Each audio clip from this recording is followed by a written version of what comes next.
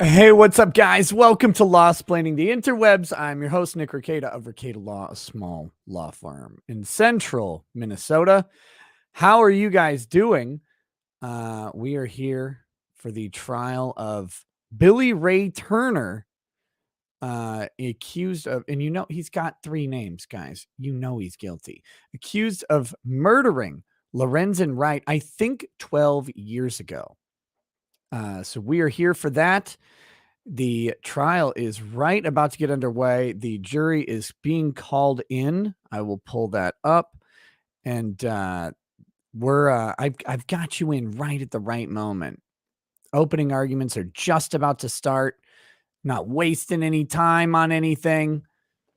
Here we are. Here we are. So this is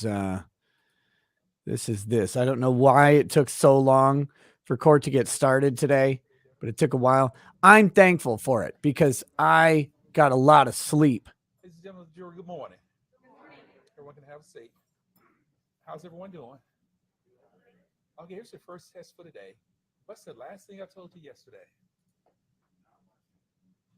Bingo, somebody got an A. Now, did anyone watch, hear, listen, read anything about this case overnight that the media did cover? All right, I'm going to send out the invite to the other lawyers, see if any of them want to join. But before they come back the next day and say, just coffee, I couldn't help myself, and I did it anyway. If you can all stand, please raise your right hand. I need to administer a different oath before we can get started this morning. Do you solemnly swear or affirm that you will well and truly try to issue such a verdict joined herein between the state of Tennessee and the defendant Billy Turner, a true deliverance make and a true verdict render according to the law and the evidence, so help you God? Thank you, ladies and gentlemen. May be seated. Ladies and gentlemen, you're taking an oath that you will render a true verdict on this case based only on the law and the evidence. I've introduced some of the deputies to you that will be with you through the course of this week. And Deputy Smith is standing to my right. Deputy Barnes is seated to my left. Deputy Barnes is standing to my left. At the back of the courtroom, Deputy Hollister. Robert Barnes has already been dropped down to deputy status. These are the six deputies that will be with you throughout the course of this trial. Very surprising. You can talk to them, but you can't talk to them about the case, and they cannot talk to you about the case also.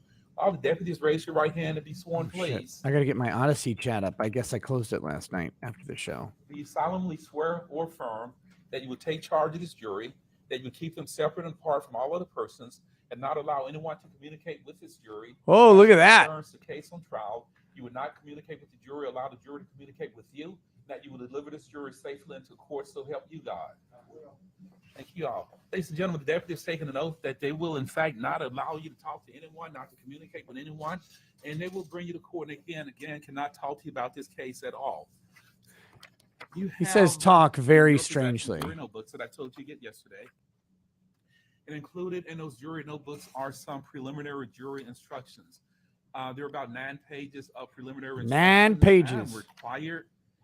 Yes, Michael 09s. I talked about Uncivil Laws channel yesterday night. I've also retweeted his video plea to YouTube, and I've emailed my partner manager and the backup partner manager, because my partner manager is out of the office till tomorrow, asking for some assistance for him. So doing what we can on that one. If you have something to read, rather than have somebody to read at you, that you will probably retain.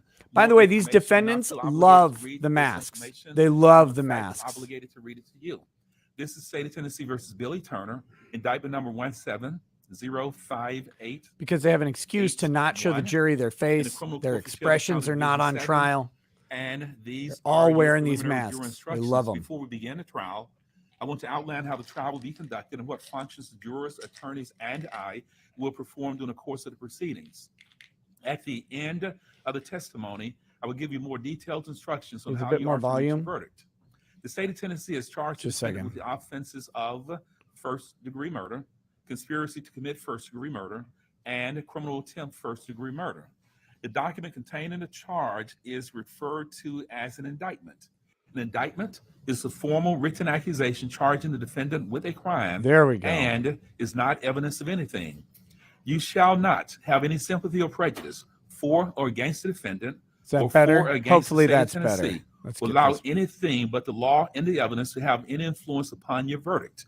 You must render your verdict with absolute fairness and impartiality as you think truth dictates and justice demands. The essential elements of first-degree murder in count 1 of the indictment are as follows. 1, that the defendant or one for whom the defendant is criminally responsible unlawfully killed Lorenzen Wright, and 2, that the defendant acted intentionally. A person acts intentionally when it is the person's conscious, That was an accident. objective, or desire to cause the death of the alleged Nordic Nightmare, victim. this is Tennessee. And 3, Billy Witch that the Doctor killing 99 was premeditated. says, glad to see you and the rest of the essential elements Flash Grass conspiracy to gang are commit still alive first-degree after murder Saturday's in stream. count 2 of the indictment are as follows. That's fine. 1, that the defendant entered into an agreement with one or more people to commit the offense of first-degree murder. It is not necessary that the object of the agreement be attained. And 2, that each of the parties to the conspiracy had the intent to commit the offense of first-degree murder. And 3, that each party acting for the purpose of promoting or facilitating the commission of the offense of first-degree murder agreed that one or Hungry more Ewok of says, them good morning. would engage Long time in no see from conduct last which stream. constitutes the offense of first-degree murder. And 4, that one of the parties to the conspiracy committed an overt act in furtherance of the conspiracy. An overt act is an act done by one of the parties to carry out the intent of the conspiracy, and it must be Arlu, that a Dr. step Husel toward trial is the way too execution long. of the conspiracy. Way too long. The essential elements of criminal attempt first-degree murder in count 3 of the indictment are as follows. 1, that the defendant or one for whom the defendant is criminally responsible intended to commit first-degree murder of Lorenzen Wright. And 2, that the defendant or one for whom the defendant is criminally responsible did some act intending to complete a course of action or cause a result that would constitute first-degree murder under the circumstances as the defendant believed them to be at the time, and his actions constituted a substantial step toward the commission of first-degree murder. The defendant's actions do not constitute a substantial step unless the defendant's entire course of action clearly shows his intent to commit first-degree murder.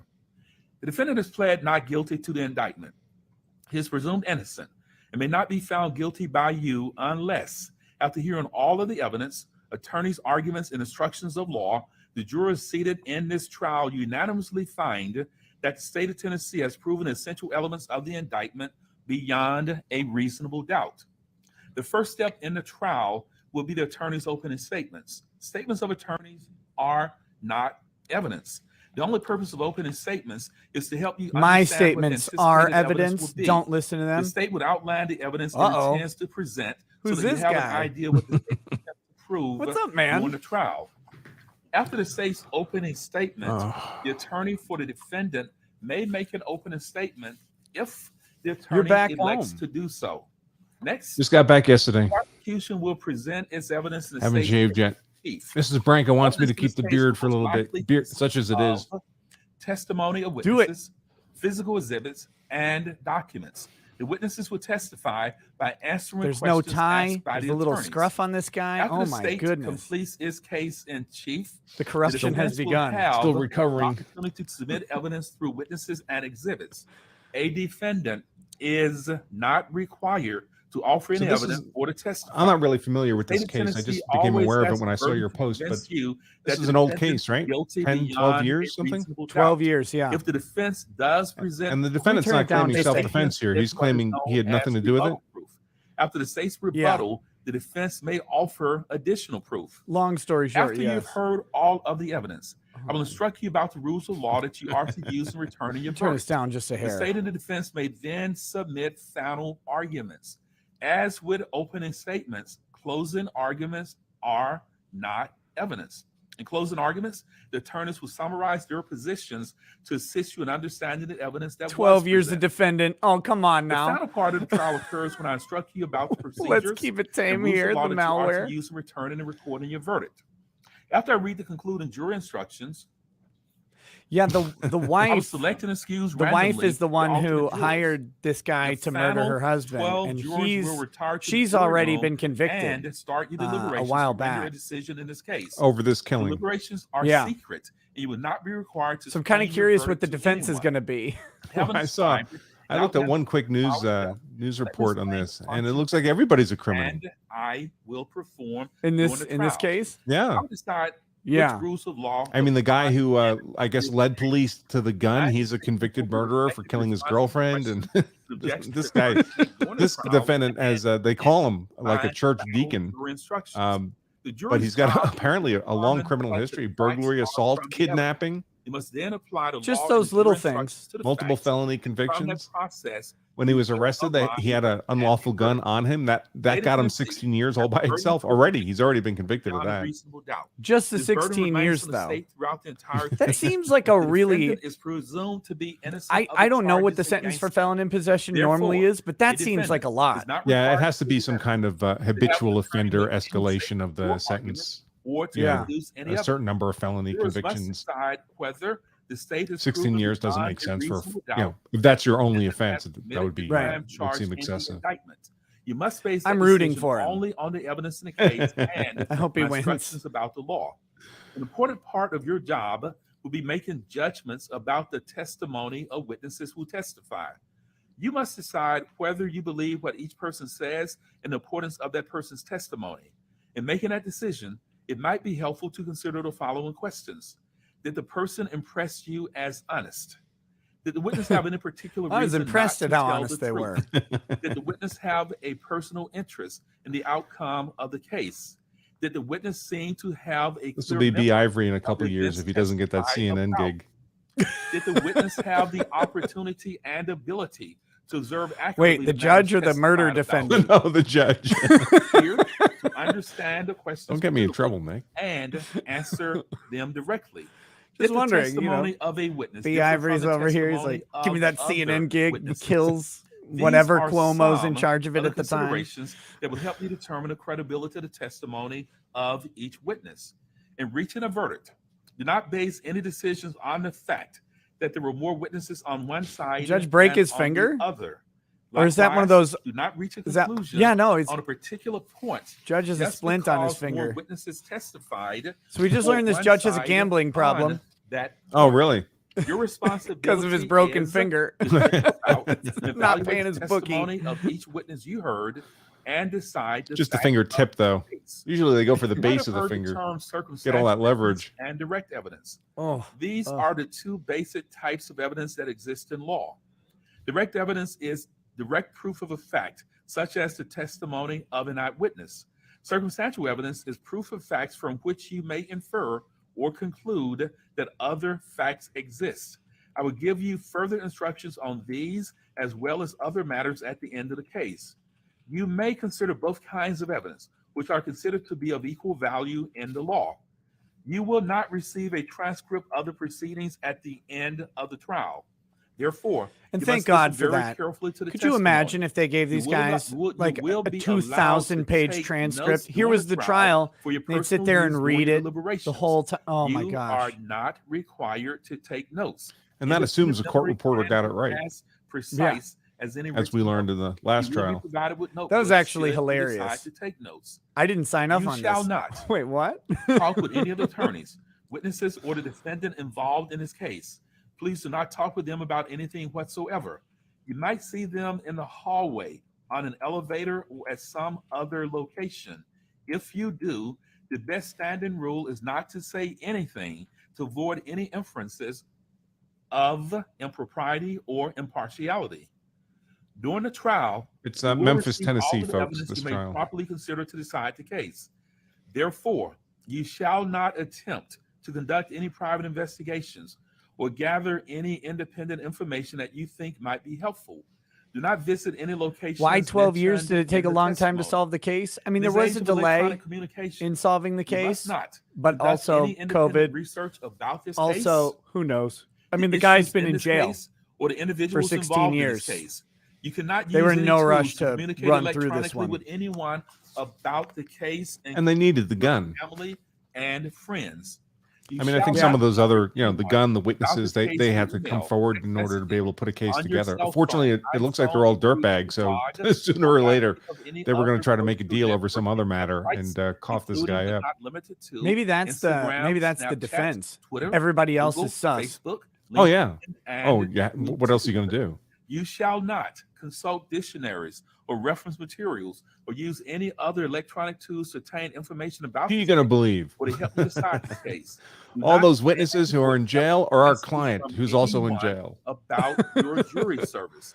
You must decide this case the defense team looks a little dejected already. And law presented here within. Who is calling me? Stop! Courtroom. I don't want to talk to you. You cannot allow any other persons to discuss the case. Rejected. With you or in your presence. It's probably an important phone call, but I'm not taking it. Report the conversation to the court immediately without discussing the incident with any of the other jurors.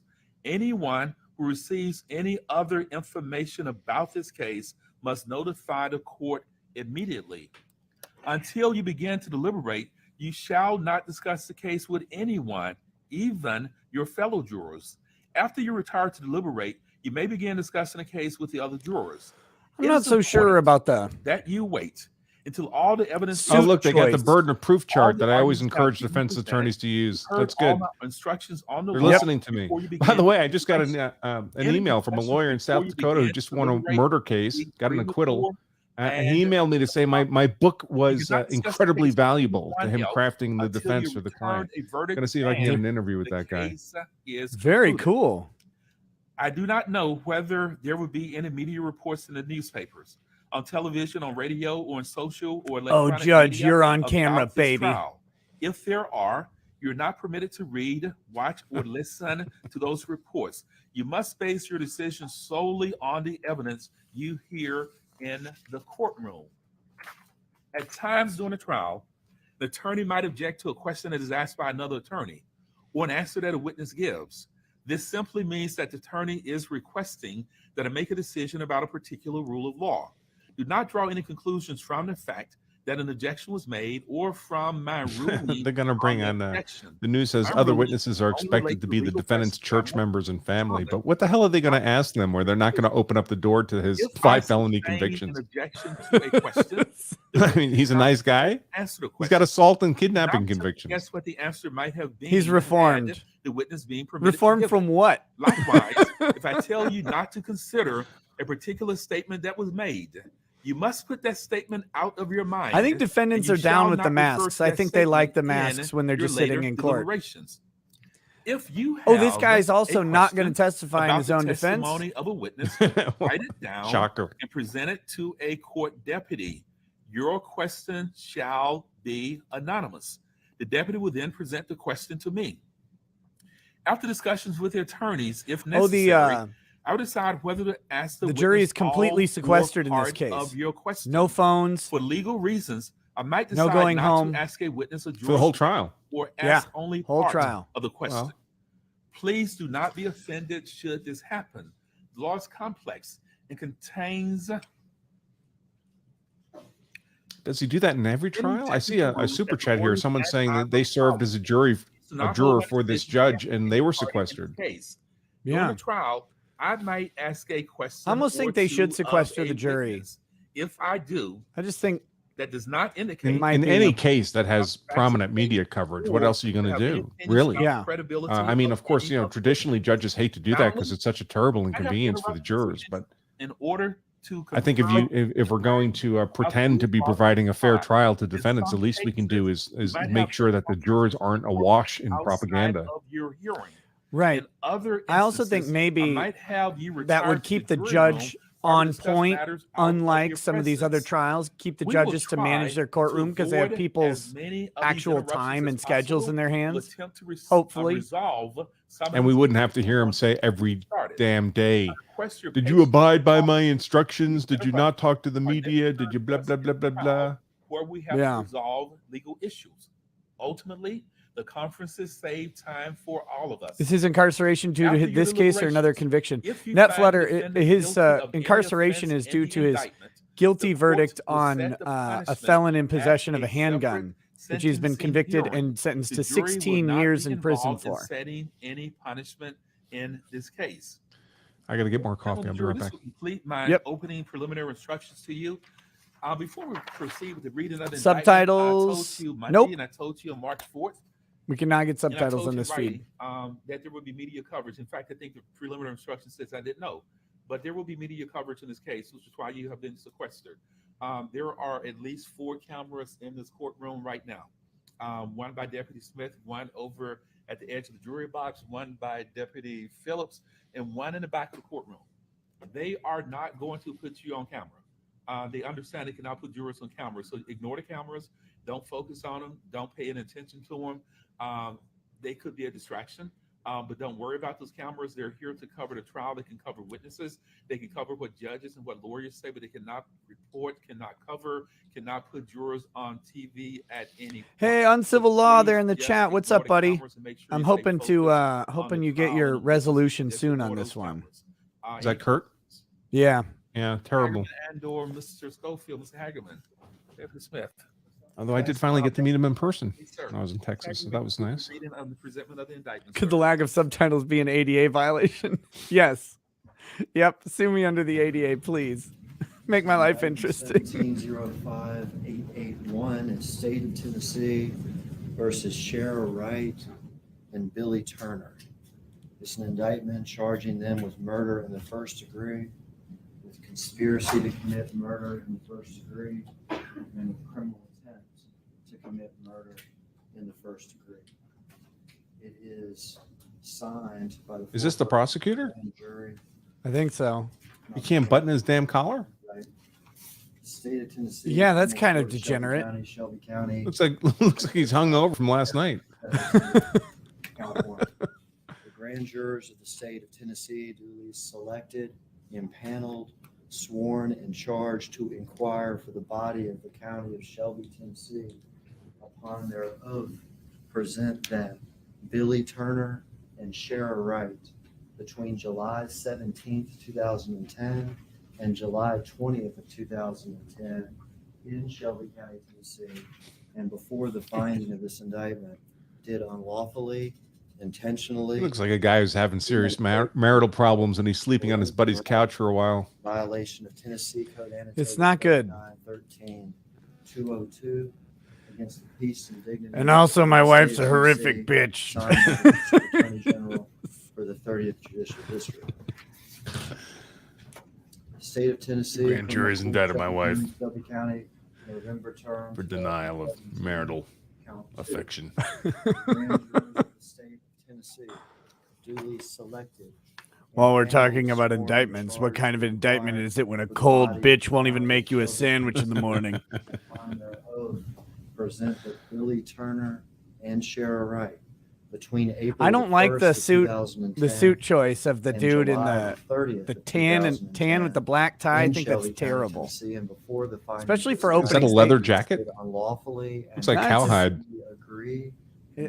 I don't think so. I think it's wool.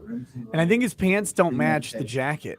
And that the said Billy Turner and Cheryl Wright did. Doesn't look good to furtherance me. of The conspiracy travel to the area of Cowlitz Cutoff and Harps Cross. He looks like a suspect who's reading his written confession into the video camera in the interview room. 3912-103 and 3913-202. I think this Peace and lawyer dignity did of the it state at of this Tennessee. point. Again, signed by the District Attorney General for the 30th Judicial District.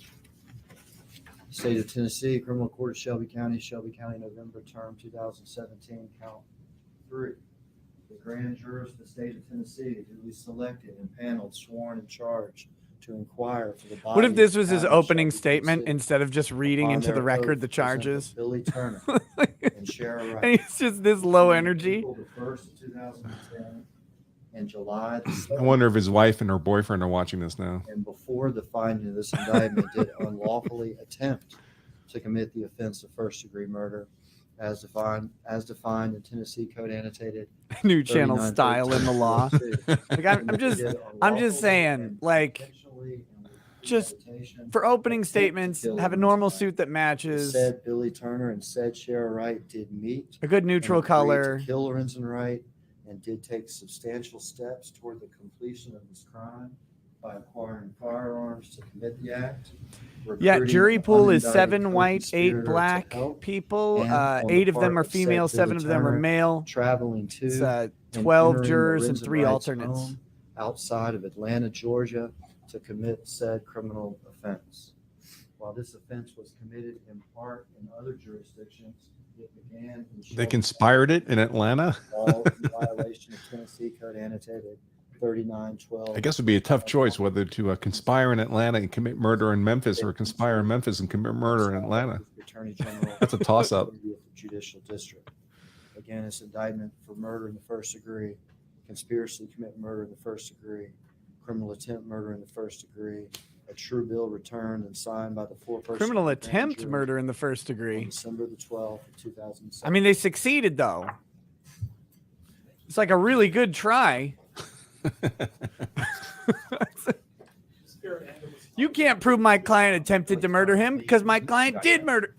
Shit. Ladies and gentlemen, the jury, issue has been formally joined in this case. Absolutely not guilty. Not guilty plea to all 3 counts of the indictment. Mr. Hagerman, you may proceed with an opening statement.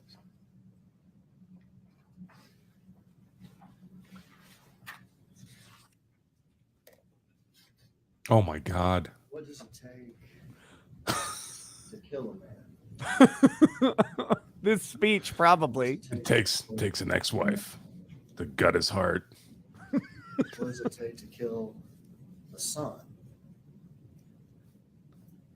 To kill a father of 6 children? What does it take to be sleepy, so sleepy? To kill a friend?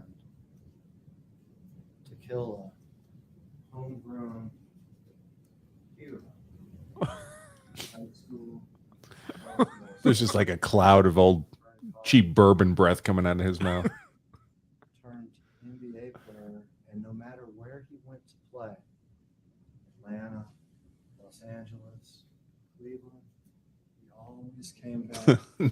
This might be the lowest energy person I've ever seen Every in a murder trial. I got to turn him up. we got. I mean, it is a courthouse. Can't they get a little cocaine into him? Son We've got some. Grab some from the evidence locker. Let's pep him up. running through his veins. What does it take to kill Lorenzen Wright?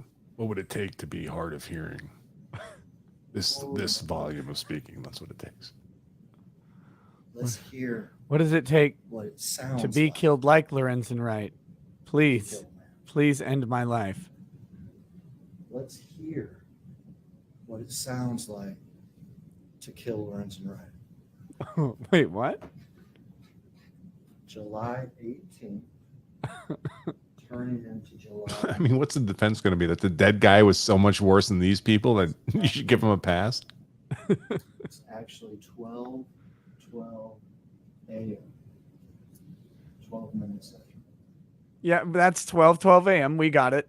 The call is to Germantown 911. You'll hear 2 male voices.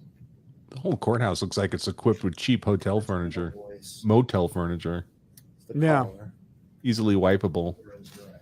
Wait, so they've got phone calls about this? This is going to be great. And then you'll hear gunshot after gunshot after gunshot.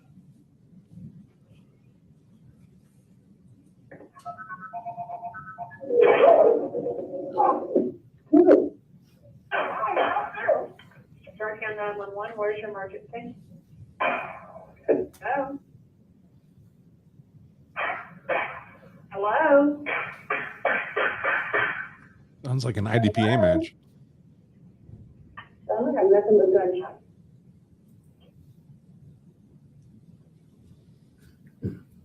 That's what it sounds like. That's what murder sounds like. There you go. Sounds like to kill a man. That's what it sounds like to kill Lorenzen Wright. In a field separated by a barbed wire fence. Not too high. Off a little cut-through road. near Hacks Cross. Callus cut off. There's trees. 2010, no street lights. A little road that nobody uses. Next to a field, separated by a little bar. You need a tissue if you're crying into a mask? Doesn't the mask capture all that? Kill them there. Yeah, I thought that's why you wear them. It's just a tear receptacle. This guy is not high, folks. This guy is low. But what did it take to kill him? This guy lost his entire I'll tell life you what savings it at the didn't track take. last night, First, but he knew he had to come in and do the job it didn't today. take courage. It didn't take. And it was the money for his kid's cancer treatment. It didn't take bravery. It didn't take anything good. Instead, it took two things. The first was a plan. This is terrible. The first thing it took was a plan. First, Lorenzen had to be lured to Memphis. He was living in Atlanta. And then he had to be lured in the middle of the night to a little road where he had no business being, next to the field, where this could happen with no witnesses. And the hope that the people that did it could get away. Is this guy going to be examining witnesses? That's the Like, first thing it took. A plan to get him there, to get him alone. His co-chair better be somebody like SpongeBob SquarePants. Without witnesses. his co-chair looks alive. He was sitting there alert, laser Second eyes. thing it took was evil. Evil in the heart. It took an evil heart to do this. And I'm not talking about Billy Turner's heart. Wait, what? I'm not talking about him. It took a particularly evil heart, one that was filled with jealousy, with desperation, with hurt, with greed, and literally 2 million reasons to want him dead. Okay, is he talking about the wife? I'm talking about Sharon Okay, 2 Yeah. million. He had a life insurance for 2 million. Lorenzen. that's it? As an NBA player? Oh, the victim's an NBA player. Yeah. Oh, okay. An evil heart. Greed. 7th overall draft pick, But like first round. yesterday, Oh, no kidding. we planned Yeah, on Lorenzen Wright. He was rising Sharon star. Wrights, not a professional killer. This is not. I guess he should have had a gun. She doesn't have a phone directory of hitmen. No. So she called her deacon. She had to reach out to people that she trusted or that were indebted to her or that, what did we talk about yesterday? Sketchy uncle, maybe with some criminal past. She had to reach out to people like that to get this thing planned. The volume isn't low. This guy's volume is low. The court is way loud. I had to turn the court down. It was so loud earlier. In particular. And I turned it back up for him still. And the first, who I am talking about now, He won't be anywhere near that Billy microphone. Turner. Billy Turner was Shara Wright's friend. Billy Turner was Shara Wright's yard man.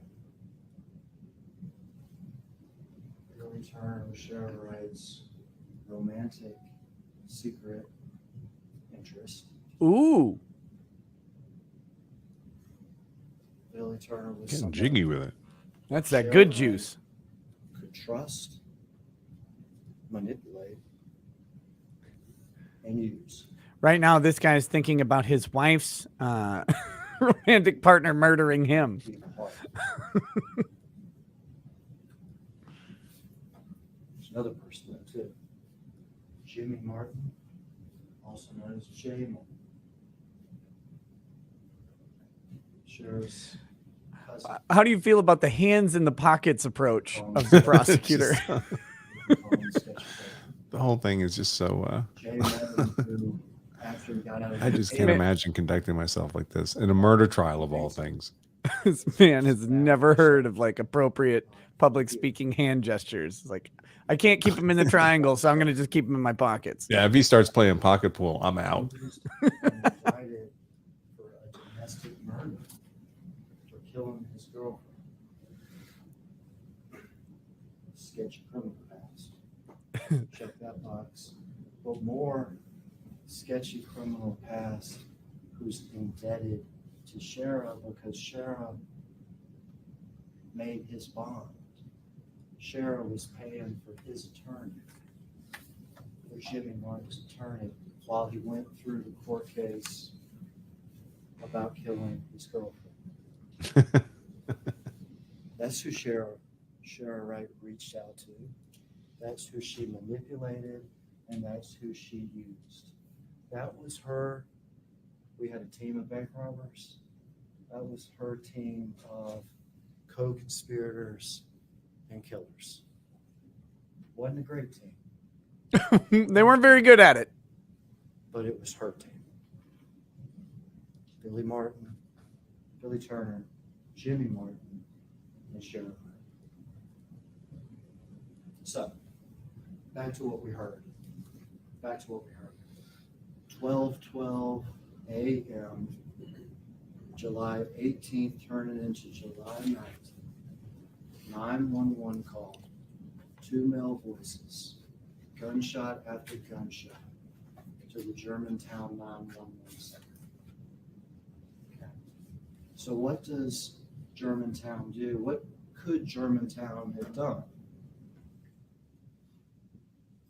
Research the information, get whatever phone stuff they had to get, and figure out where that call was coming from, right? Isn't Yeah, that what happens when you call 911 and something like that happens? maybe. Gunshots, end of phone call. Everybody knows they've all done it. Find out where this phone call was coming from. And if they had, they would have been on that little road, Callous Cutoff, within hours. They would have been there within hours of that shooting. When they found What they the would dead have found 6'11" before man, they found bodies his in the field remains weighed What they would have 57 found pounds. was a barbed wire fence Jeepers. So that he had blood on it very decomposed. from one of the killers trying to hop through it when they chased Lorenzo. They would have found that. And they could have done Was this DNA. guy indicting What they would have found their own is police another work? gun.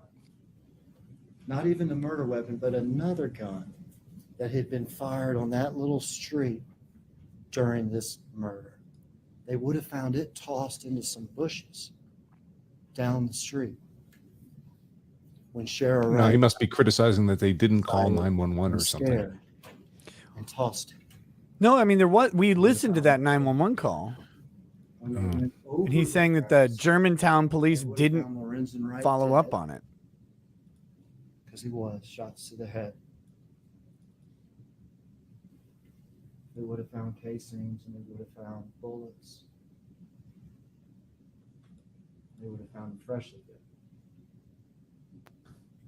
They would have been at Shara's house soon after that, because the last place Lorenzen Wright was before he went to Callous Cutoff was Shara Wright's house with her. The police would have been at Shara Wright's house within hours of this 911 call. And they would have found her screaming right after having done this thing. They would have seen the person that she texted right before they did this, Billy Turner. They would have found him that night, that morning too. They would have found the murder weapon, a 9mm that was responsible for putting the bullets in Lorenzen after he ran into the creek. Okay. They would have found all those things within hours of this crime.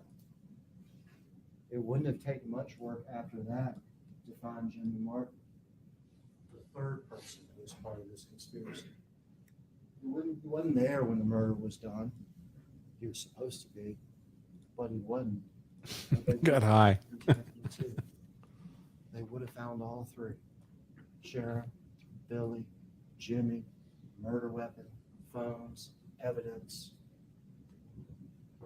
and the case would be over.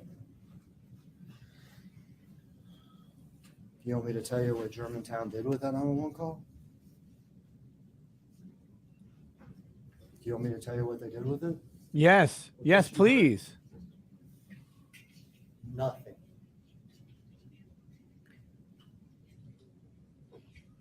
Nothing. Yeah, he's They criticizing. didn't even look to see who it was from. They didn't even look to see where it was from. It's a weird They tactic. didn't even tell other jurisdictions, hey, gunshots, end of call. This sounded really bad. They did nothing. Nothing. This sounds like a defense part of the So argument. Lorenzen Wright's body sat in the field next to Callus Cutoff for days. One day became 2 days, 2 days became 3 days. His mother, after 3 days, had to come and report him missing. Not Sheriff Wright, not the last person he was with. But his mother had to come forward and report him missing. 3 days became 4, became 5, became 6, became 7, became 8 days. Look at this opening What do statement. you say about the first 48? That's an important time period. Edward Graham says this guy is raging. He needs to calm down. When the Collierville Police Department, not Germantown, when the Collierville Police Department gets Yeah, his phone top records button is and undone. realizes A the filthy last degenerate. the last person that Lorenzen Wright ever spoke to was at 12:12 on July 19th, and it was Germantown 911. My goodness. In those 9 days, because they did their homework after that. Once they found out that was the number that he had called 911, you figure out where the phone was. You triangulate the location. You go out there. You zoom and and you enhance. know, You triangulate. find it. And we'll talk about that. You masticate the But in phone. those 9 days before they found him, that was 9 days for these conspirators, Shara, Billy, and Jimmy, to cover up. And you'll be read the law at the end. A cover-up is part of a conspiracy. A cover-up is a part of a conspiracy.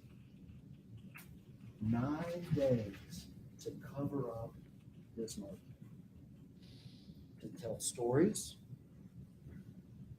to get stories straight, to go to Callus Cutoff. What if we want to get the and stories find gay? the gun that you threw in the bushes,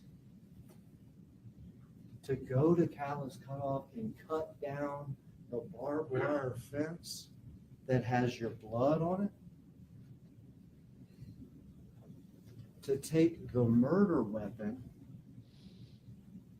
away from Memphis, off the side of a highway, 30 miles from Memphis, down a little turnoff that leads to a landfill. It has a little lake to the right, and put the murder weapon at the bottom of a lake where nobody in this world would ever find it.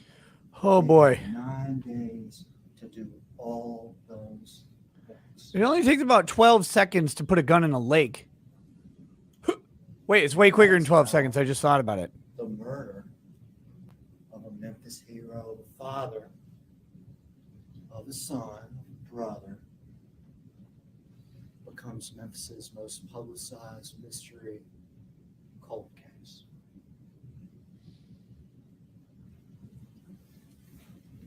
If only Germantown had done what they should have done, this would have been over by July 25th, 2010.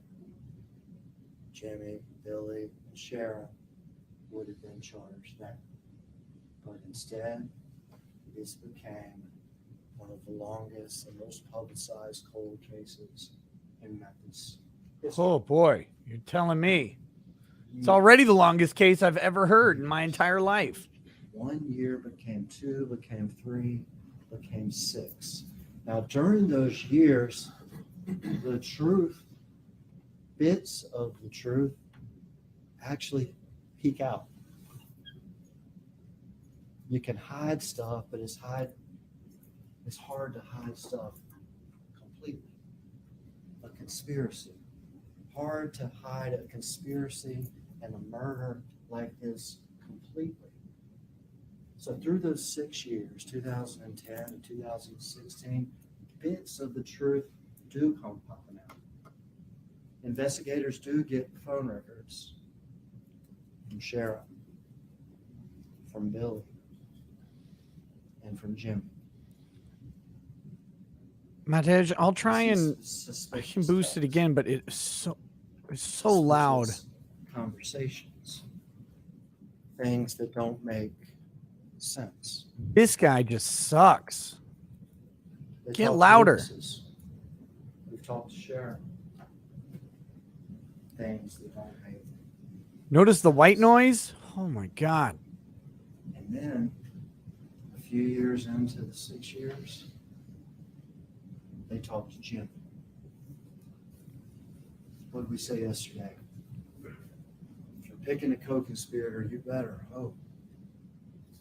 hope that co-conspirator doesn't tell it. Well, in 2012, during the 6 years, 2012, Jimmy told it.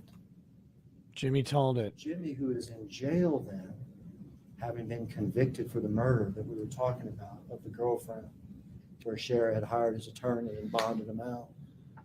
Jimmy had been convicted, and afterwards he told it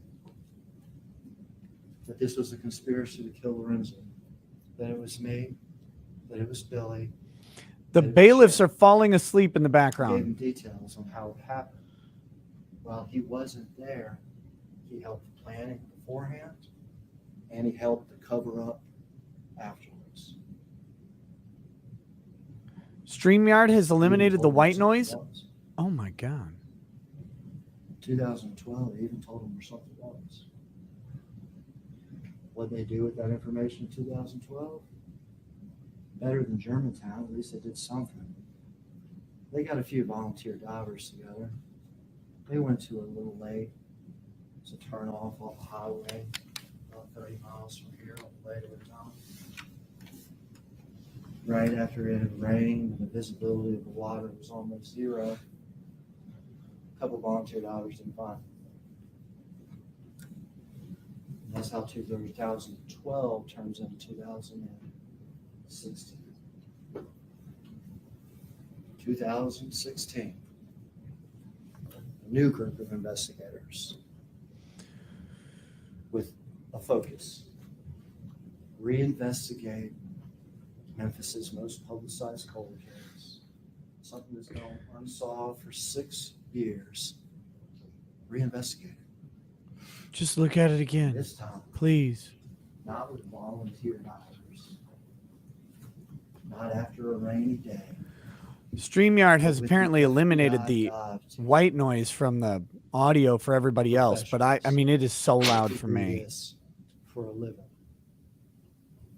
Let's go out to the same lake. Yeah, just in the background there. Same Yeah. lake. Yeah, I can hear it. Away.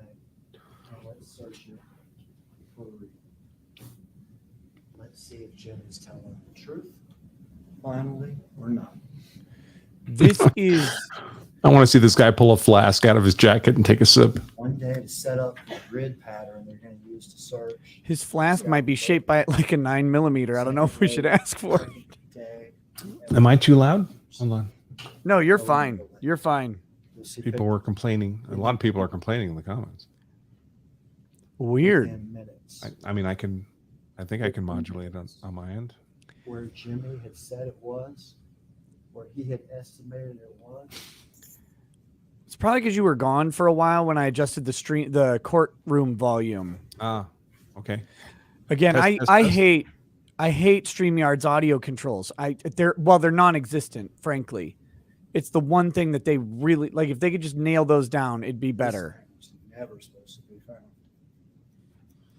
I'm about to start drinking a can of wine. This is a gun that killed Lorenzen Point the gun at the jury. That's how it's done, sir. right where Jimmy said it was in 2000. What if the cop shot him for pointing a gun at him right now? Gun, blam, blam, blam. You preserve it, you find some of The jury immediately stands up, not guilty. Bucket with the same water that Thank it's you in. for killing this man. And that's what the FBI and the investigators did. This is the gun I'm going to use now to kill myself. Crime lab. And you compare it to the casings and to the bullets that they found in Lorenzen Wright. You'll hear from the TBI. This is the murder weapon. This is a Casa Rita wine cocktail. That was thrown at the bottom God, of the lake. sounds and no one awful. in this world was ever supposed to see this again. But Jimmy led him straight to it.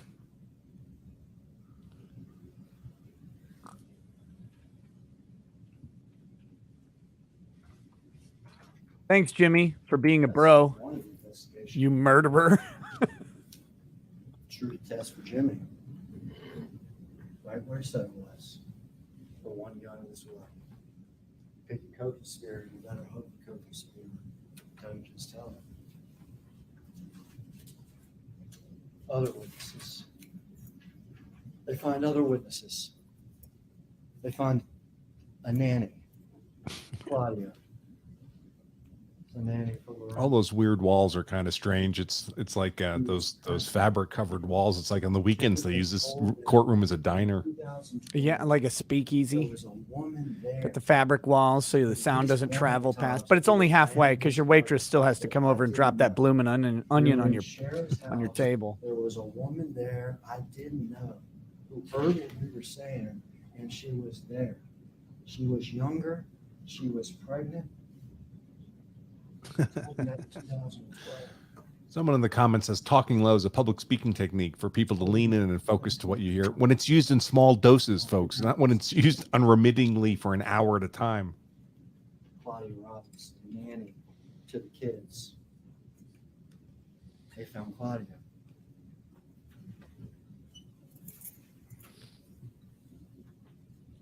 What does Claudia say?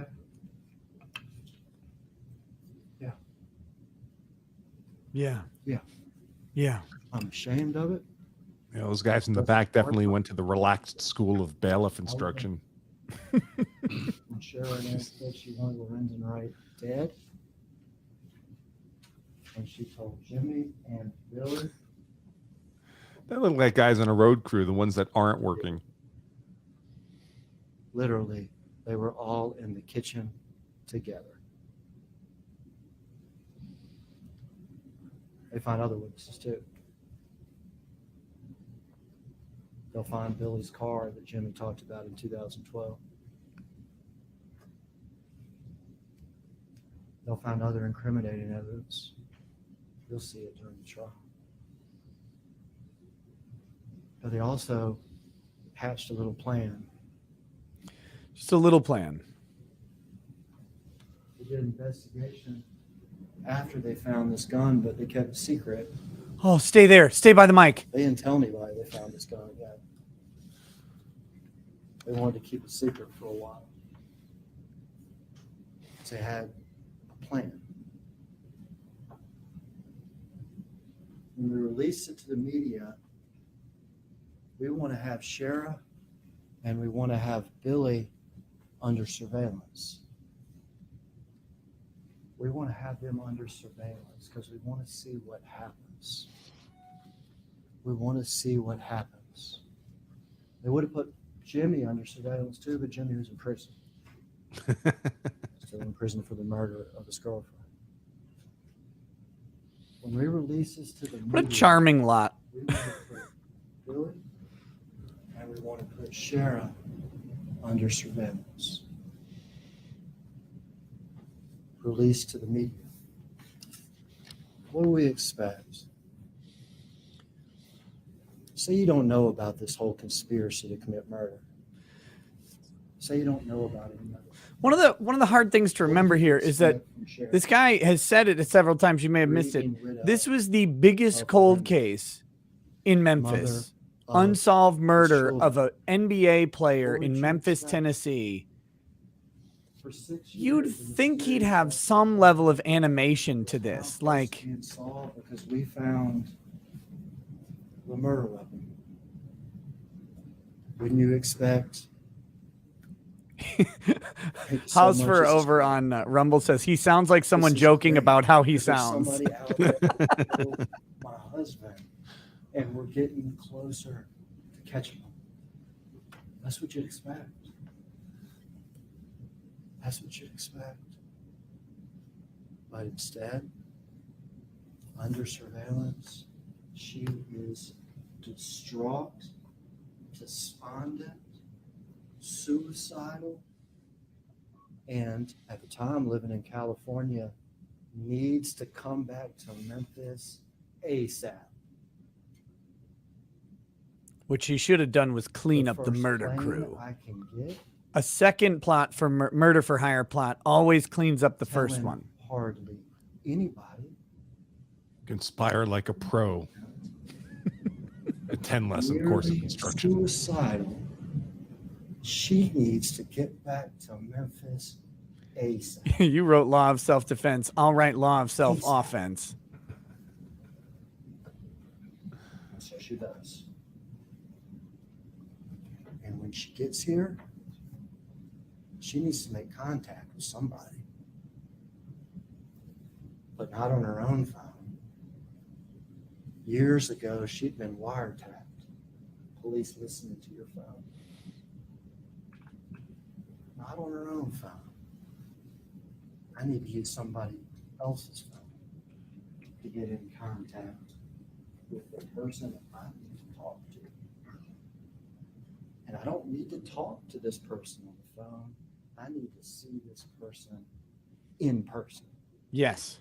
And I not only need to see this person in person, I need to have a conversation away from anybody else. Walking up and down the street, looking, trying to make sure nobody's watching. I need to do this ASAP. And guess who that person is? Bill's home. And guess where the police were? In a van on the street, watching it happen. As the two of them, once the gun's found, have to meet, have to talk, a meeting. She probably need to talk to Jimmy too, but he's still in jail, in prison. Jimmy's safe already in prison. We got to meet up and discuss this murder. You'll also hear when Billy's arrested. Sometime, somebody was talking about it yesterday, talking about their kids or something and confronting them and credibility. Sometimes the lies can tell you more than the truth.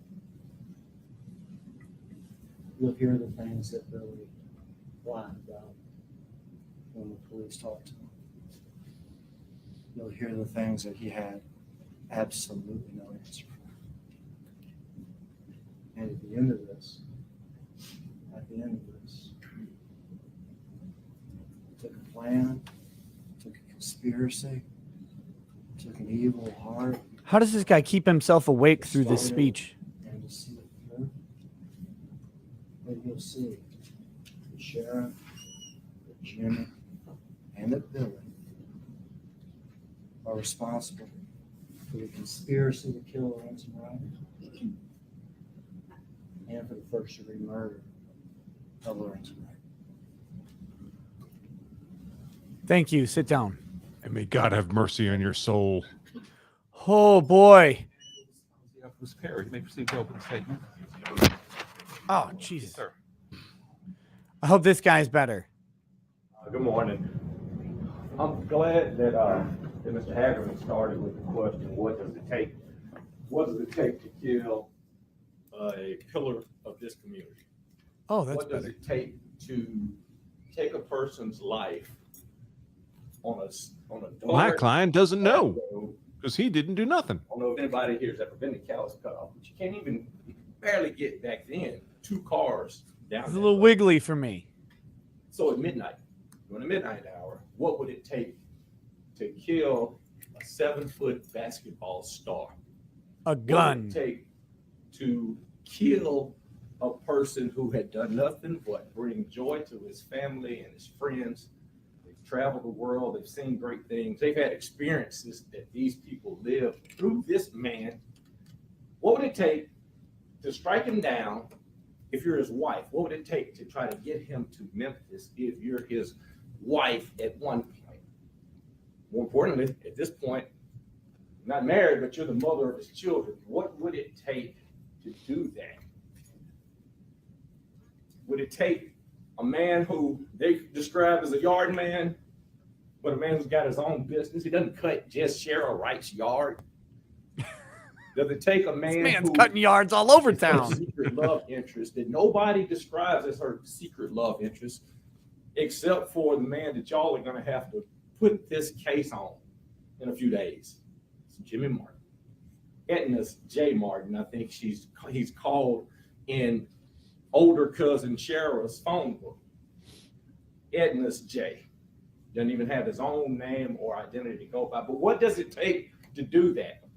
What does it take, as Mr. Hagerman said, to lack the courage that it takes to come and stand in front of a man to man, and say, I'm going to take your life, but instead to strike you down while you're waiting, while you're supposed to be out if you're the person's ex-wife, and you got him in the car and say, hey, I'm going to try to call a yard man and see, because he wants to give you some cards on the side of a road. What does it take to do that? What does it take to ask this yard man who has his own place to live, who has his own car, who has his own motorcycle, who has his own equipment truck? What does it take to ask that person if you can have his car? So that little Jimmy, Edna's J, the trickster, as he goes by in his fledgling rap career, what does it take to get him to give you his car? What does it take to start your investigation at the point of saying, well, I'm going to do an outline from July 17, 2010 into July 23rd, 2010, as opposed to where it's obvious that Jay, little Jimmy, and Shara are talking about going to Atlanta days earlier. It takes a punk's heart that's sitting in prison right now for taking a firearm and shooting his wife or his fiance that he lives with to death. It takes that type of a punk to sit up and So come up Jimmy with a did it as story. the excuse. And as you're talking to the detectives, to say, they told me this. Who told you this? Billy. What did Billy tell you? He told me that he and Shara put together a plot to drive his car to a road so that he could pull over on the side of the road, and so that Lorenzen can pull over inside the van with Shara, and that Shara would take the gun, and that she would act like she was having an argument with Billy, and then Billy could jump out and shoot him. It would take a person who could come up with that as they're talking to an officer 23 days after they're found guilty of murder in this building, 5 months before they're sentenced to some 18-year sentence for killing his girlfriend. That's what it takes. It takes the type of person who changes facts like a person changes draws. Draws. It takes that type of person. A person who says, you know what? I had the murder car that night. That's what it's going to take. And then it's going to take, after he figures out that some people probably talk to detectives to change that. I wasn't in the car that was used. I didn't have Billy's car that night. I didn't do nothing. But y'all got to listen to this. Y'all going to have to listen to this. 10 days out of your life. Listen to it and hear it and digest it. It takes a person that not only can take those facts and spin them. I didn't have the murder weapon that night. I didn't find it myself. Or maybe I did. Well, no, I didn't. It takes a person that can weave and go back and forward and back and forward. I don't even know how to cross-examine this man when he comes in here. But I guarantee one thing, the people on this jury have ears. You have the ability to listen and discern. And I don't think it's going to be too hard to quickly understand that the state of Tennessee made a big old mistake. Big mistake. Minutes ago, Mr. Hagerman pointed out the mistake that Collierville police made. They made a hell of a mistake. They didn't report it. They didn't report this stuff. They didn't call anybody. Well, guess what the state of Tennessee did? That when this guy says, hey, you know what? I can figure out the murder for you before my sentencing. All right? I can figure out that murder for you. Guess what they do? They give him a permanent get out of jail free card. Sign this. They signed a contract. Like you go in and buy a car, they sign a contract. No matter what you say, if it changes, if it weaves, if it bobs, there's nothing that we're going to do to you. You got to wake up that jury. So this unindicted co-conspirator is a farce. It's a lie. It's nothing. It's something that, as the judge said, I mean, the guy's already in prison for murder. He said it happens, and it goes from there. So you do have calls from Billy, because Billy got his car given to Shara. Shara gives it to Jimmy. Now, I don't think that'll ever be disputed, because even in all the other stuff that he says, he always, I got the car from Shara. Now, you'll hear different facts about what was supposed to have happened on this day. You'll hear facts that there was some meeting, and that when they got to the kitchen during that meeting, there were 3 guns. He changes the type of guns that were supposed to be there. It says that there was a pregnant nanny, who we know is Claudia. You'll see her later today. It says that Sheriff Later today. You'll also hear, I hope, if it's truthful, Claudia say, Sheriff's always talking about Lorenzen's gonna kill her. That ain't nothing odd. It ain't nothing odd if somebody says, hey, somebody's gonna kill me, and my answer to it is, what am I supposed to do? And it definitely ain't odd for Billy to be there, because once a week, whether or not Sheriff can pay or if she fails to pay, the conversation is always, if you ask them what are the text messages, etc., it's about business with Billy.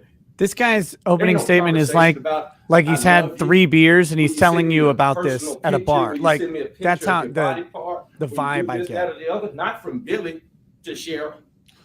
That might play to the jury. Yeah.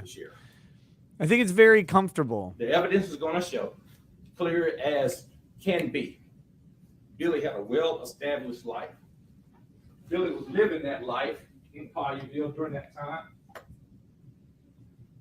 in the Memphis area, working, and he was going about life. Also shows he's dealing with church folks. It was also showed that, you know, I know it's around the perimeter. Let me get it out there. Billy had a history. Billy was 20. Yeah. He went to jail.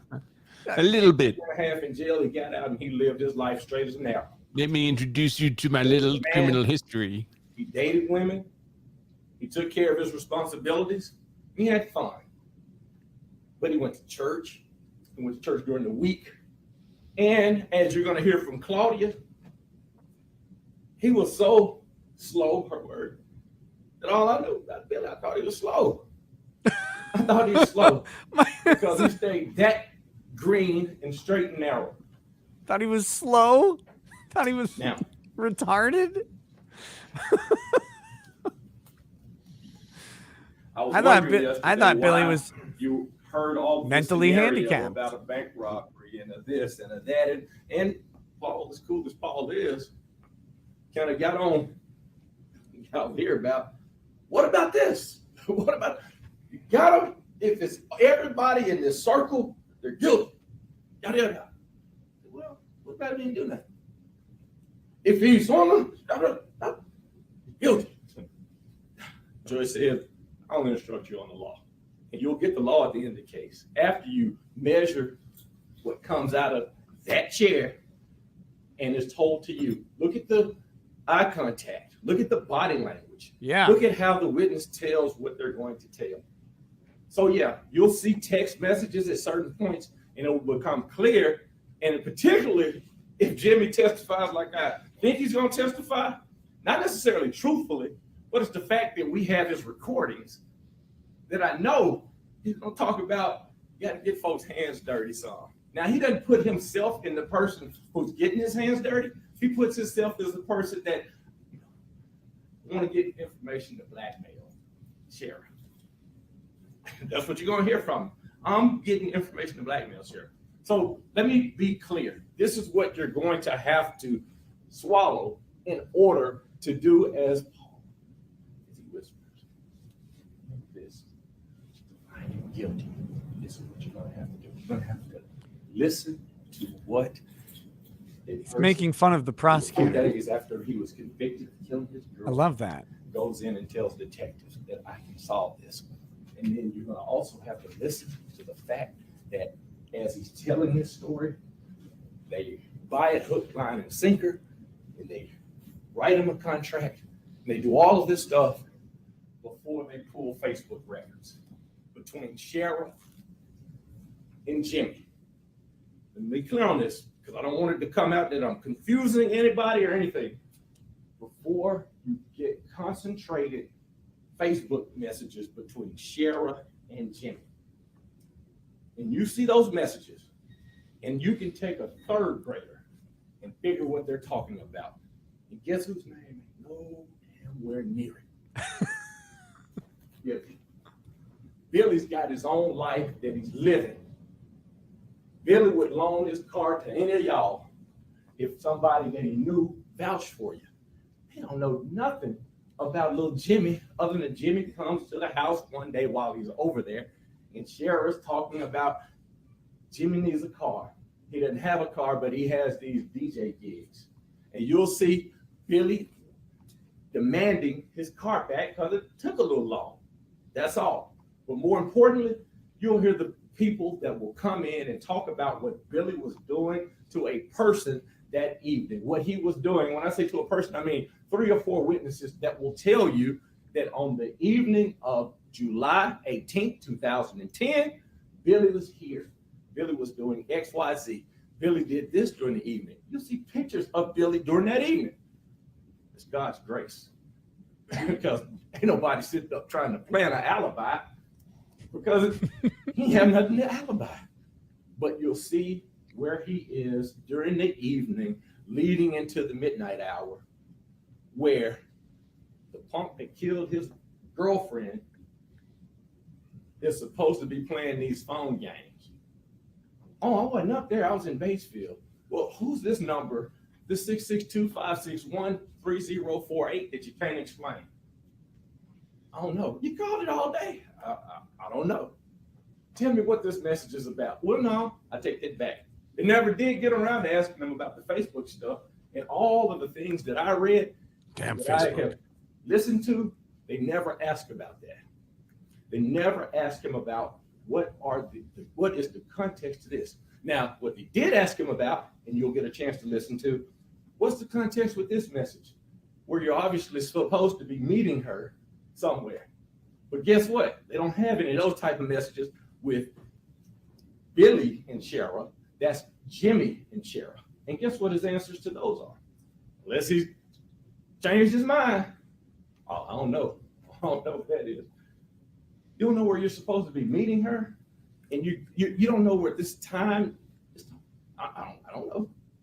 So that's what you're Kind of going to losing me have on to this one. Jump over these hurdles. These weird, like, very meandering and detailed.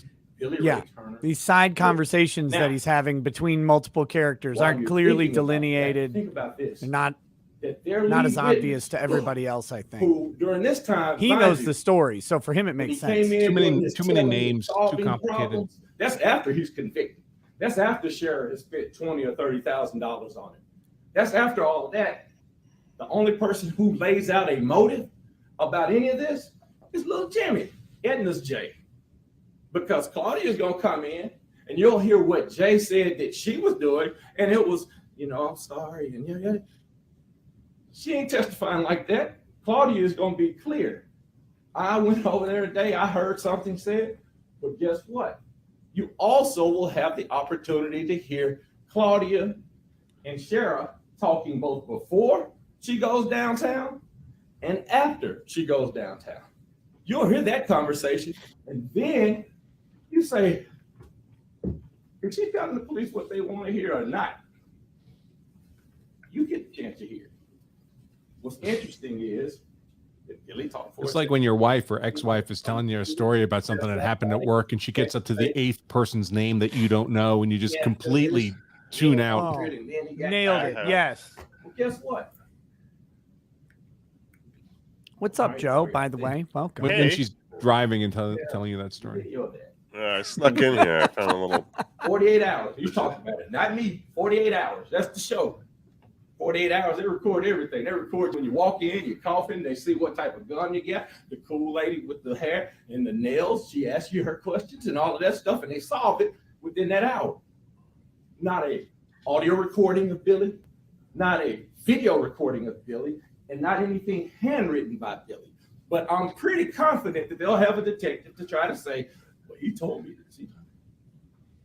I'm sure that there's going to be some information about how they were supposed to have found this weapon and when that's going to come to you. And I'm sure that they're going to eventually try to say, well, there was a... Ideally, he should be spelling out what they should be looking for and focus on 2 or 3 things that will help exonerate his client. Should just stuck with Jimmy as a piece of shit who probably murdered That's this guy. Not Edna's Jay. He's blaming someone else. In fact, Jay's Edna.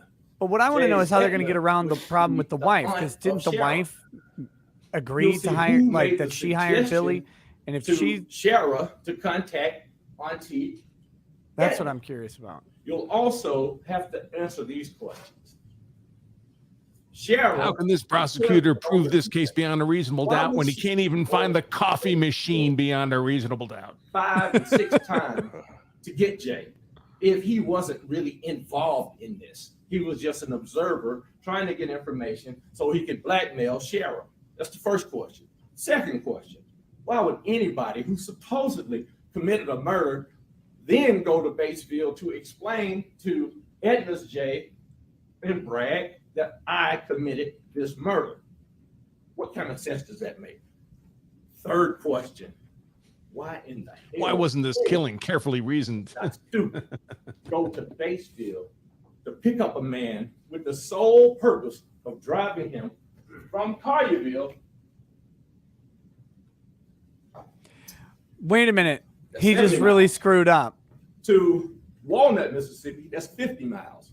He said, why does Then anybody back who's not past stupid Collierville, do this? Back to Batesville. But we're going to hear and then back testimony home. that the So one you person can watch thought me that throw Billy my was way. slow.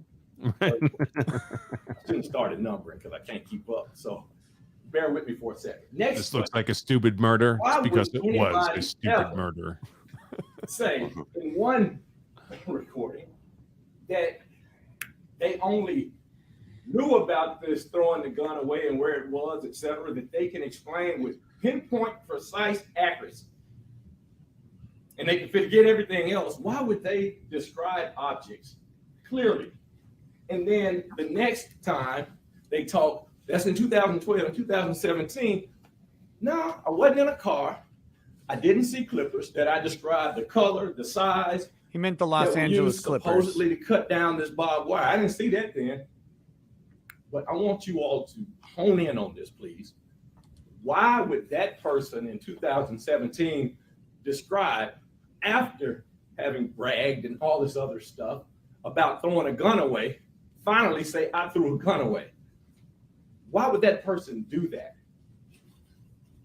I threw a gun away. Now, it wasn't the gun that I described back in 2012. It wasn't the gun that was used in this. It was 9mm. I ain't throw that one away because that's what puts Billy in it. Because Billy's supposed to be, as Claudia said, he's slow.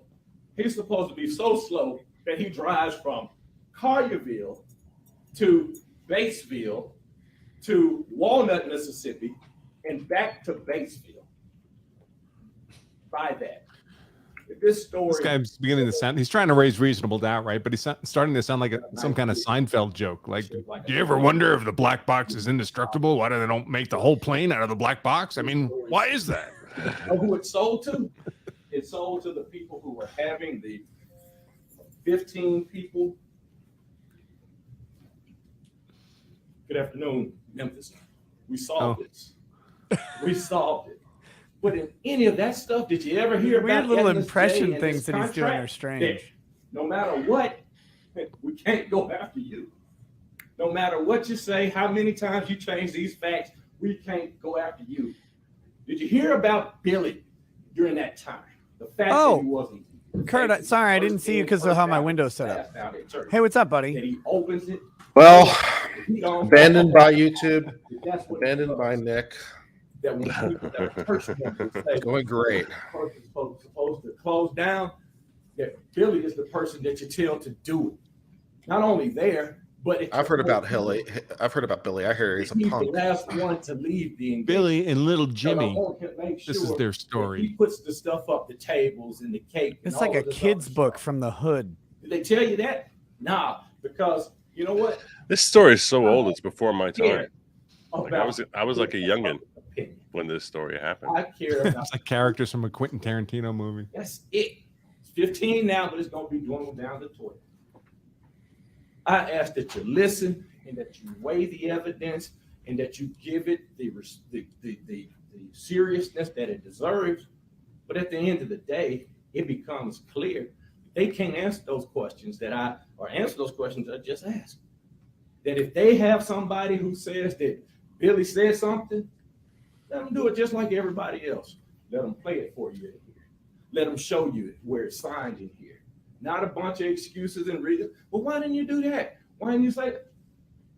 Ask them to show it to you just like you would any other witness. I don't care if the person has a detective badge on. Ask them to show it to you just like anybody in here would want. I mean, the jury can't really ask Also, any questions, but Listen to those I get what he's saying. because they become very important. And listen to Jim and listen to how he asked. Before I sit down, the desperation in here is so clear that it's that I really don't know. There's one jurisdiction where jurors can I ask know that questions. they're gonna I probably forget now which it is. West Virginia, maybe? Billy, who's sitting over at the jail watching this, waiting on this day to get before y'all, said, man, Sheriff Glenn, I shot that nigga for her. What? What? That was a hard R right there. But Who does he think he is? Mark Richards?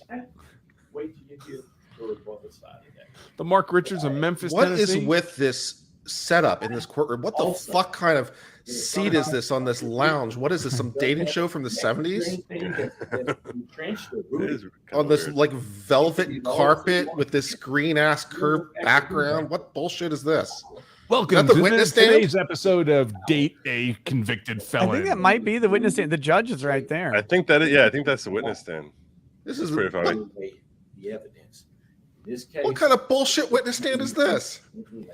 Da-da-da-da-da-da-da-da. You all are the people that can think and see through it because you can't What's your name? I'm Bachelor number one. to sit up and say something. On this trial, it'll be convict number one. In this case, Everybody's a convicted felon. Most of them are still serving sentences in prison, except for the dead guy. I guess the dead guy was fine. He was an NBA player, right? That doesn't preclude him from being a convicted felon, to be clear. He got out of jail, he dedicated himself to keeping in the right way. And he In the helped right come way. out through his I like how sheriff guys just This- lounging on the jury box or lounging on the witness box over here with his arms crossed over in the background, just like peering out. What's he doing back there? give that honor Just chilling on the witness honor box. to have Did he Paramount seems, I mean, to me that he just opened the door to this guy's character everything like several times in this. He's like, he lived his life on the straight and narrow after getting out of jail. Like, there's no on kidnapping convictions. I don't think that has any impact about their ability to bring character witnesses just because he says it in an opening statement. Billy Ray Turner is innocent, and this fiance. I don't know, man. It may not. There may be no harm to do. I mean, he's got actual convictions. That's all going to come in. Yeah. What the court reporter sitting in this green love seat thing too, man? All of them are. I like the cords going across the gap there. Council approach, please. Run the cords on. It's all Council around- approach. We all need a around new the room. courtroom. We need a new Sidebar. courtroom. Maybe we can rent out a study room at a library or something because this is bullshit. Oh my gosh. Okay, let me hit some of these chats that have come in. Jeff K says, "Welcome back, Branca. Hope you had a great vacation. I'm the proud owner of a signed hard copy of Law of Self-Defense, so thank you." Smart man. Top. Ladies and gentlemen, I'm told your lunch will be here at about 12:45. Before the state calls his first witness, does anyone need a break at this time? I need a cup of coffee, and I just got here. If you do, don't hesitate to let me know. You got one? Yes, I want all the breaks. Take all the breaks. We'll not discuss the case. Why are you standing behind your chair? You No, heard it's- many statements. What I told Because you. he has a big green partition he's got to like We'll rise resume in over. a few minutes, and we'll take one witness, and then we'll take Is a lunch is break. the state seal not level? It's off kilter. No, the state seal is definitely crooked. The Okay, courtroom is that's- settling. It's cheap ass wood It's a panel bullshit. riverboat courtroom. Yeah, that would explain a lot actually. It's like it's a bad lounge. Tom Grawl says, "Hey, Kentucky All Last Batch is still available. I know a place that has 3 of them for $3.17 each. I'm buying one this week. Let me know if you want the other 2." Ooh, that's really tempting. Tom, can you email me on that? That's very tempting. Too High Strung says, "Monthly reminder that C. Goody likes men." Call the court to recess, please, sir. Very important announcement about C. Goody. We all need to remember that. I'll pull the court. I've got the court audio on, so if he pops back, we'll know. Daphne Lansborough sent a sticker. Thank you so much. 11 Bravo Crunchy says, "I know zero details of this case, and I'm already not on the side of this prosecutor. Unprofessional appearance, hands in pockets, and he doesn't even sound like he believes his own case. At least Binger was entertaining." This prosecutor, I don't know how much you guys saw of it. His top button's unbuttoned, but he's got the tie on. He's got his hands in his pockets, walking around, telling the story like that. It was brutal. God, it was awful. So that's a look. It is a look. Yep, that's true. More I like what unthreaded. people said. It looked like he just came from a thing the night before. Loosened his tie up and just came off drinking. Yeah. Like he was at his buddy's bachelor party.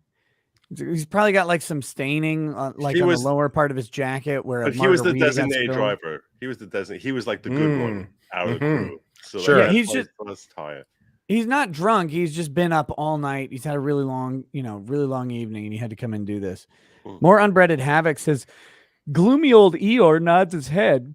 He worries away his time. Will he win this case?" With his gloomy pace, he sighs, "At least they noticed me." Nice. Very good. Project's Done Poorly says, "Nick, what do you think of Coach Red Pill's antics in Ukraine? He's batshit crazy normally, and now is making videos calling out the Ukraine government, and now is being searched for by the Azov battalion and government people. I thought he got picked up already. Look, Coach Red Pill is a weirdo, and that is just a fact that will remain forever true through the rest of time." Mandy Kravitch says, "Is this trial being held inside of a Marriott hotel?" Yes, actually, that's what happened.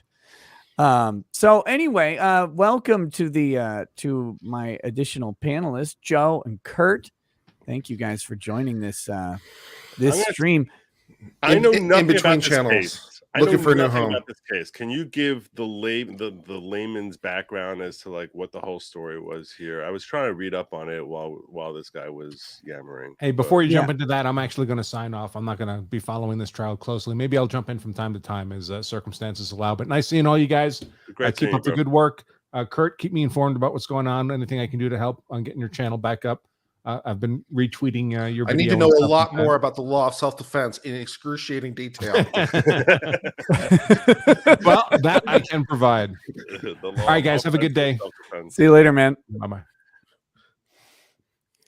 Okay, so the basic rundown of the case is NBA player was murdered 12 years ago, and the wife or the ex-wife of the NBA player, baby mama of the NBA player, was convicted of being part of the murder plot and is serving 30 years in prison right now. And now this is the guy who allegedly is a trigger man for the murder plot. However, the person who brought them to the gun and explained the murder plot is a guy who murdered his own fiance and is in prison for that. So everybody in this is good stuff. Yeah, lots of good people. Lots of good people. So Right. he was a hitman, you said? Yeah, but I mean, he's a deacon at the Don't they Baptist prefer church. Button, man? He's one of those deacon hitmen. He's not a pro hitman. That was part of the state's opening statement. Is like you don't have a list of hitmen on hand. You got to call the person you trust. So you call your landscaper guy, right? Who's a deacon at the church, Sure. also your secret lover, and you have them do the killing. So that's kind of the story. I mean, whether or not that story will sell. What's the motive? $2 million life insurance policy. Wasn't he an NBA player though? Why are you so desperate for money that She's the baby mama, the ex-wife. Oh, baby mama. She's baby mama. So she basically Yeah. ain't seeing any of that. She ain't seeing any of that fine NBA cash. No, and not JG Wentworth told me I'm entitled to my cash now. That's why. Yeah, if she goes to JG Wentworth, she can get like 600 grand of that 2 million. I know, it's pretty good, right? It's your cash. Why not now? I have a structured settlement and I need cash. So speaking of JG Wentworth and needing cash now, Kurt, man, yes, I need money. Why did you switch your channel to an Ethereum grift? That's what I want to know. Why did you do that? You know, the Ethereum grift is really where I think it's at. It's what you guys have been missing all this time. Is that sweet Ethereum grift? It only cost me my entire channel and 52,000 subs in 2 years of work. Yeah, I still don't know what happened. The whole thing continues to be a mystery. I had a secured password manager, so it's a random password, 2-factor authentication. I've run things on my system to check for malware. There's no malware on my system. I don't know what happened, but somehow someone gained control of my channel, changed it to an Ethereum stream, made every video on my channel private, and then started streaming about Ethereum. And I was still logged in on my account, so I was able to get back in and change their stream to private. And then once I figured out how to bounce their stream, I was able to get rid of the stream. And then YouTube deleted my account for YouTube channel violations because presumably of the hackers and stuff. So yeah. Yeah, well, and you can't but depending on what the stream was, you can't like stream about crypto, but well, the title felt very clickbaity. You can if you're on someone else's channel. Right. Yeah, that's actually the way to do it, is to get into someone else's channel and change all their stuff and then do an Ethereum stream. No, man, that really sucks. Hopefully, though, that seems like a pretty cut and dry thing. I know they rejected your appeal, right? Yeah, that was great. So the first thing was the stream itself got a channel strike for content strike because obviously it's related to all kinds of stuff. And so I appealed that. I don't think so. And said, that's isn't me. And they upheld the appeal. So I was going to have a channel strike. And then they just deleted my channel for repeated abuses of whatever. So, yeah. Is talking about crypto in and of itself, that is a strike if you talk about crypto? Not if you talk about crypto. If you advocate for the purchase of crypto, if you're giving people the financial advice to to actually, like you're saying, you need to buy it. That is considered dangerous or risky behavior by YouTube. And so you can't do that. Now, if there's some guys who are like, this is what I'm doing with crypto, and that's okay, apparently. But it's a specific line you have to walk. Yeah, and then like no one had access to my channel. So at the time, like no one had sufficient permissions. So some people have speculated that some other user was compromised, and that's how it happened. But that doesn't make any sense because no one had necessary permissions. The only thing that I've come up with that makes any sense is Streamlabs, because it seems that Streamlabs had some sort of breach in February that was related, and there were a couple other people that were also having similar issues yesterday. So Streamlabs is a common point of failure, maybe somehow. I don't even know what that would be, but that's my working theory. Also, when I tried to sign on to Streamlabs today, I got an error telling me that they had exceeded their API calls to Google, which at least suggests to me that they're making a lot more calls, which is suggestive to me that someone is trying to brute force something through Streamlabs.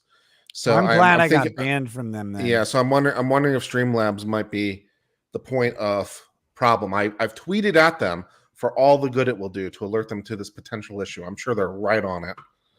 Yeah, well, the Streamlabs team notoriously good. I have nothing but good things to say about them. So, the literal only place I've been banned from. You actually introduced me to Streamlabs, and you were very classy in not going after them after they banned you. I didn't even know you were banned from it until like a month ago. I was like, I just knew that you stopped using them one day, but like you never even told me in private that they had banned you. I thought you would be like going around bitching. At least to your friends. I bitched for a little bit. Maybe not me, but to your friends. You know, you would be bitching about it. I bitched enough that I figured that I had bitched to everybody. And so then, I just missed it somehow. I was like, in the circle of bitching. Right. You know how it goes. That's okay. But yeah, it's really sucks what happened, man. Hopefully they get this thing resolved. It seems like the fact it's still ongoing is amazing. Team YouTube just referred me back to the forums. I filled out the form. I haven't heard anything back. They said maybe I'll hear something in 2 business days. That sounds super encouraging. Yeah. Well, hopefully they do, because again, once someone actually takes a minute and looks at it, it should be pretty straightforward. Yeah, it's probably not the case that I just decided to randomly rebrand my channel and put a different icon and private every single video I ever made and just start streaming about Ethereum. Probably not what I decided to do. Is it the hijacking intake form? Is that what you had to fill out? Something like that. Sounds right. Okay. All right. That's the response I've gotten so far. But yeah, keep me posted and I'll follow up. Yeah, aren't you guys supposed to have partner managers or something that's supposed to be able to fix all my woes? Yeah, but their access to guidelines is the community guidelines team is basically zero. For whatever YouTube's wisdom, they don't want people to be able to just cheese through community guideline strikes by having a partner. So they keep the teams separated. And like, for example, when I had a strike that was completely bogus about, it was about election misinformation or whatever. And I wasn't even talking about election misinformation at all. And my partner manager was like talking to the community guidelines person, and then they just ghosted my partner manager and stopped responding. So, oh, there you go. I guess that's how you solve that problem. Just don't respond to emails anymore. So they keep that pretty separate. I don't know who you have to suck off at YouTube to actually have access to community guidelines, but I'm willing to consider it. You should use this time off to form a labor union for YouTube content creators. Oh, that'd be good. They already have that. It's already in the works. That Jorge guy who does George, whatever. He makes the wooden like death contraptions. You know who I'm talking about? No. The chat knows. I know the chat knows. This guy makes like homemade crossbows and stuff that are super cool. Mm-hmm. His channel's really great. And he's forming a union for people like us. I don't know what happened with it. Jorge Sprav. Yeah. The Slingshot channel. I think Susan in the right outfit isn't too bad looking. It could work. Kurt will fall on that sword. Okay. whatever you need. George I don't know how to pronounce German name. Okay. Oh, Jorg. It's Jorg. Jorg. Y-O-R-G. I see someone. It's Jorge or Joerg. I don't know. I don't know if the chat can't spell or if they're autocorrect. I literally don't. He's a good dude. He was doing a he was doing a YouTube union, but I think it fell through or something. I don't know how you could actually do it. I mean, I guess you have to convince all the YouTube creators whose money is dependent on being on YouTube to quit streaming and then have YouTube actually care. Right? You have to have, you need to have enough membership that it basically is drying up their content. But yeah, that's impossible. Well, I mean, if it's their popular creators, if you have enough of those, that'll certainly dent them. Yeah, but I mean, the popular creators are making a fortune. You're right. I mean, look, it's in Major League Baseball. You sort of need like the big players to be a part of it. If it's just a bunch of scrubs, no one cares. Well, Major League Baseball's union is enforced by law, right? Like, all right, so it's a poor example, but every sport has it, and NFL is not enforced by law. Yeah. So what I'm saying is that, I mean, you would think that if you can get people on board with it, I mean, just even as far as negotiating that, hey, maybe knock that 30% revenue that you're taking down to 25. You would think that even big content creators be like, all right, I'm willing to invest taking 3 months off for making content or whatever it is until they actually knock that percentage down a little bit. It would totally be in their best interest to do it. It's a matter of actually just getting enough. There's so many, and we're so widely spread apart that it's very hard to coordinate. And there's that. I also think that the most popular and prolific and profitable creators for YouTubers are not live streamers. Like, you don't have to be a live streamer. You don't have to be a live streamer to. Yeah, but I mean, the 30% issue. The 30% issue is a live streaming issue. Oh, that's what you're saying. Yeah. Well, apparently my little video that I did today has already gotten 23,000 views, so that's nice. That's good. So people are getting some exposure to it. 446 retweets. So maybe someone at YouTube will notice. Yeah, I'm sure they already noticed. Team YouTube is very busy right now responding to the 85th person with a channel with three subscribers saying, I'm really trying to figure out how to monetize prayer hands, bless. So they're kind of busy, Kurt. I don't know if you know. So what's it like inviting people into your shorts? That's what I'm wondering. There's a party in my pants and everyone's invited. Nicholas Cruiser says it's the circle of gripe. It's true. Yes. Oh my gosh. Stephen Cooper says, I have strong feelings about the bundle of sticks who added me on YouTube over Kurt's channel. You know the one. Who did that? Who added you on? Okay, why? Let's see. So yeah, as far as this trial goes, however, it's expected to last 10 days. The jury is sequestered for the entire time. Their phones are taken away. Oh Lord. So that's good. That's good stuff right there. That's what needs to happen. If they tell me there's a sequestered jury, I'm right out. I don't care what it is. It's like there's no way. As a juror, you're out. Yeah, I'm out. Yeah. Yeah, as someone who's streaming it, you're very happy because you figure you're going to get a decision that much faster. So. Yeah, I would think the jury wants to be, let's move. Yeah. I can't believe they were supposed to start this at 10 a.m. and the opening arguments didn't start till like 11, which is just, the court just has no schedule. Like the victim's family wasn't even there yet and stuff. Like, we're just strolling into this murder trial later, I guess.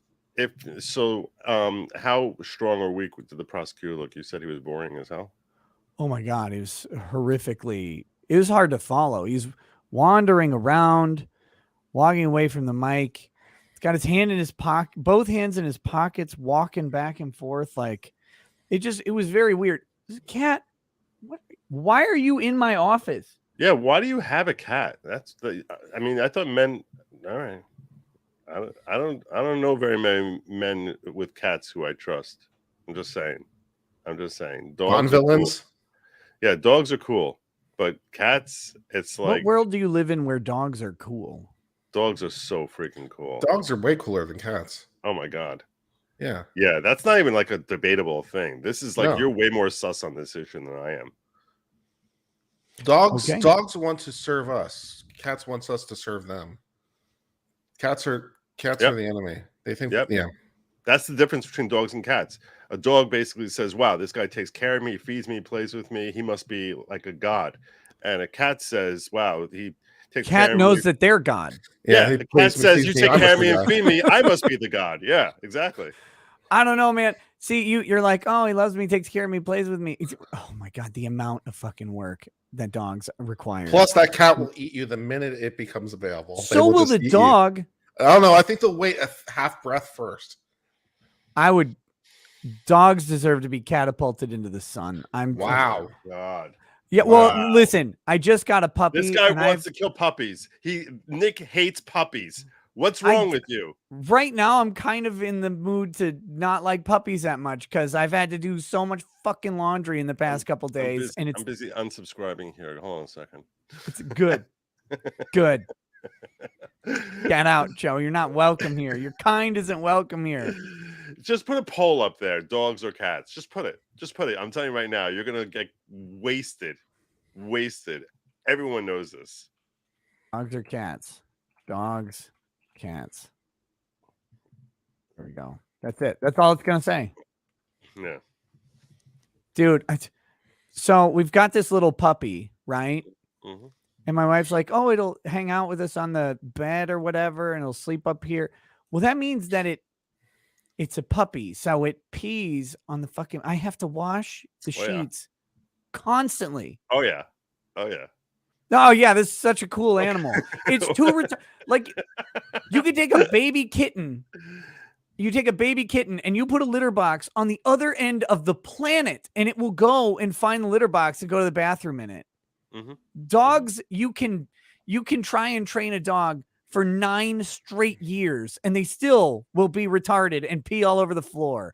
God, dogs are so irritating. You can't play with a cat the same way you can with a dog. Go try. Can you play with a cat? Stick? Try throwing a stick. A cow just look at you like, are you kidding me? You go get it. I have 2 men on here saying that they don't know how to play with pussy. This is embarrassing. I don't know what's going on. Trust me. Your position here is way more embarrassing. Way more embarrassing. I'm telling you. Just picture your classic. You tell me whether you think Ron Toye is a dog lover or a cat lover. Please. He's a dog lover. Oh, no way. That dude is collecting cats. He's got more cats than the old woman down the street from me. Actually, you're right. He's not a big fan of dogs. He threatened to chop up and murder his ex-wife's dog. For sure. I don't know if he personally likes his own dogs, but he definitely hated that bitch's dogs. You see? That's his words. Yeah, you and Montoya are big cat lovers. Go you. Go you. You say we've got nothing in common. Sorry. And you're singing that. No wonder you're a cat lover. That's right. Breakfast at Tiffany's. You know the song from the opening line. You are gay too. I was a teen in the 80s. Why would you ever have listened to that song? It came out like 5 years before you were born. Came out in the 90s. Yeah. Okay. when I was actually a teenager, when you were already an old man. Let's see. I'm gonna find out right now. We're gonna do this. Breakfast. It's like Tiffany's probably song. 1991 or so. I don't think it's that Let's early. see. The official music video is 2009. That's way too late. Hold on. 95. I'm 13 years old, Joe. Yeah, okay. Formative. This is formative, influential music in my life, and you're making fun of me You're for a cat remembering. lover. I don't have to say anymore. You're a freaking cat lover. Gosh, you're actually defending that position as if like this is a hill I want to die on. I'm an Please. attorney, Joe. I will defend the position that is given to me. Keldrig says dogs are objectively superior to cats. Cats are fine, but dogs are better. Better how? What makes them better? Like, tell me. Loyalty, love, Yeah. Loyalty affection, and love. Oh my caring. god! They might actually be. They're actually sad when you leave. Like when you leave, they think maybe you'll never come back ever, and they're very sad about it. Yeah, they're kind of stupid that way, and that's what makes them endearing. I don't know, As opposed to man. cats. Yeah, if you're in a, let me tell you something. You got a fire going on in your house. You want a dog around. You don't want no freaking cat. Cat is like every man for himself. The fire department has dogs. I a never dog heard is of a fire stupid. department cat. A dog is stupidly running back in there. It's always trying to cats see getting stuck up if in there- trees. If there are more humans that he never saw before, I've never that he seen can a cat save. stuck in a tree. That's a movie trope. My cats climb trees all the time. They just walk right back down because they're cats. Yeah. Dogs get stuck in nothing. Dogs get stuck in open air. Yes. Yes. With a worst stupid, thing- oh my God. vacuous look on their face. Dogs, Exactly. God, They're adorably dumb. some of us just I don't know of expect any good more out of animals. post-apocalyptic movie that figures a man and his cat. It's well, it's a good point, I guess. But they always eat the dog. There's a reason why it's Catwoman. It would never be Dog Woman. Okay, just look at the position you're taking Because here. their name would just be bitch. Like, you couldn't Exactly. do it. Exactly. The But why- gods of comics would not allow this to But happen. the reason exactly they would be a bitch because dogs are more have more of a testicular vibe to them. That's what it is. He-Man had a cat. Sort of. Checkmate. I don't. He-Man remember also a bit gay. Yeah, What are you seriously. talking about, Kurt? I've Yeah, never. seriously. I have no idea what you mean. Yeah, seriously. He-Man never looked twice at She-Ra. Look at my oiled up muscles. Mad8 says dogs are like infants. You can't leave for the weekend. Cats are like teenagers. Pay the bills and leave enough food and you're good. Exactly. Dogs are like infants until they die. They never get out of that stage. It's such a pain in the ass. It's just like an infant. You have to put a dog in a briefcase or whatever if you travel. Ugh, terrible. Squizgar. If you want a cat that you can play with like a dog, look at Shawsey's. Very trainable. We've trained this cat, the cat that I just had on stream, Button. If you go up to him and you don't pet him, he will reach up and dig his claws into your thigh until you do pet him. It's trained. I noticed your crowd here is telling me that She-Ra was his sister. I had no idea. I never ever watched that show. Well, what kind of a problem is that? I mean, No, Joe's that's Portuguese, pretty guys. sick. Don't worry about it. That's pretty sick, actually. But That one guy, Kaz L, says, I spent $20 just to say I had/have 2 cats that actively play fetch. Dogs are hella dumb. You can fake throw a ball and get more enjoyment. yeah, exactly. They'll go running and running. Where's the damn ball? Where's the ball? Where's the ball? That'd be great. Oh my gosh. This is good. You lie to your companion that, this loyal, loving companion that you've talked about. And you're like, the best way to have fun with them is to lie and Screw watch with them him. run around Yeah. like a drooling moron. Exactly. You screw with him. Dog Please. people are literal monsters. They're No. literally monsters, how they treat these animals. Mandy Karavich says, Nick, hold Ricada paw close to your face, and I guarantee she'll lick you. Now try that with a cat and get slapped or stared at and judged unworthy. I don't want to be. Button, come here. He's like, how do I get out of this room? God, when did you get so fat? Okay, Oh my god. lick me. Oh, Try God. it. Do it. Just watching a man hold a cat is so disturbing. It's like Look at how fucking stupid this cat looks. yeah. He's so mad. He's the nicest cat though. Look. Oh yeah. See, Joe. Look at the love on his face. Yeah. Look at the love as he prepares his paws to murder me. that's what I'm thinking. That's a contemplation of death look. How dare Peter says cat lovers want an independent companion. Dog lovers want a simp. Exactly. Dog lovers are basically OnlyFans chicks. That's what they are. No. That's you. You're an OnlyFans girl. Well, are you saying, wait, I'm an OnlyFan? That's what You're an e-girl.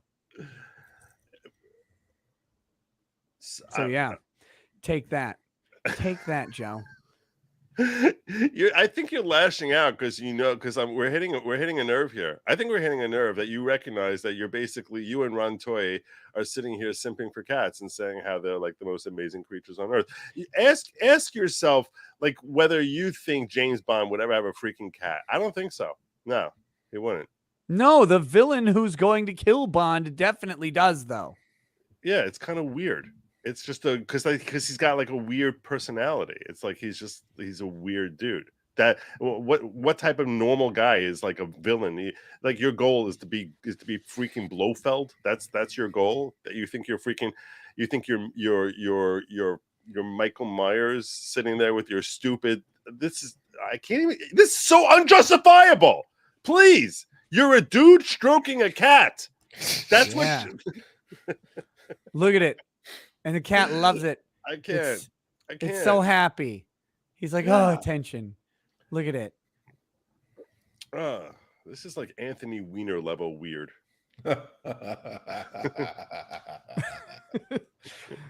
My wife let the cat into my office and then closed the door when she left. So I have to Look, step away. Look, maybe she's hoping the cat will kill you and eat you. The way you can regain some of your self-respect Makes here sense. is you just be like, look, my wife fell in love with it, and like, look, I'm gonna spoil her. That is how you get away with it. Not sitting there stroking. This is my 9-year-old's cat. Ginger hair. This ginger hair ball of. You think I wanted anything? You know what these cats did? They destroyed all of the couches in my house. You guys are like, oh, cats don't care when you leave. When we left, oh my God. They destroyed all the furniture. All of it. You think I want them in the house? No, this is my 9-year-old's cat, man. She named him Button. Yeah, okay. What am I supposed to do? Like I said, My- okay. Now My other cat, my other cat was named by the 6-year-old Ninja, little black cat, little gray. He's kind of a bastard. Kurt, did you And then notice the other how as cat- soon as I gave him the out, he grabbed onto it? This is why people retain me as an attorney, because I come up with the position you need to take. You didn't and come he's up with just- this position. He's I've had this swinging position the right whole into it time. right now. He's swinging right into it. It's not me. It's the wife. She wanted it. She even named him Button and It's whatever. not the wife. She made me. You did it so deftly, I didn't even notice till you pointed it out. So that's how good you are. Yeah. Yeah. No, and he's Got a great client. He's a great client. You did good work there. You just jumped right in on it, Nick. That was great. So. They're saying Joe is my attorney. I'm If you want- contemplating if you- suicide right you can be now. my attorney and fix the YouTubes, Joe. Make them give me my channel back. Yeah, Joe. It'll be done. It'll be done within. Why haven't you 24 hours, fixed it yet? It'll be done within 24 hours. We'll be done. Oh, 25 hours. I'm roasting you to death. Let me get rid of this cat. Like a Jew? That's very insensitive. Oh my God, Kurt. How do you do that? That's the line. You don't my go there. good Oh, Lord. everyone knows that's the line. He was Everyone saying it. knows. He said You he was dance, gonna roast dance, you. Dance. Here's a line. You dance and dance and dance. Get closer, close. No. You just like completely hopped over that line. You're like over He was here. saying it. Just- He was you're saying it. He was totally implying it. crossed That's that pointing out the line. That anti-Semitism, line Joe. is miles in your rear view mirror. You are miles behind that line. You basically went speed of light past it, faster than speed of light. You just proved that Einstein was full of crap because you just went faster than the speed of light past the line of appropriateness into like nowhere land. Like you don't say that. You know, everyone knows that. Everyone knows they were baked anyway. Oh my gosh. See, that actually was within the boundary of the line. That was within the boundary. Well, to be fair, Kurt Overton windowed that line into orbit. He So seriously, he took that it was line not straight. hard to stay within the bounds right over here. following the joke There you that go. Kurt said. So Yeah. I'm just a humble traveler on this joke. And just to be clear, so you understand, Kurt, okay? There's like a window of time that he could have used that joke. If he came back to it like 20 minutes from now, it wouldn't work because the line was shifted temporarily as a result of your egregious line stepping. Your egregious line stepping well beyond the line. He's the one that's bringing roasting out, man. I'm just showing what he's saying, man. The hidden connotation that was there the whole time. Just exposing the truths, man. No, Don't blame the messenger. No, that's like looking at a picture of, or like looking at a map and saying like, wow, that looks exactly like boobs. And you're like, how? He's the one drawing pictures of boobs. It's a freaking map of Ukraine. How do you even see that? In there? I might where be your mind is at. I might be in a bit of a mood over the last 24 hours or so. I might be in a bit of a mood. So yeah, there's all kinds of psychology going on in my head right now. Not all of it's for the best. So. Speaking of maps, I wanted to show you guys something.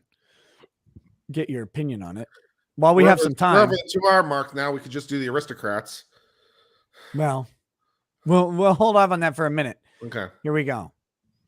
So here's a picture of this person or whatever. Maddie B. Raps. I don't know who the hell this is. And then Damon Mills says BFFLS 5 ever. I don't know what that means. But then he says, I'd kiss him, but pedophilia. And says jailbait. And then he says, someone says, oh, you trying to get some? He says, fuck her right into pussy. 5 ever. He looks like a girl. What the fuck? Because he is, duh. He's just trying to get by. So here's. I don't know what any of that means. Damon Mills, this is a Funimation voice actor, Damon Mills, who is talking about kissing and jailbaiting this very clear minor child. Not the first time Damon has done this. However, Damon successfully suppressed his accuser with a threat of a lawsuit. The best part was the text messages are pretty fucking clear. Like all the messages and receipts for Damon Mills are actually there. Shocking. But I'm sure his profile has pictures of him with cats. It's probably just want to point these things out just so the chat is aware of Damon Mills and Damon Mills is rampant pedophilic tendencies and proclivities. And just because he got one person to shut up about it, I'm just going to remind people Damon Mills is very, very against this. He was very believe all victims. Literally wrote posts about how we need to believe all victims. Every victim has a story, and every story has. And he would know because he knows most of those stories personally. Yeah, literally. Remember that? You remember that line in Snatch when they're like, Lincoln. We go to get rid of this fucking body. He's like, I'm a bad boy, yachty. I create the bodies. I don't get rid of them. Yeah, that's Damon Mills. I create the victims, right? Like, just nailed it. Perfect. I belabored that joke way too far, and it was terrible. Thanks. I'll self-flagellate later. Jay Squizgar 2322 says Joe seems like the kind of guy that would throw a litter of kittens off a bridge. Oh, look, I just got an email 5 minutes ago that says, we've heard from our internal team and confirmed your channel was compromised. We'll continue to work on to ensure its recovery and security. Okay. That's promising. That's good news. I'll send them an email back. Right. Breaking news right here.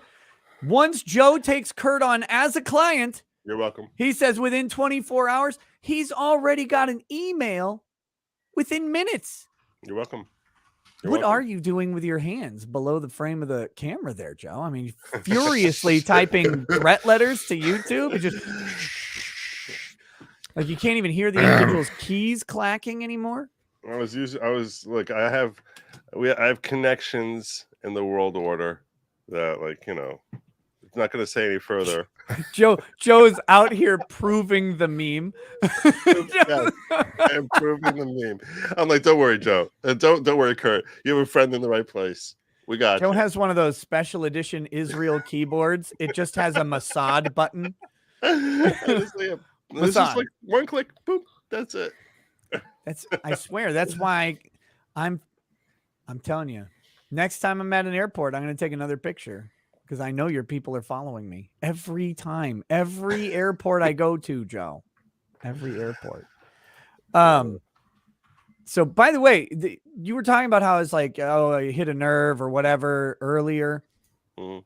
I just want to point out the thing I'm actually triggered and angry about is that this judge said we would take a small break, bring in a witness, and then go to lunch. Mhm. Which I don't know why he said that. That was dumb because they Yeah. should have just gone to lunch. But the food wasn't going to be there until now. The food's getting there now, according to what the judge said. So maybe it came in earlier, but that small break definitely did not occur, right? This is a long break. This is supposed to be 5 minutes or whatever. Mhm. And that triggers me. When judges lie, I'm triggered. But they are frequently incorrect about such details. Yeah. It's With just notable- I'm always triggered, Kurt. Okay. Just- I am. Okay. so you say Hashtag always triggered. we have another hour now to talk about Button the cat? Is that what you're trying Yeah. to tell us? That we're on break for another hour now, even though it was supposed to be like a short break because Button lunch is the showed up? best cat. Okay. Like, No, I just, look, I just we have 3 indoor cats. uh-huh. The other 2 are assholes. Button's the best cat. He's super nice and lovey, but he stays away from you. Yeah. From Except when I when he last wants saw, to be pet. from what I saw, 2/3 of your audience agreed with me, and 1/3 basically. So. No, the poll was compromised. Actually, the Yeah. same guy who hacked Kurt's channel hacked the poll and voted dogs a whole bunch. So if you voted, if you're like one of the 2 people who voted dogs, you align with the hacker who voted several thousand times for dogs, and you are a bigot. And really, it's really a shame that you're allowed to live. I can't believe that you were so triggered by this. You couldn't even show us the results of your poll. You just took that shit. You're like, It's that's still gone. probably sitting right there. It's at 65-35. Is it really? I don't see it here on my thing. I'm looking at it. Your inability to see the poll does not mean it's not present. No, I apologize for misaccusing you. Yeah. I apologize for that. This is I'll my own that. lawyer. My lawyer, this shyster lawyer out here, disloyal, telling the world I'm not. Don't worry. He doesn't really like cats. It's just for his wife. He's No, a I good, love cats. He's a I good think loyal cats are great. husband. Stop! As your lawyer, I'm telling you, just stop talking. Stop. What client talking. has ever listened ever in your life? No, I love cats. I don't want them in my house. I don't want any animals ever. Like, everybody's running towards work, and I'm like, no, go away. By the Like, way, have cats outside that they just come around. I don't care. They can be the community's cat at that point. Like, I'll put a bowl of food out and the cat can eat it. I don't want anything in my house that I have to ever take care of or will ever destroy anything, because I already have children. I already have children who will destroy everything and have to be fed. But at least they don't pee on the couch often. By the way, if you're a woman and you prefer cats to dogs, that's totally normal because objectively cats have the capacity to be prettier than dogs. So I can understand them being like, but like if you're a dude, that's not a factor in the whole pet equation. Everyone knows this. This is something that like is not something you need to be taught. This is something intuitive. This is the same thing like, hey, I don't need to sit down when I pee. You just like, why would I do that? I think it's just reflective. You know how they say like the pet, the owner of the pet kind of resembles the pet or the pet resembles the owner. There's like a symbiosis that kind of happens. Right. Remember how we were talking about how dogs are basically retarded? I see what's going on here. Maybe. I don't know. I see that. I see how you took physical appearance and then that was a nice little schism there. Well done. C. Goody says, talk about hitting a nerve. Hey, Joe, how does it feel to be part of Gen X and live in a universe in which special relativity probably exists? That's none of that like unnerves me. I don't mind being like the lone voice of reason. I'm okay. I'm cool with that. I'm totally cool with like Lone being voice the of smartest. reason. I'm totally cool with being the only person in search of objective truth. I'm totally cool with that. That's actually that much more complimentary. Chad D, I've had cats look at me or attack me for just looking at them. Wrong. Screw cats. That's true. Why'd you look at the cat wrong? You should look at the cat right. That's the only way you should. Nobody has figured. Right. Nobody has figured out how to look at a cat right. Nobody's figured that out yet. Please. Yeah, Jeremiah Maddox says Jussie Smollett asks for emergency release as family shares threatening call. No one's ever tried this, guys. No one's ever, right before prison, said, I did not kill myself in the future, and then had a threatening call come to the family. This is a man who threatened he hoaxed a hate crime, and he's going to go to the court and be like, oh, this is totally legit. Jussie, that sounds like you. Now, who was the voice on the other end? Did you recognize them? He sang it in his Empire singing voice. I'm going to rape you, or whatever. In prison. That was the song. It was an original work. They commissioned it from me. Facu Niga says, not to interrupt this fascinating dog cat discussion, but here's an interruption. My favorite Mersh story is the time he crowdfunded a car, then drove drunk and totaled it within like a week. Mersh is great. Lol cow. Hey, there you go. Gates of Above says, blizzard, hurricane, tornado. Good luck walking your dog, dog lovers. See? Exactly. You know what? I think maybe that's where you're earning the dedication from the dog. That you're like, look, I'm going to walk out here in the middle of a freaking blizzard to let you do your business. But like when the fire comes, you're going to be running into the house to like, save every possession I care about. I'm going to send you back in there into that fire to like go save my 1994 baseball mitt. So, and you're going to pony up at that point in time. It's sort of like an investment in the relationship that you're making. Do you think Jussie Smollett's call that he got, the threatening call, sounded like this? We're going to kill Jussie Smollett in prison. We're going to do it from Nigeria. Eric the Red says, we all know Branca is working the phones. Joe is just working the grift. Ooh. I can taste fried food. You know what? Eat shit. Says, I know still how not better? No. I mean, it's been going on a while now, right? That's 2 months. That's a long time. It's a long time. Are you just done now or what? I'm looking at ice picks daily. Well, Kurt, it's been 10 minutes since you made a genocide joke, and so that's a long time for you too. So, Joe, that was across the line. I didn't. I don't think so. No, I was ranking on him. I don't know, man. I can taste fried food says, I know how to look at cats in a large takeout box with fried rice and 2 egg rolls. There you go. Is it Monday or is it Tuesday? Tuesday. Oh, it's Tuesday. I can get egg rolls today. Yes. You're welcome. But they're fried. Yeah, okay, so it's not all fried food. And the egg rolls at the Chinese place by my house don't offend my taste. I'm not sure what it is about them that's okay. Like some French fries are acceptable. They get old at about like, if you get a large French fries, they get old about 2/3 of the way through, and the that nasty funk starts to come through. But so it is a little better, I should say. I should clarify. It is a little bit better because it's not immediate on some foods.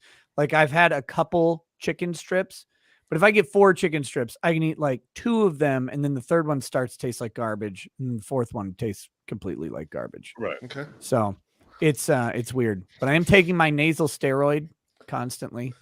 Okay. So I was looking at the instructions. I'm like, can I take this more than once a day? And it says not to. I just want to pour the whole thing. When I take it, I usually just take it. I take it. Well, because you could do 2. So I usually do 1 in the morning, 1 in the evening. Oh, they told me to take. It's like 2 squirts once a day in each nostril. So I just do them all at once. Yeah. That's what they told me. I split it out. I don't know if it makes any difference. Could it be what it's fried in? Yes. That's one thing I was going to say. Chicken fat, specifically, like chicken skin, just smells.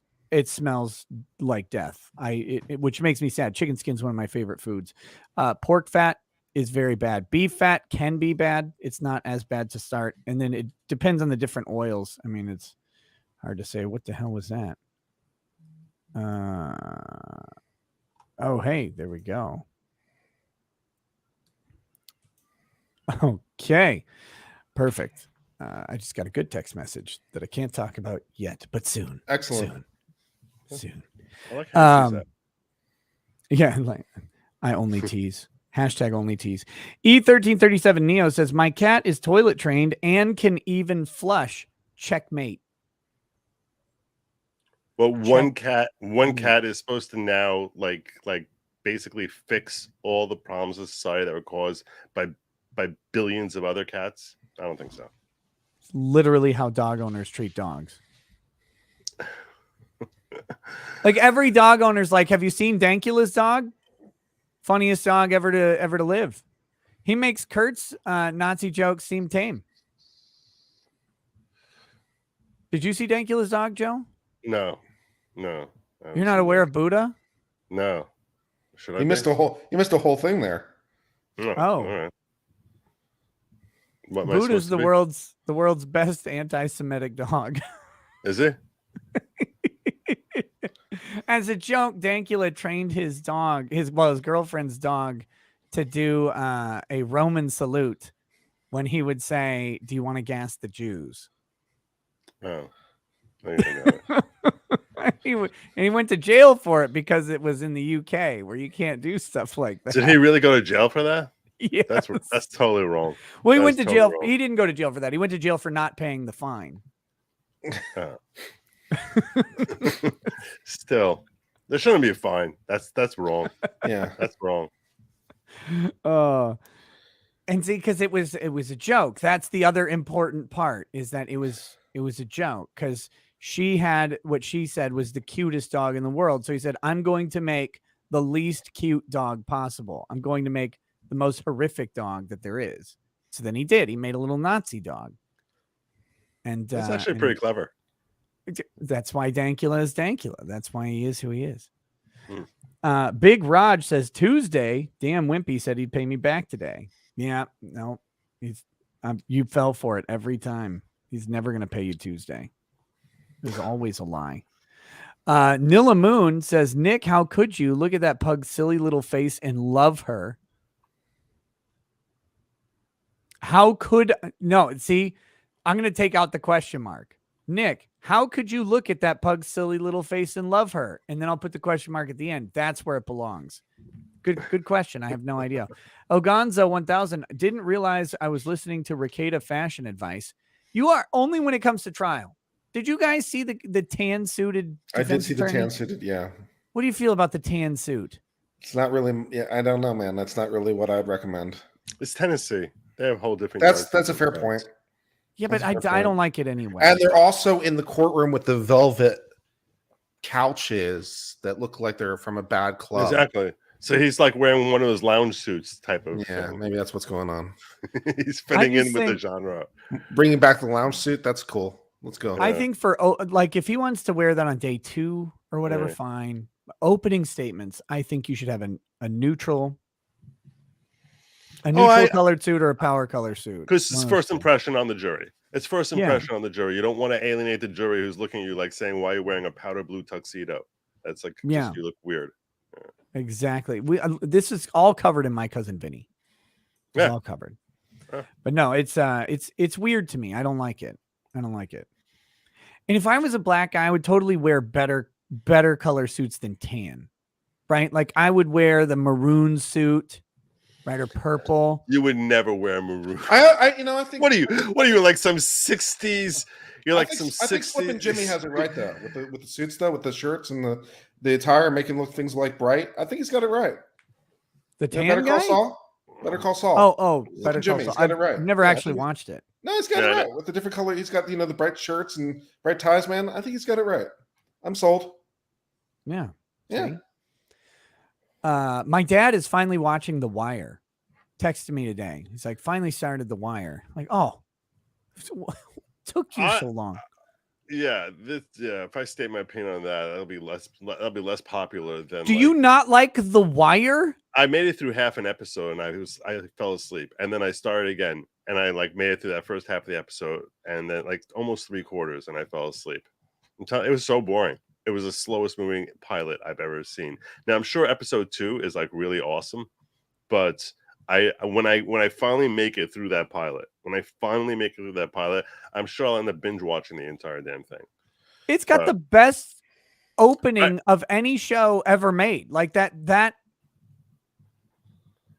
Really? I had a similar problem with Breaking Bad season 1. I'm in Breaking Bad right now. I thought Breaking Bad season 1 was trash. I love the really. rest of Breaking Bad. I'm I in- thought pretty much all of season 1 was trash. I'm in season 4 right now. All right, I'm not even gonna read the chat for like the next 20 minutes because I know they're gonna spoiler everything for me. And if you guys do, I seriously will never. The facial expression I'm getting from Nikki right now is very unsettling. I'm bewildered right now.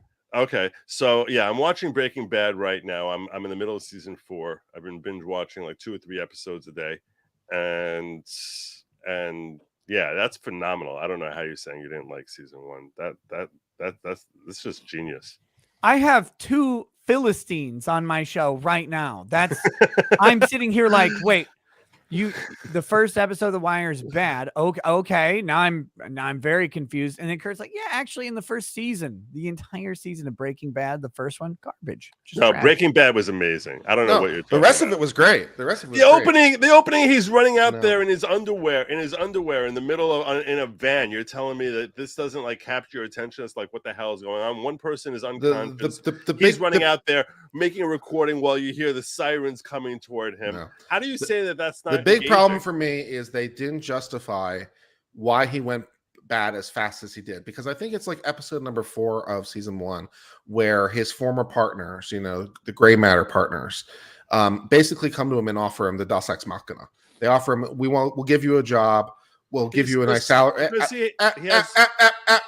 We'll give you a job. We'll give you a job. We'll give you a salary. We'll give you this health care. We'll make you whole. And he turns him down. The problem is, from my money, the writers did not justify that choice at that point in the episode.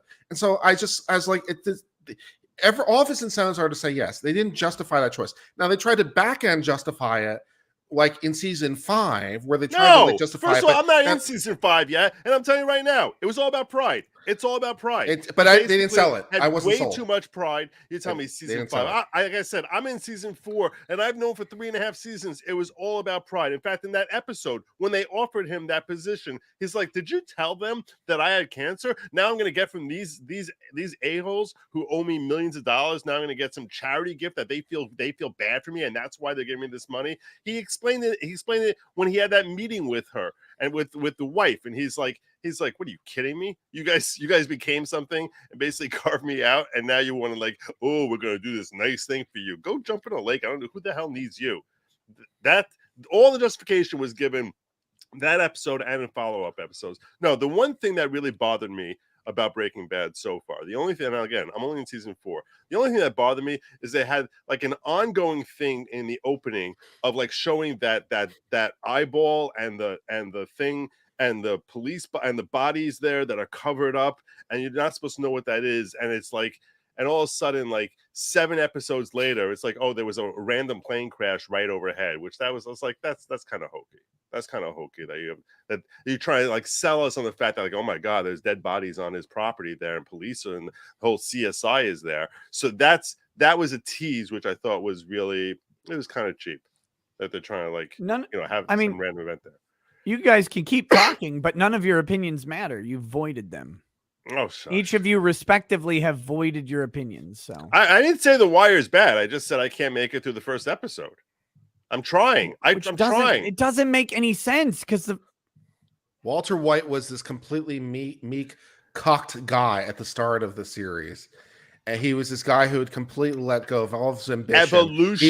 He was dead inside. He was dead inside. Evolution of a character. They didn't justify that evolution in my mind. It's evolution of a character. If you're in that world and you're basically selling like thousands of pounds of meth, and you're cooking this up and basically poisoning the entire world because you're justifying it that you're trying to take care of your family, and your wife is leaving you because she's a bitch. So all this other stuff that's going on in his life, when we think about the fact that he started because of his deep love for his wife while still marred by his pride, all of this stuff, you can see the character arc there. Everything there makes total sense. Random bodies falling from the sky, that's pushing it a little bit. But The Wire, tell me right now, in the pilot episode, one interesting thing that happens in the first half hour of The Wire. The literal first conversation is one of the greatest openings of any show that exists. I mean, it's perfect.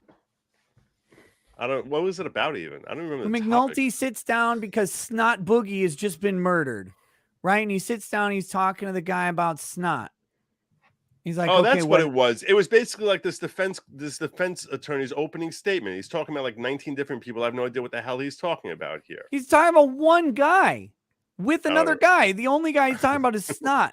I don't know. It was 12 years He's ago like, when I Snot? You called him Snot? It's like, yeah. Name stuck around since elementary school or whatever. And every Friday they had a game. They'd throw bones every Friday. And after a while, every Friday, Snot would grab the stash and he'd run. And they'd chase him down. They'd chase him down. Comments here justifying it. The first 3 episodes of The Wire are really hard the first time, but the rest is awesome. And I believe it. I believe everyone says The Wire is amazing. I'm just trying to build up. I'm trying to build up like the patience to work through it. I need delivery. Trying to tell you. So McNulty's listening to this guy talk about it every time. Snot grabs the stash and runs away. They follow him. They kick his ass and they take the money back. And he says, but then today, they shot him. They killed him, or a guy shot him and killed him. McNulty's like, wait, so every Friday, this guy comes in, he steals a stash. Every Friday, you guys chase him down, you beat his ass? Yeah. Why'd you let him play every Friday? Why'd you do it? Why'd he come back? It's like, got to, man. This is America. And it's like, yeah. It's like, it's great. It's this perfect little, it encapsulates this entire culture of crazy, like rampant dark capitalism going on through the drug trade of Baltimore and how just insane it is. Like look at what insight you got into the life of these people that they're gambling every Friday locally until a guy who will steal the money every Friday steals the money predictably. They'll chase him down and beat the shit out of him, take the money back, and then let him play again next Friday, knowing he's going to do it again. Yeah, because you got to, because it's America and everybody deserves a damn chance. Sounds very riveting. What did you think of Inglourious Bastards? I haven't watched it yet. Yeah, okay. I don't need to hear from you anymore about any pop culture at all. Okay, Inglourious Bastards, really? One of the top 10. That's movies the hill of you're all going to die time. on. I will die on the hill of Inglourious Bastards. All right. Like I know I'll like it. I just don't have the villain 4 in hours that to watch. is really good. I'll give him that. He's amazing. Fantastic He's villain. amazing.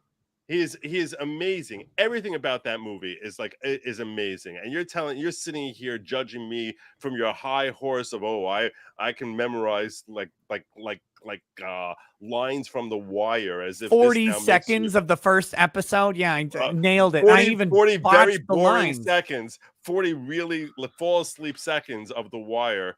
Like this sounds like very, very riveting. Capture your attention sitting here having dialogue about some dude that they call Snot. You have the worst taste I've ever heard of. And for me, all food tastes like trash. From a cat. From exactly. Yeah. Exactly. Everything I eat tastes like trash. And your taste buds is worse. Your taste buds have been so screwed. They've been so I borrowed them from you. It's affected. Why do you think pork tastes so bad to me right now? I can't even eat bacon. And I learned it from you, Joe. I learned it from you. Citizen Kane is massively overrated. Wait, what's massively overrated? Citizen Kane is massively overrated. It was fine. It's just long. It's really long. It's that old style of movie, right? And the acting is a little over. It's not that great, the acting. Well, that's because, they were still theater acting at the time on a camera, which is, it's a very different style because they didn't know what to do. Citizen Kane is, I like it. But I think it's overrated as the greatest movie ever made or whatever. Yeah. We're all on the same page there. There you go. Yeah. Something to get on board about.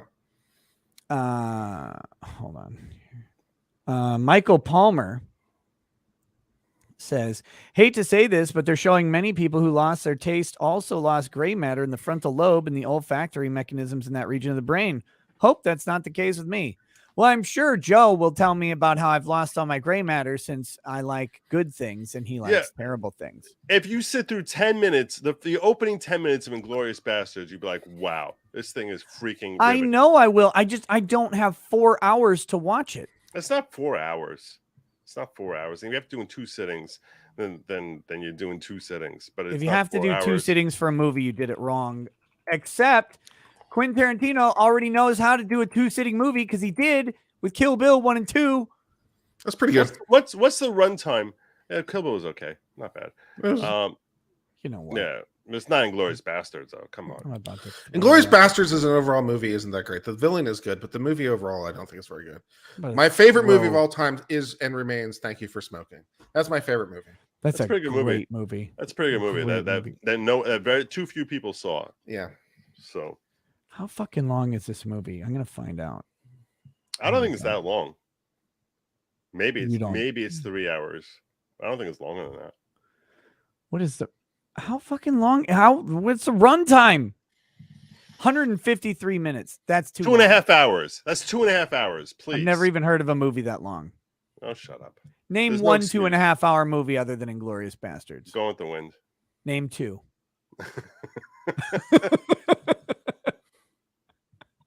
Frankly, my dear, I don't give a damn. I am so tired of movies Literally- being over 90 minutes. Literally answered you like before you finished the question. Equilibrium. Someone said Equilibrium's. Equilibrium. That is movie some- sucks. I don't care what sucks. any. Take your gun kata and shove it right The in your gun kata face. part is fun, but everything else about it sucks. Did you see, God, it did you see movie's Titanic? Did you see Titanic? Titanic, I saw once. I saw it very late because I was think like, I've seen it twice. yeah, it was okay. It's 2.5 hours. Also, it's also Nah, 2.5 hours. You know, in It's retrospect, not it was Quentin wasting my time. Tarantino. It's not. It, I it was, agree. the juice was not worth the squeeze for Titanic. Titanic is way overrated, and it's Yeah. hokey, and it's weird. But I mean, it's kind of cool to see. Like the cinematography of it is pretty cool. Watching the ship go down and everything, that's pretty cool. But yeah, as far as the storyline, it's kind of stupid and silly. I only watched one scene in Titanic. 2 scenes. Okay. Kate Yeah. Winslet being drawn naked. Mhm. And that guy hitting the propeller as he falls. That's it. That's the only that's 2 great. things I want to. I don't. If you abridged Titanic to those 2 scenes, I would watch it over and over. It's great. that thunk when he Yeah, hits it's it, that's It's like, great. boom. Thunk. Oh, it's gross. And then he just cartwheels down. He starts propellering. All right. The Dane Pack says, Nick, why are you wrong about everything today? I am correct. Are you? Oh, he's got a dog as a profile picture. Get out. Get banned. What's the poll at? Get your channel hacked and turned into an Ethereum channel and get banned. Give us a report. Are we just on the doing movies poll. now? We can discuss more movies. What do you We want can to discuss cover? whatever we want. We're just waiting for a judge to come back. Starship Troopers, good. Great Yeah, movie. great By the movie. way, as soon as I get the file, I was down in LA and Dick Masterson and I did a dictation of Starship Troopers, which is basically Ooh. like Mystery Science Theater. Of course, no script though, because we're real people, not Right. robots of the team of writers. But we did a dictation of Starship Troopers. It will be available on ricadalaw.locals.com. Did you guys either see Children of Men? Yep, one of my favorite movies. I did not like Children Oh, of Men. Is that the thing where no one can give birth? Yeah, Yeah. that would be the one. I didn't like Children of Men. My analysis is it was like a 20 chapter book, and they only told me chapters 5 to 15. Yeah. And I don't know how What do you things think? started. You I don't know deserve things more sta- chapters? I got no sense of how we got here. I got absolutely no sense of catharsis. So just from strict storytelling, it wasn't very good. It's like because I don't know what's going. There's no the major elements of story are failing to exist. Nah, they got it. They nailed it. Nah. It's like the big shocking reveal that the only pregnant woman is black. Ooh. Oh yeah. Here we go. Sorry, it's overrated. It's because she's pure or something. I don't know. It yeah, doesn't as the driven snow. right. Well, literally as the driven snow, if you've ever driven on snow. That was a joke. Probably shouldn't say. That being said, no, I love that movie for the one scene. I think it's one of the best scenes Which scene? Which one the is it? scene where the baby's crying in the middle of the battle zone Eh. at the end. It's Oh, so my good. God. Like that is such a well executed scene that I don't really care about the rest of the movie being good or bad. I'm with it. Okay. It's perfect. They did a perfect scene in an imperfect film. Because you know how you know it's imperfect, by the way. Clive Owen is in it. That's how you know. Clive Owen's been in some decent stuff. Name one. I really like the BMW short he was in. Name something that's good because Clive Owen is in it. That's actually the challenge. What about that bank robbery movie? Oh, that was a good one. Inside Man. Yeah, that was good. Was it good because Clive Owen was in it? I don't know if it was good because of him. You're asking me, name one movie, the good movie that was in. Now you want to know what he made better. I clarified before you answered. Because like Sin City is really good, but not because of Clive Owen. Clive Owen makes that movie infinitely worse. His character sucks. He should be dragged in the street and beaten. Is he in I Heart Huckabees? Was he in that one? Because I don't know, Joe. I'm a man. No, that was actually a cult. That's like a cult movie. I Heart Huckabees. I mean, I saw it once, like a long time ago. But that's not like a woman movie. I Heart Huckabees. I mean, you keep telling yourself that. That's fine. No, everyone knows that. It's not. It's like a cult. It's like a cult movie. Walter Mellon says, third act of Inglourious was not needed, ruins the pace. The first 10 minutes carries the film. Yeah, the first 10 minutes is phenomenal. Is really phenomenal. There you go. Let's see. What have we got? Hipster dude movie. That's what Paul Kersey says about I Heart Huckabees. Hipster dude movie. So Joe, are you wearing capris right now? That's the question that we have to ask. While you watch your I Heart Huckabees, you walking around in capris and duck shoes or whatever. Hipsters not. First of all, hipsters don't wear capris. What are you talking about? Chad, is this motherfucker serious? They don't wear capris. I mean, hipsters are cat lovers. That's for sure. Hipsters are definitely. You think hipsters have dogs? They'd be running in terror from a golden retriever. But I don't think they wear capris. Capris are more of like capris are more of like an open someone who's someone who's openly gay. When you can tell that someone is commenting on something they are not qualified to comment on. That's happening right now. Okay. Right now. Okay. Like, hipsters don't wear capris. Oh, I don't sure, know that I don't know that I could define it what a hipster is. So perhaps you're accurate that I'm overstating on the hipster capri thing. Yeah. Oh my gosh. Yeah. No, hipsters are terrible. Hipsters deserve the sword. Can we bring back Vlad the Impaler to fix the problem with the problems going on in society? I would love it. I just love that guy because when you think about it, they're like, all of Europe's like, oh God, the Muslim horde is coming. And he's like, no, I got it. Like, just me. I'll take care of it. And then he did.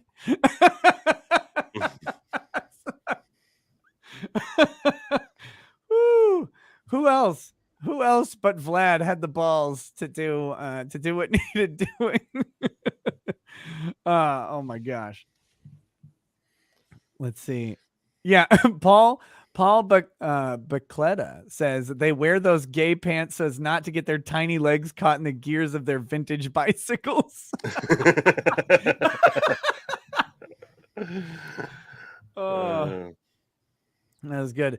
Oh, Agrilith, did you just finish timestamping the Larry Correa stream from last night? You are a trooper, man. That was way too long. Spent 5 hours talking to Larry Correa last night. Best-selling author of Monster Hunter International. In the Monster Hunter series and some other series. Dude used to own a machine gun store, but then started writing books. Very cool. Very cool, dude. Matt Hagen says, Joe gets his wife to drive while he wears capris. I'm never going to not laugh at that. Ever. At what? Your wife driving you. That was one of the funniest things you ever said. Your impassioned defense of your wife driving you was so good. It was pretty good. I didn't give an impassioned You almost converted me. I didn't give an impassioned defense. I said if I had my way, she would drive everywhere. Just because that way I don't have to drive. It's annoying. There was passion in your defense last time. There was quite a lot of passion, as I remember. I do firmly believe it. I think all of you are lying when you say you wouldn't rather basically do anything else. You're sitting there like a drone driving, and I can be cool with saying, you know what, anyone else driving. If it's the wife, if If it's a kid, a total stranger. If I get a homeless person to drive me, I'd be like, dude, you need a ride? You drive. We go. We're good. As it happens, someone said the It's a very dangerous proposition. Seriously, I would totally let a homeless person drive my car. If they want to drive my car, I'd be like, look, this way I don't have to drive. As long as you seem like you're sober, that's totally fine. I just don't want to have to deal with a headache. I would totally rather be like tweeting, playing PUBG, or writing. You're playing PUBG on his phone. I would totally rather. I would rather be like writing a manifesto. Oh God.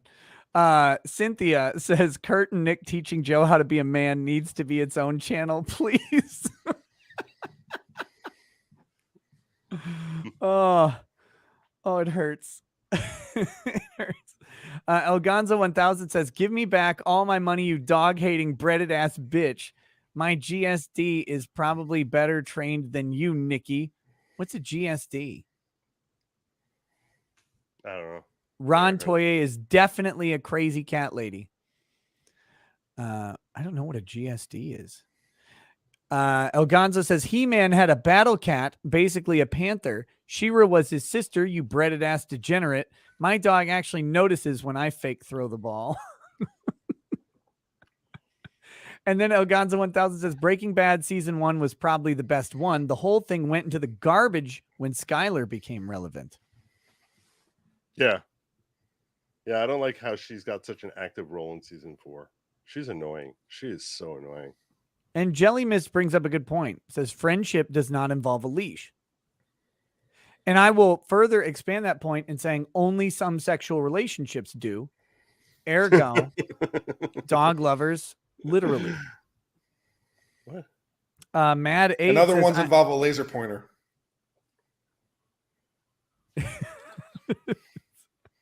Look, that's how I can get my wife to make me food sometimes. I just laser point her around the kitchen. She just runs and grabs everything, and suddenly she's put it together, and it's a great meal.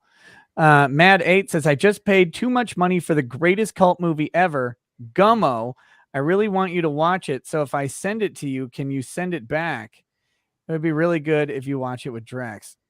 Oh, that movie didn't look good, though. Which movie? Gummo. I didn't see that. It's from the director of Kids. Well, I shouldn't say it didn't look good. When are you watching that 1987 space movie, though? Stop it. I think it's 1992 or okay, well, 6 or whichever one. Yeah, I know what you mean. As if I haven't seen that 4 times now. Watch Gummo. Gummo is weird but good. Gummo is great. I fucking hate rabbits. Do not watch that. Gummo is great. So anyway, I don't know. I don't know if you're the same guy, if Mad 8, if you're the same guy, but he was showing me the Gummo trailer when I was down in Dallas. And it looked like a movie. It definitely looked like a movie. Spatula says uncivil. While you're waiting on YouTube's non-existent customer support, you need to create a Rumble channel that was sent over on Rumble. Yeah, so here's a good question for you, since you've at least experimented with both. Do you see advantages in Rumble over Odyssey? Should I pick one of them? Should I just do both of them and just mirror all my content both places? What do you think is the way to go here? I have not personally mirrored my content on Rumble. I think there's a way to easily import it all, but I haven't done it. I mirror all my live streams since I started a Rumble channel. I mirror them all there.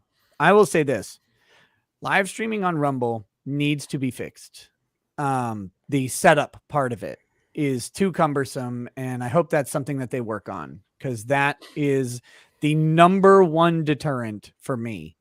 Because every time I have to go set up my show, I go, God, I really don't want to set up the Rumble link, because it's just a pain in the ass every time. I wish they would fix that. Odyssey. What, StreamYard doesn't link directly into Rumble? Not Rumble, not Odyssey. Not yet. They should. Is it worth it? Like how many people watch you on Rumble? What percentage of your audience watches you on Rumble? I have no idea. I can check. Like right now there's just about 4,000 watching you here on YouTube. How many are watching on Rumble right now? I'm checking just a second. See, right now on Rumble, 300.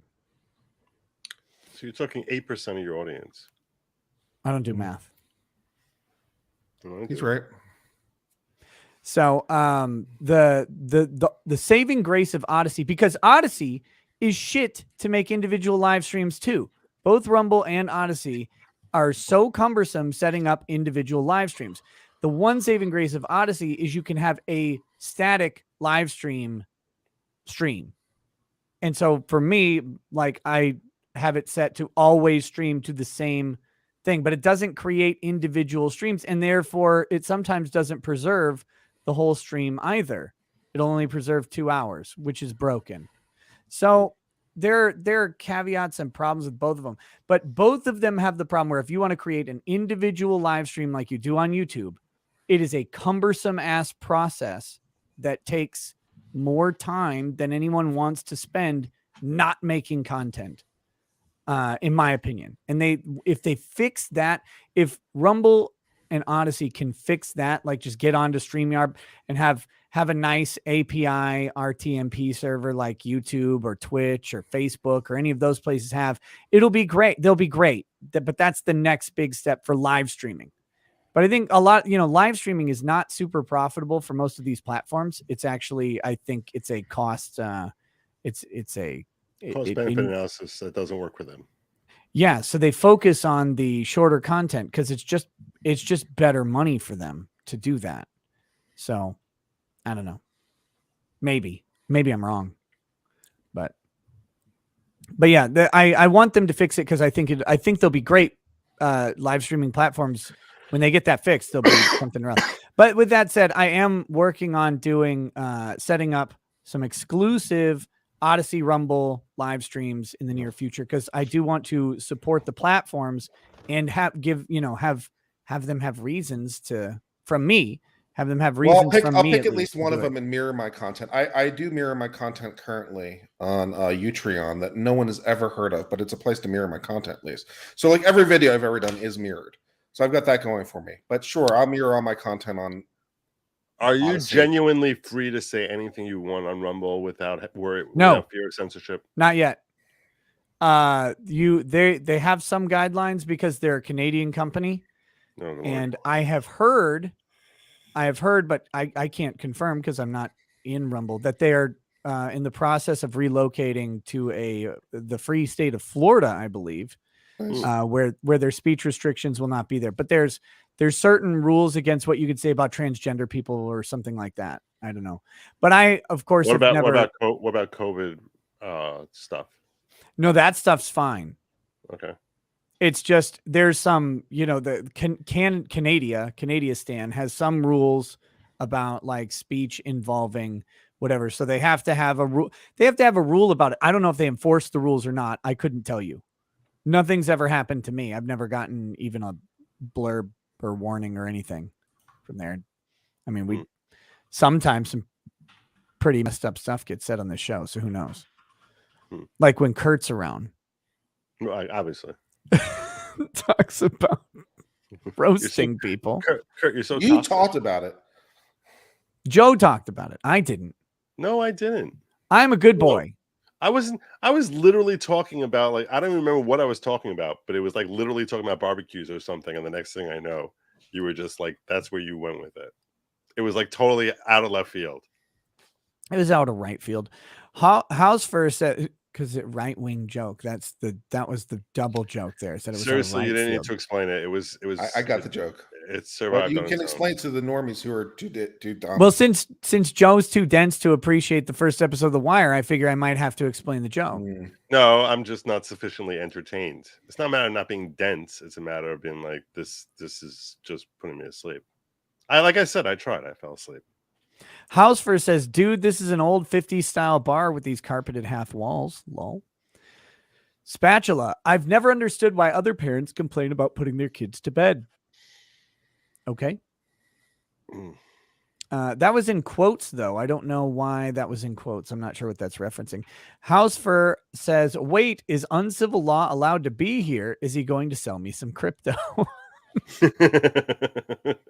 Yeah, tell us about crypto. Give us all your coin records. Should we get crypto, Kurt? Is that like something you think is? I have no weird particular. I have no particular information on crypto.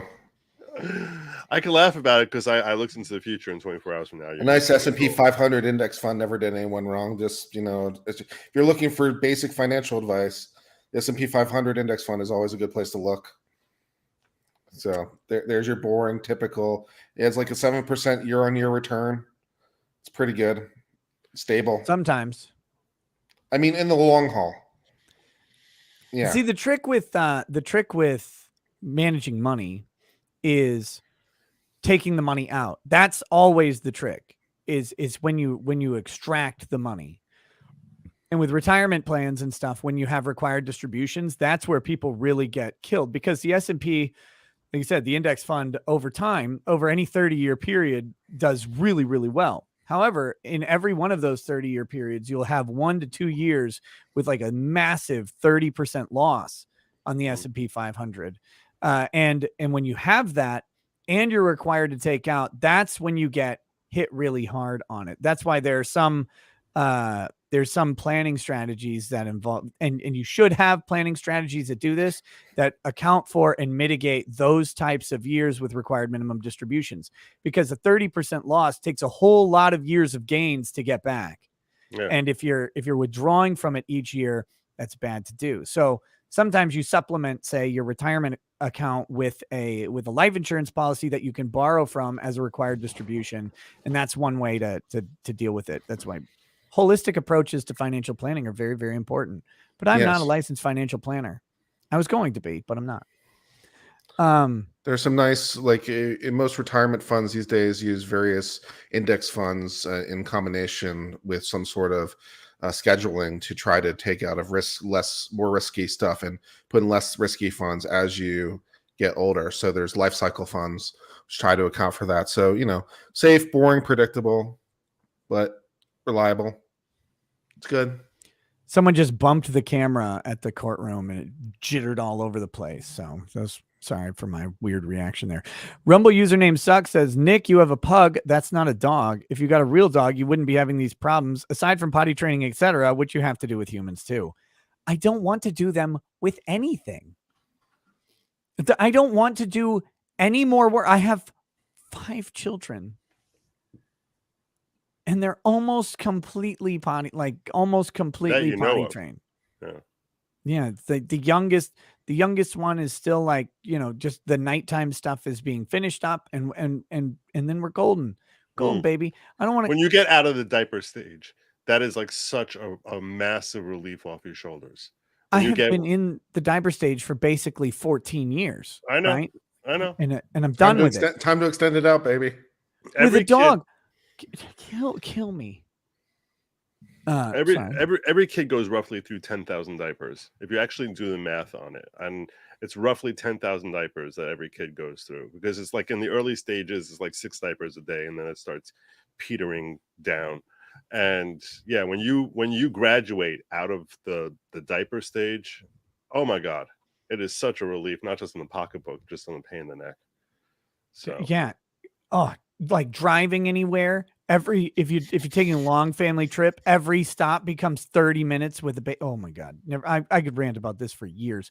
D Payton 42 says Kurt went to Plaid.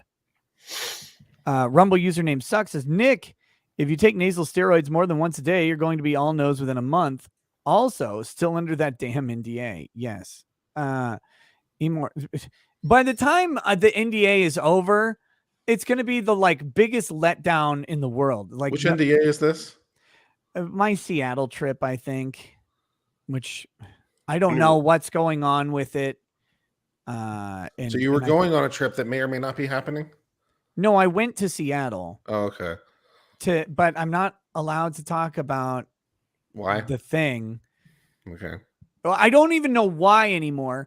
But now, and I keep waiting. I'm like, when is this thing gonna actually take place so I can talk about it, because people want to know. And by now it's like, oh, it's so overhyped. It's like if I'm not literally curing cancer by farting into a hooker's mouth, then I don't like what could possibly measure up to this hype. And it's like, why was this a thing? Why hasn't this moved? I don't know. I don't know what's going on with it. Emorsk says, have Uncivil join Rumble. I would support him here, unbreaded. So there you Rumble go. and locals are the same thing now, right? So maybe I'll join Rumble. They're linked. The nice thing about Rumble is it cross promotes your locals on every video automatically. There you go. Like you just join your local from every Rumble video. Excellent. I'll do that. Oh, I'll say this. Rumble, technically, Rumble has ads on their short videos, not on live streams yet. They have ads on short videos that actually do pay out. Odyssey pays you in Libri coin for the views. So That's there's a a trade-off there. What? That's a crypto coin. It is a crypto coin. And it's also under investigation by the SEC. So what is a Liberty coin? What is Libri? LBRY. So what? Yeah. So what is a Liberty coin worth? It fluctuates. I think a Libri coin is worth 20 cents right now. Sort of. You have to be able to sell it though. Coin value. Let's see what it is at right now. Liberty coin value or Libri coin. Nope, 3 cents. 3 cents. It was 20 cents at one point or something. It's 3 cents now. So yeah, that's that. I have like 37,000 Libri coins. So it's almost, that's like 100,000 cents. Oh yeah. Yeah, I Nick, I gotta fly for like a half hour. I can come back though. Okay. Sounds good. You'll be back before the judge, I'm pretty sure. I'll catch you guys soon. Yeah, try not to eat any cats. I certainly won't. I can't stand them. Roxas 1969 says pugs are completely comedy gold, almost on the level of bitch zoos. So there you go. That's that. I don't know what a bitch zoo is. Is that a type? It's like some kind Something of. Is that just a Shih Tzu? Yeah, that's what I think they're going for. Yeah, maybe a female one. I guess. Hold on. Let me see. Yeah, what is my Odyssey? What are my Liberty coins? Yeah, 36,000. Roughly. So. Hey, it's like more than $1,000, man. It is. Yeah. So take all your money and put it in. Buy Libri now. Now's the time. Since we're past the 2-hour mark, is this the point where I could just chill Ethereum? Buy the dip. Buy the dip. The Libri dip. It's been going on for a while, but buy it now.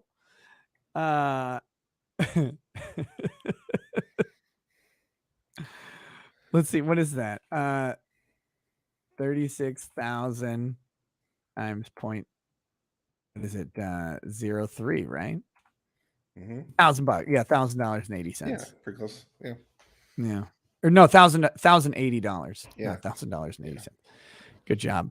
But like, I don't know. I don't even know how to cash it out. So it doesn't matter. But on Rumble, I've made $9 in ads too. So, but I only have 2 videos with ads on them. But it is $9.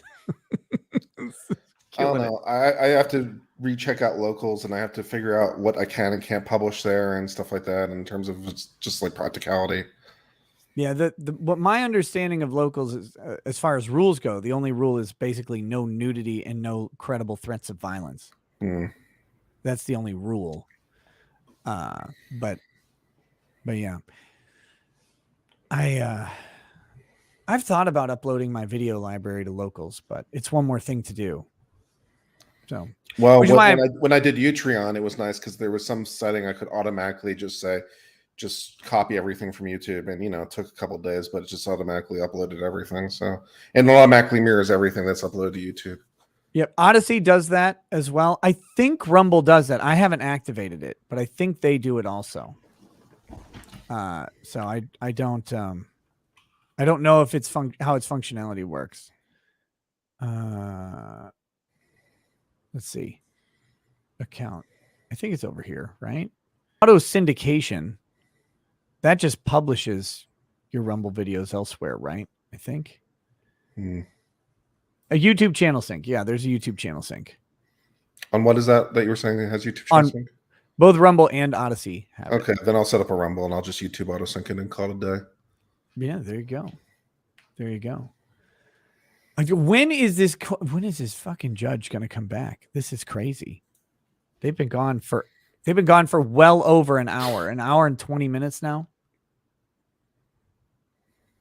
Maybe longer. Give Mr. Billy Turner into the courtroom, please, Deputy Barnes. Speaking of, that's all I had to do. Why did they carpet the judge's desk? Why is his middle finger in a blue thing? He's got a splint on it. Okay. I suspect he's a gambling addict and it didn't pay his bookie, so he got his fingertip busted. It disappears, but there's some laser point they had that actually works and it doesn't disappear, and you can actually blow the picture up with that pointer somehow, or isolate it and highlight part of it. So they had that burden of proof chart and didn't use it during the opening statement. Are both sides ready to proceed? State your first witness will be Deborah Marion. A witness. Deborah Marion to step in the courtroom, please. Jeff Smith. He has to do that himself. I guess. This judge does this a lot. He stands behind his chair. I mean, I've seen him do this like 6 times today.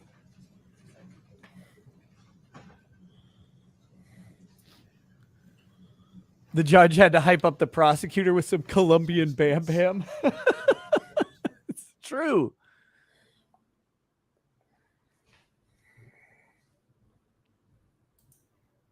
NakedHD.xyz online strips without clothing.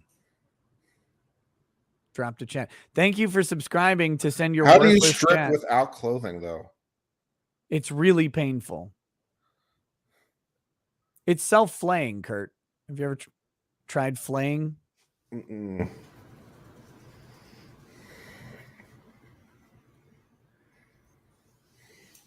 Put your mask up over your nose or don't wear it. Thank you. Order that all witnesses who I'm in control of this testify courtroom. not be in All of the a sudden, courtroom it's when other amazing. witnesses testifying and they do not communicate their testimony with any other witnesses or any spectators that are present. Also ordered not to go out and talk to other witnesses about what other people may have said in court.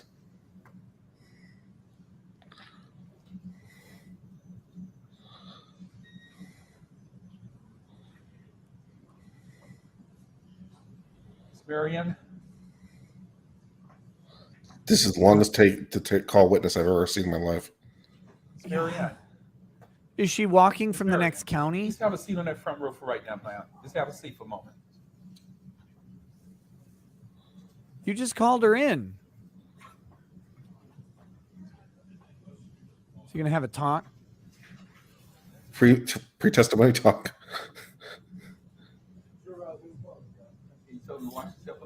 Right? Is the jury not in yet somehow?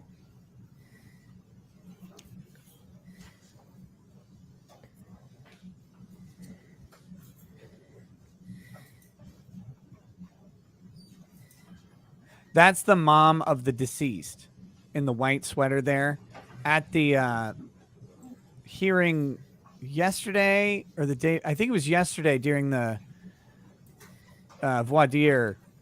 There was a point where she stood up and looked at the defendant and said, "What I don't understand is how you could kill my son," and like scolded him. And then the judge had to scold her. State of Tennessee, you may call your first witness. Deborah Marion. Ms. Deborah Marion.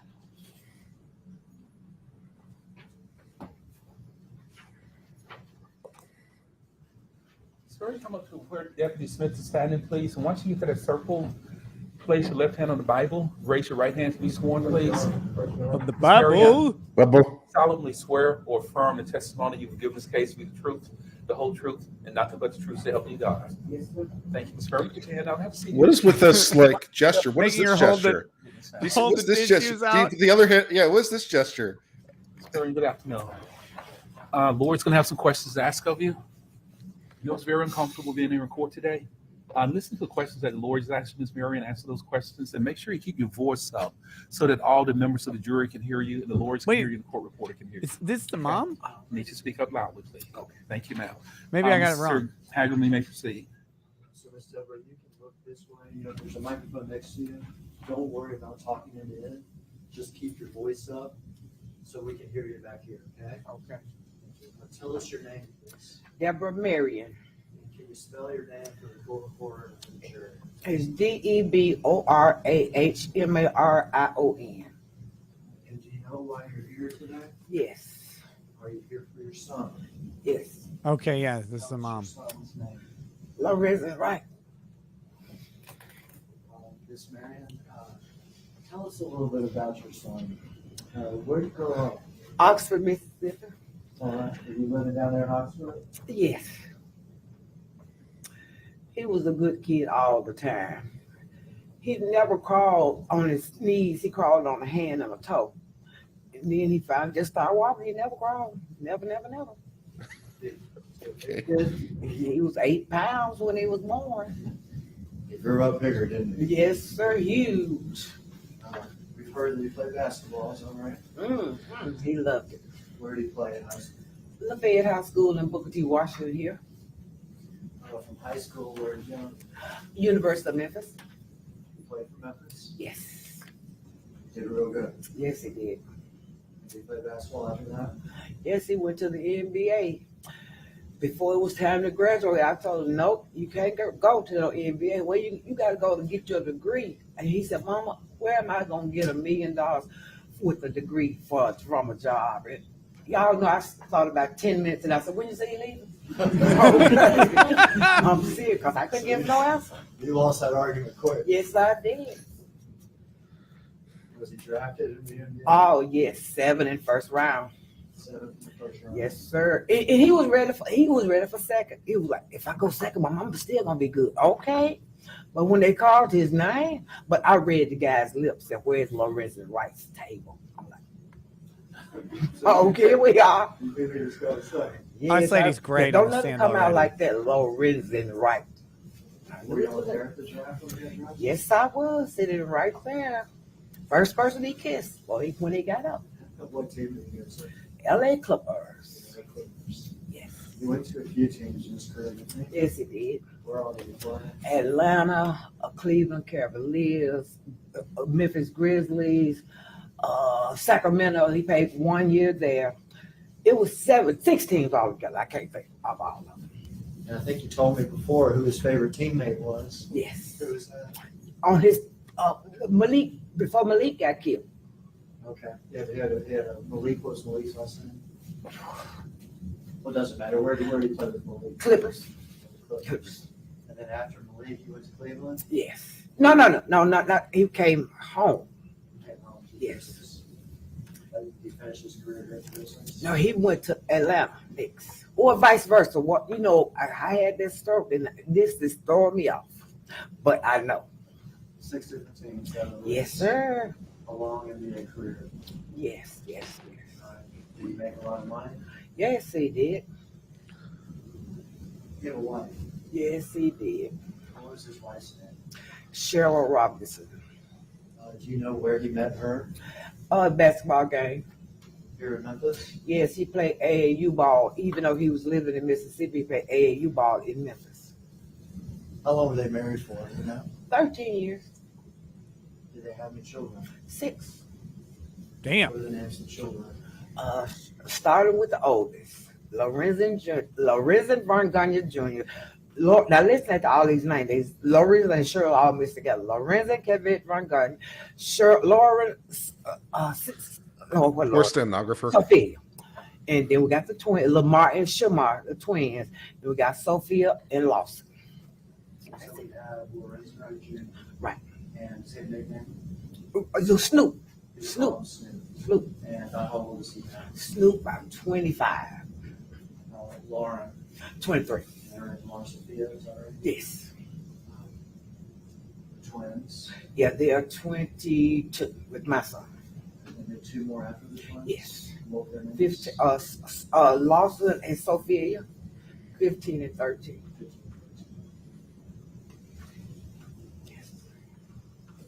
Remember, he was killed 12 His years of ago. being, So married to Sharon, kids were having really kids, young at the Lorenzen time. Stay in touch with you? Oh, yes. Yes, indeed. All the time. It seems like you may have been his #1 fan. Did you stay his #1 fan throughout To the life? day he died, still is. Yes, sir. And obviously, we're here today about the day. Let me first show you this now before we talk about that. Look at this picture and tell me who's there. That's my baby. All right, that's your son, Lorenzen? Uh-huh. When he was alive. Your Honor, I have that file. Someone asked where the father was of those children. He was murdered. Lorenzo was the father. That was her grandkid she was talking about. Ladies and gentlemen, without objection, we admit this exhibit number 1. Photograph described by Ms. Marion as the picture of her son, Lorenzen Wright, exhibit number 1. Ms. Marion, is there some Kleenex here? Looks like you have some paper towels in your hand. Yes. Take out the Kleenex you need, okay? Yes. You need some water, Ms. Marion. Okay. Yeah, and this is his mother. Take all the Kleenex you need. You don't need to use those paper towels. You go ahead and publish that. Your Honor. Yes, sir, you may.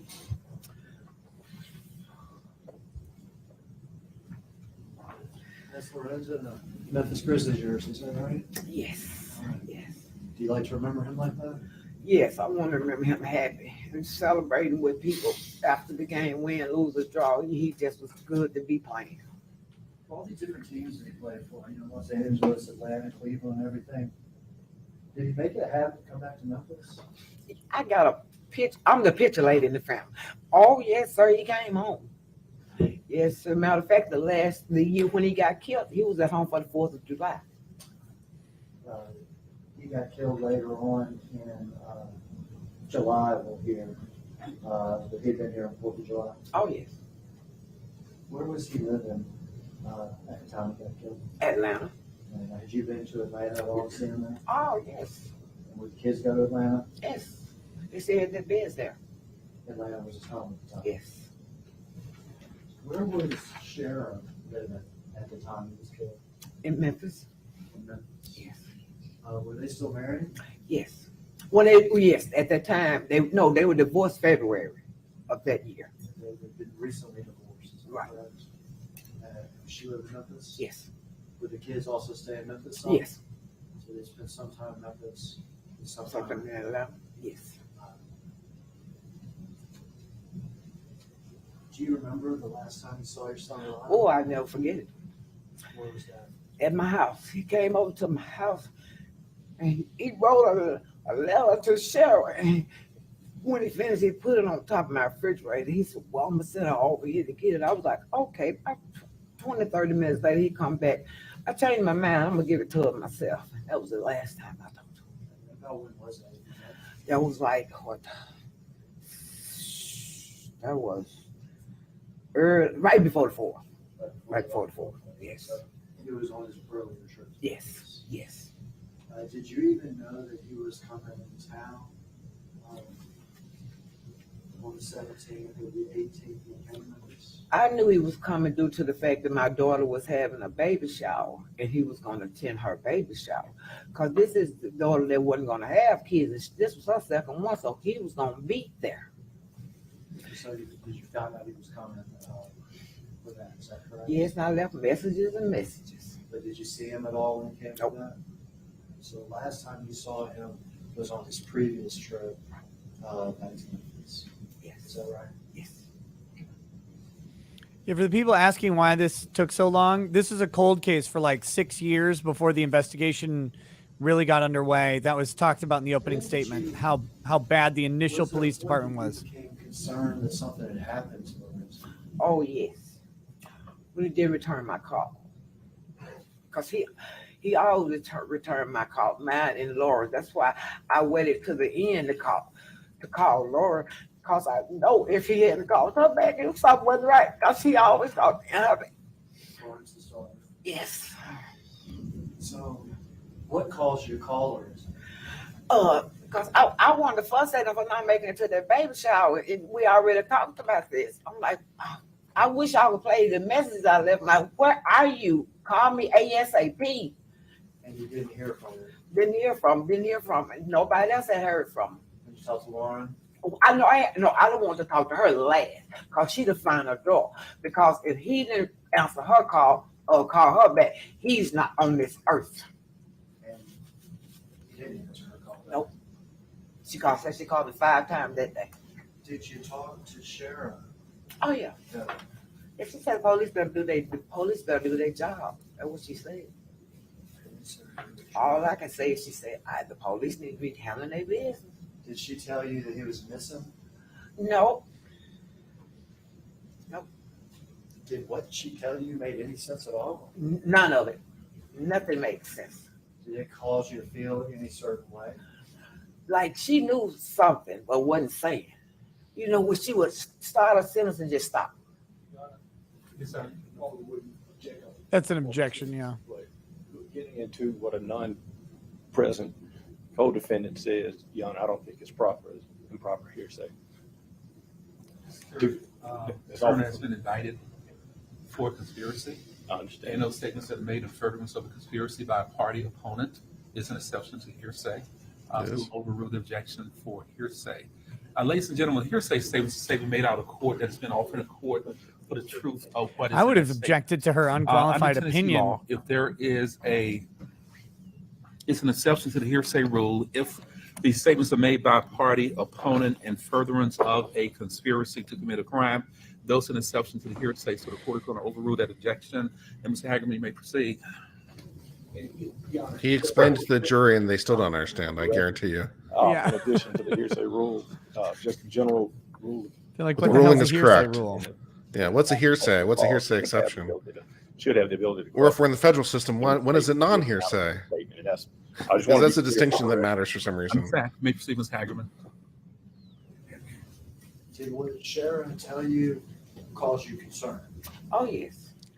A little bit or a lot? A lot. Because she always knew, like when he went out the house, she putting them blinds up. She see it. So for her to say she didn't know. It caused you so much concern that you got in contact with The ex-wife has already been After I talked convicted to Lori, and is serving I a 30-year told Lori, sentence. I said, Lord, your daddy called you back. You heard from. She said, no, Grandma, I called him 5 times today. I said, well, Lord, your grandma going to be on the news tonight because she called the police because this is not right. At this point, it'd be fair to say that he'd been missing for 2 or 3 days. Oh, yeah. And was your understanding that Sharon Wright never called? Nope. She never did. Nope.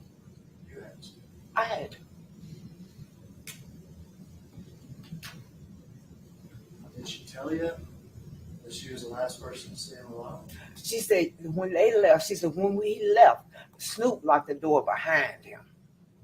So that when they left, that's all they who. Don't make sense. The story makes sense. Don't make Did you sense. talk to the police? Did I? Oh yes. Did you report him missing? Yes, I did. And those days when he was missing, did they go on and on? Yep. Finally, were you alerted that he had been found?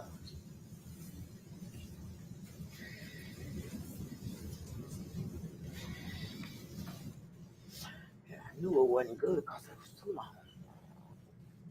You knew it wasn't good because it took too long? Yep. How'd you find out? Dennis, one of his police friends, Dennis McNeil. Dennis McNeil. Where to have some friends with police officers? Dennis McNeil. And what did he tell you? They found him there. And I told him I want his address. He just wanted me to know where I was so he could come pick me up.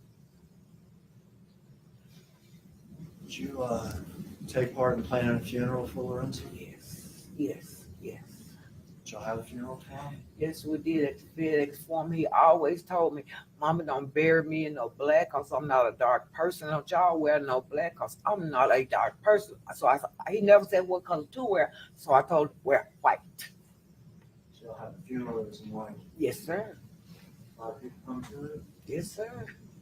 Friends and family come to it. Yes, indeed. And obviously, some of these are legal requirements that I'm having to ask you. Okay. After you saw Lorenzen back there in July, you never saw him alive again, did you? Nope. Never. Got someone unambient the prosecutor, though. Please. No, we do have a stipulation to the court. Yes, sir. If I can read it, the market person, our wishes, I can read it to the record. Yes, sir. Interjections, Thomas and Mr. Perry. Yep. No, And for the record, exhibit number 2 is a stipulation of fact. Exhibit number 2.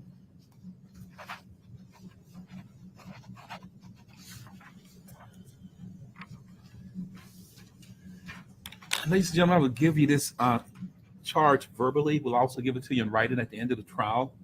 A stipulation is an agreement, and all parties have agreed that certain matters are being stipulated as being factual in this case. In other words, the lawyer is not requiring that the state call a witness to say this is what this would be. They're stipulating that if that witness were called, that is what the witness testimony would be. You will give the stipulation the same weight and consideration as you would give any other testimony that was testified in court under oath by a witness. You may proceed, Ms. Hagerman. It's a little bit more because it's stipulated to. And the defendant, represented by counsels, have agreed to the following things. The victim in this case is Lorenzen Wright, who was a living person and who is now deceased. The victim is the same person that autopsy 201000911 was performed upon. These are facts that are agreed to by the parties and may be accepted as true without the need for a witness or further proof. This is a stipulation made in all homicide cases so that the family members of the victim do not have to view the autopsy pictures of the victim. So the parties stipulate to that is approved by the court. That's exhibit 2. So they're not going to show any autopsy You may photos. proceed, Ms. Hagerman. Just a couple more questions, Ms. Marion. Were you aware as to whether or not there was a substantial life insurance policy Oh, yes. on the life of Yes. your son? Yes. Do you know how much it was for? $1 million. $1 million? Yes, sir. You aware whether or not there was Just a $1 substantial million? NBA pension? Also, was your son's? Yes. You know how much that was? 150,000. 150,000. Yes.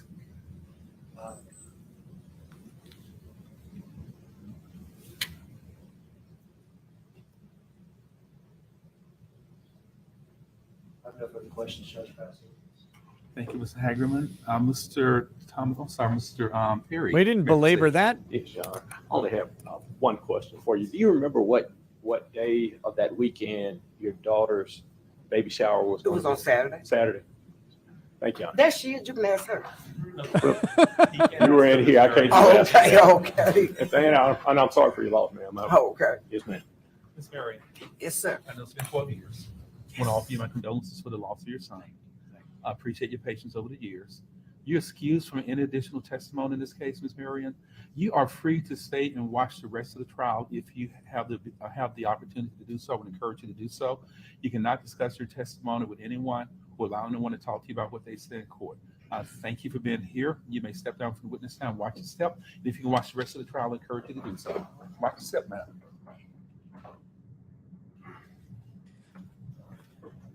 That was a very, very short testimony from the mother. Like the prosecution did not sit and belabor and like really try to draw out a bunch of sympathy. Defense didn't want to cross Say you may call her. your next witness, Schofield. Go hard, which is good. Miss Claudia Robinson. Claudia Robinson, please. HSHE over on Rumble says, uncivil, sorry about your channel. I think you will blow up on Rumble, but some advice. You have to make the alternative platforms your priority. Salty Cracker is the best example of this. Cheers. So there you go with that one. Hungry Ewok. I read that one. Tyler Mueller says, so far this judge seems great. I hope I'm not disappointed. Spooksy says, Unga thinks Small Hat Tribe up to something. Nick Naylor says, I emailed you the contact info for the EQ dev. He's a fan of the show, which I cannot wait. I'm going to email him right away. Dragon's Treasure says, generic appreciation super chat. Oh, thank you. Rick Peliciati says, big news here in Memphis. I served on a murder trial for this trial jury for this judge. I thought he was good. We were sequestered and they treated us very well.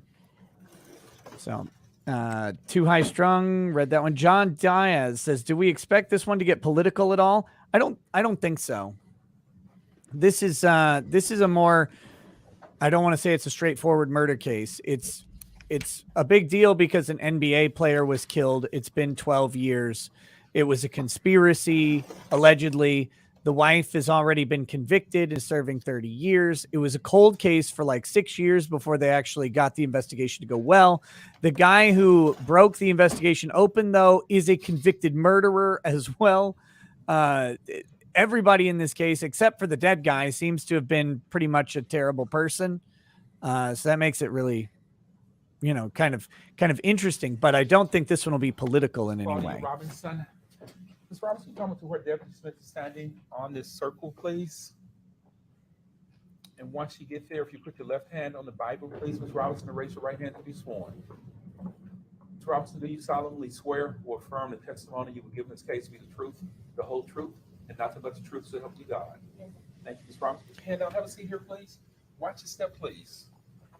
Phantom Lord says, wait, if they planned it in Atlanta, I'm assuming Georgia, how can they charge with conspiracy in Tennessee? Choice you can make. If you want to, you can take the mask off so the jury. I don't think the. You can keep it on. It's totally up to you. I don't think the typical rule, as long as you have one element of the crime that occurs in the relevant jurisdiction. Yeah. Claudia, CLAUDIA, Robinson, ROBINSON. Which, as those of you who are now paying attention might pick up, that potentially means you can be charged in a lot of places depending on what happens, right? I do. Right. If you have a crime that has multiple different elements and each of those elements occurs in different jurisdictions, suddenly you can be charged in a lot of different places. So, can make your life very inconvenient very quickly. Yeah. I guess you can tell me, when Sheriff and Lorenzen moved back to Memphis, do you recall what year that was? Early 2000s, probably.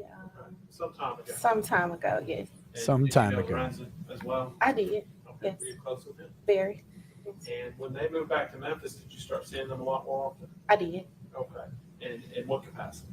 At first, I was just visiting because they were here more than they were before. And then one day I was there, they wanted to go on a date. So Lorenzen asked me to watch the kids. And from there on, I was standing in as a nanny when they didn't have nannies. And I was a babysitter as well. You volunteered once and got volunteered for some more duty, right? Right. You didn't think it was going to be for anything more than one day, did you? I didn't. Okay. And so from that on, would it be safe to say you were pretty regularly helping out? Yes. To watch over the kids? Yes. Would that have been up through about 2005 or so? Yes, sir. When you finished college? Uh-huh. And after that, you went off to your own life and they had other help with the kids. Would that be correct to say? Yes, they did. But in the 2010, specifically that summer, were you again helping out with kids? I was. Had Lorenzen and Sheriff been divorced by this point? At this point, they were or were going through divorce, yes. Was Lorenzen living there? No, he was not. Where was he living? Atlanta. Okay. So it's safe to say Sheriff needed some help with the kids at that point. Yes. Were you the official nanny or just helping out where you could? I was not the official nanny. I was just helping out when I could. Okay. And were you pregnant? I was. So that summer, how many days a week would you say you were over there? Maybe 5, pretty much. Probably about 5 days a week. 5 days a week? That's a lot. Right. Were you being paid for that or just? No, at that time, I wasn't a nanny on pay. I was just helping out where I could. So no, I wasn't getting paid. And I'm sure it felt good to help out with your younger. I think this lady was there when there was a conversation about the murder. I had pretty much. How many kids did they have? 6. 6 kids. Anybody would need some help with that, right? Right. Okay. Now, I want to direct your attention to the month of June in 2010. During that period, was that when you would have been there up to 5 days a week, maybe? Pretty much, yeah. Because the kids were out of school. Kids were out of school because it's summertime, right? Right. And did you ever see an individual named Billy Turner over at Sheriff's Office? I did. Did you see him here in the courtroom today?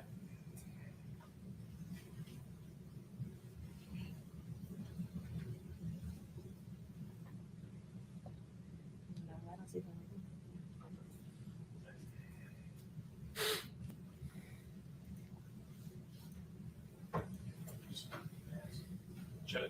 Sir. Just briefly, since we're going to identification, identify someone. Almost everyone in the courtroom is wearing a mask, except for I believe you and me and the other lawyers. Oh, We have some- this is Billy. That's Billy, right there. I'm sorry, you said that's Billy right there with you. Yes, sir. Describe what he has on the court today, Ms. Robinson. Black glasses. I think that's a olive mask, maybe. Gray suit, white shirt. So they almost had a big problem there. Yeah. Ms. 22 has described, has identified the defendant, Mr. Billy Turner, in this case. May proceed, Ms. Schofield. Okay. Was he someone you knew well at all? No, I didn't have a personal relationship with him. But was he But someone do you have a see personal at the relationship sheriff's with house? Jesus Yes. Christ, your Lord and What Savior? did he do? He was a yard man. Okay, that's what you knew him as. Yes, that's what I remember. Was there also Jesus says he's guilty. romantic relationship with him and Sheriff? I didn't have confirmation on one, but yeah, it appeared to be something. You didn't see them do anything, but No. you could tell something. Right. And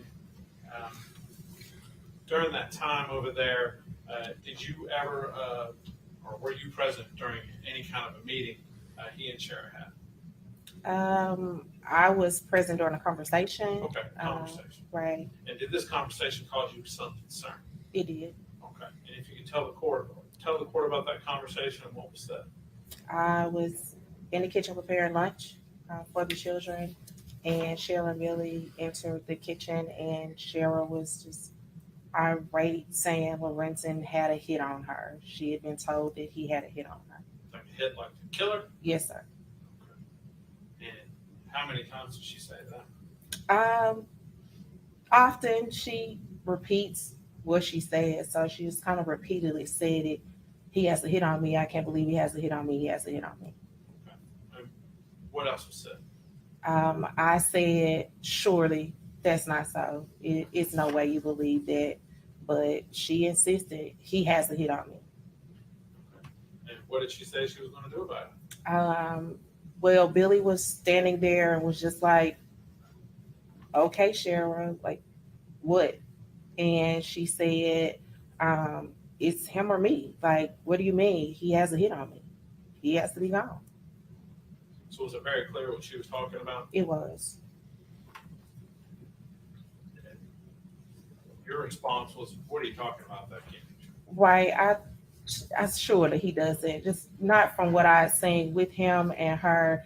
I just told her this irate. It's no way this man is trying to kill you or have someone do that to you. And what did Mr. Turner say in response to that? He was just standing there, and like I said, eventually, because she was just so irate, like, he has to hit on me, so he was like, Normally, all what do this you- would be what do you want, hearsay, Cheryl? but since And she both said, the what do you wife, mean? He has to be gone. It's him or me.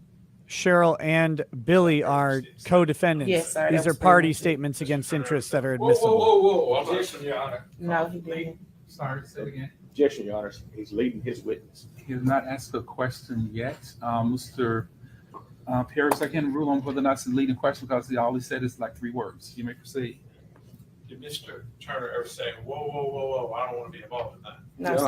Honor, That's not a leading question. That's not Your a leading Honor, question. With him holding his hands up, shaking his head, and asking that question, it's leading. Yeah. No, it's not.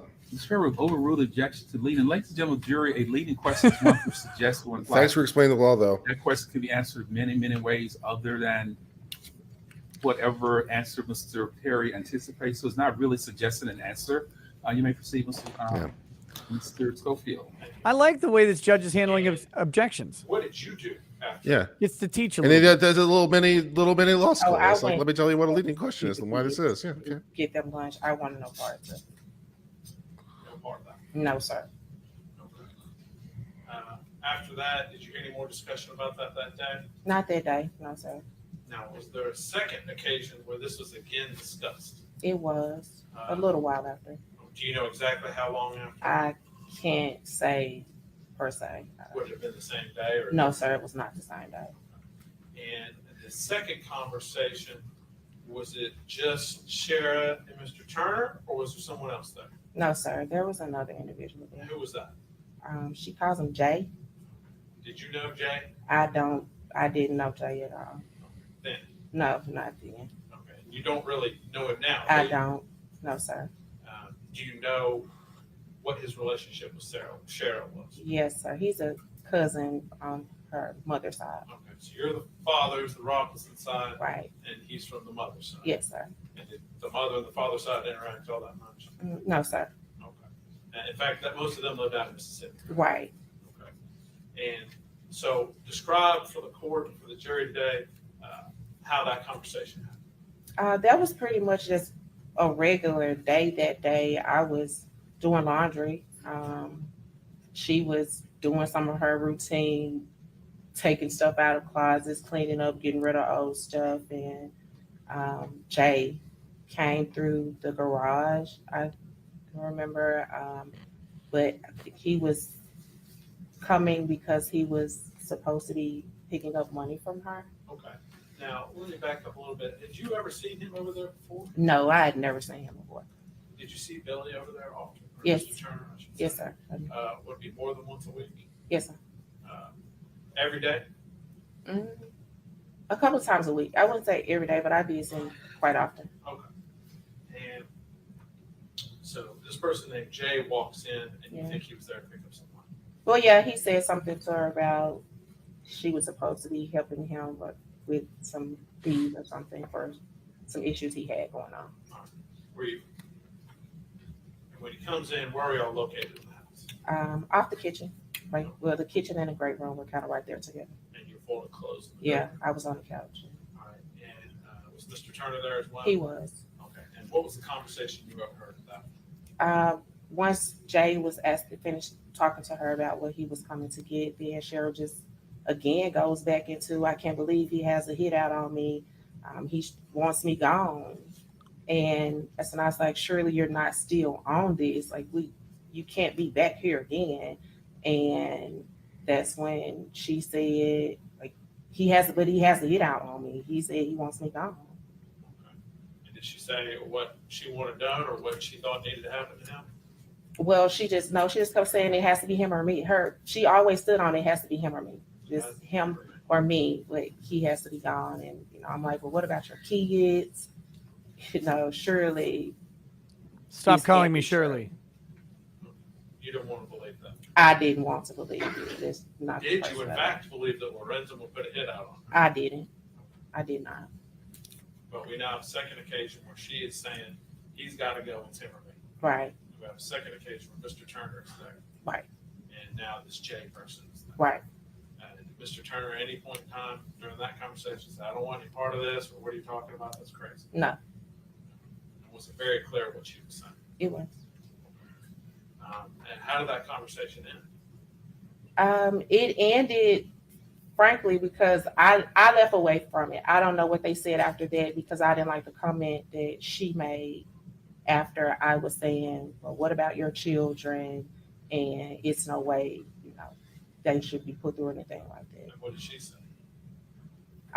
She was told that I was going to be a problem. And she said, no, she's not because she can get off too. Who said that? Jay. And Sherry said that you could get off to too, Yes.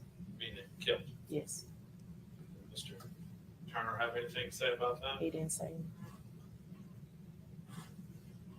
No, it was said during open statements, and I think you said it before you described Mr. Turner as being slow. Would that be true? Slow to react or respond, yes, but intellectually, I don't know him enough to say intellectually he's a slow individual, but he's very just more laid back than others. Languid. Languid. Ooh. More so. Nice vocab word. He was at the house all these times. You were at the house all these times. Did you guys ever have much conversation? We didn't. And he was supposed to be the yard man. Yes, sir. Was there much of a yard at that house? A little bit in the front. There was a pool in the back. Was the whole back concrete? From what I can remember, I think so. Or the majority of it was. Did you ever see him cutting the yard over there? I was never outside when he was working on the yard, no, sir. Now, after these conversations, do you hear anything more about this before you find out Lorenzen Wright is dead? No, I didn't. But I kind of distanced myself from being over there too, so I didn't hear. So after that second conversation, you quit coming around as much? Yes, I did. Was that disturbing to you, that entire conversation? Very much so. And then some days later, or some weeks later, you hear Lorenzen's dead. Right. And in fact, murder. Right. What were you feeling at that point? Surely this has not happened. A And lot I of hope to God Shirleys in she this. she didn't have anything. to Yeah. do with it. She's very assured. More so, it's just like, okay, now what? Because I know that what was said to me was said to me. Were you afraid?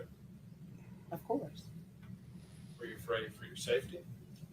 Right. Because if she had anything to do with it or in any kind of way, and she had already said, if you say something or there's something, coming from you, then this could be you too. Were you afraid they were trying to put you in it just because you were there? Of course. Now, let's fast forward to late 2016, early 2017. Did the police come to talk to you about this case? Yes, they did. And did you answer their questions? I did.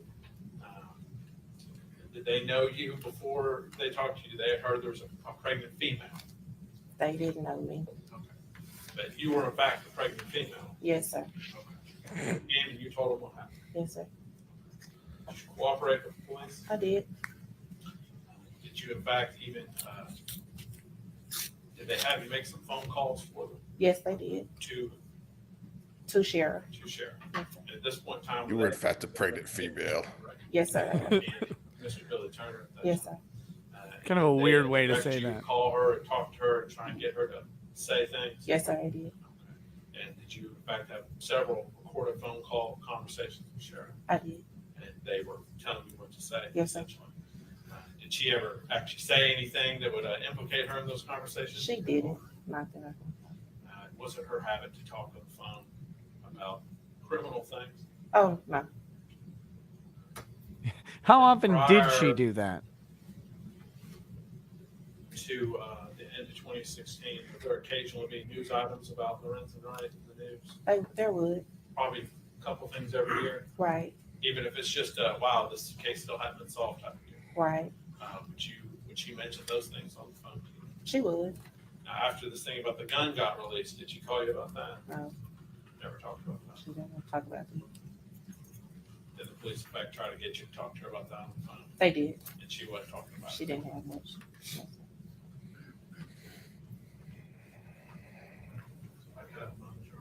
Yes, sir.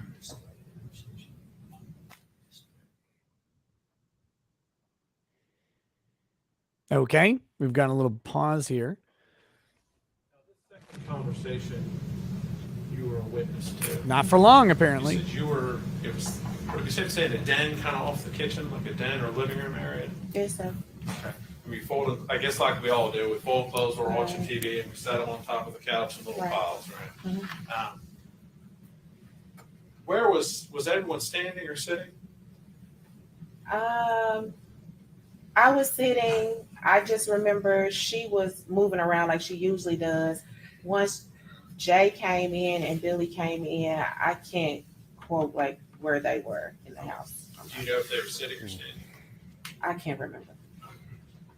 Would it be safe to say that Cheryl, one of those types that when she starts talking, she kind of paces around? the She room? does. So she would have been wandering She's around moving. while this was going around. Yes. And they would have been listening or Stationary talking. somewhere. Yes. But you can't recall whether they were sitting or standing. Right. Now, would they have been in the same? Were they in the kitchen and you were in the room, or is Well, it it's open? all right there together. Is it kind of it like was an open open. concept Yes, type sir. deal? Yes, sir. So you're all kind of in the same room, but there's different Right. areas. So. Right.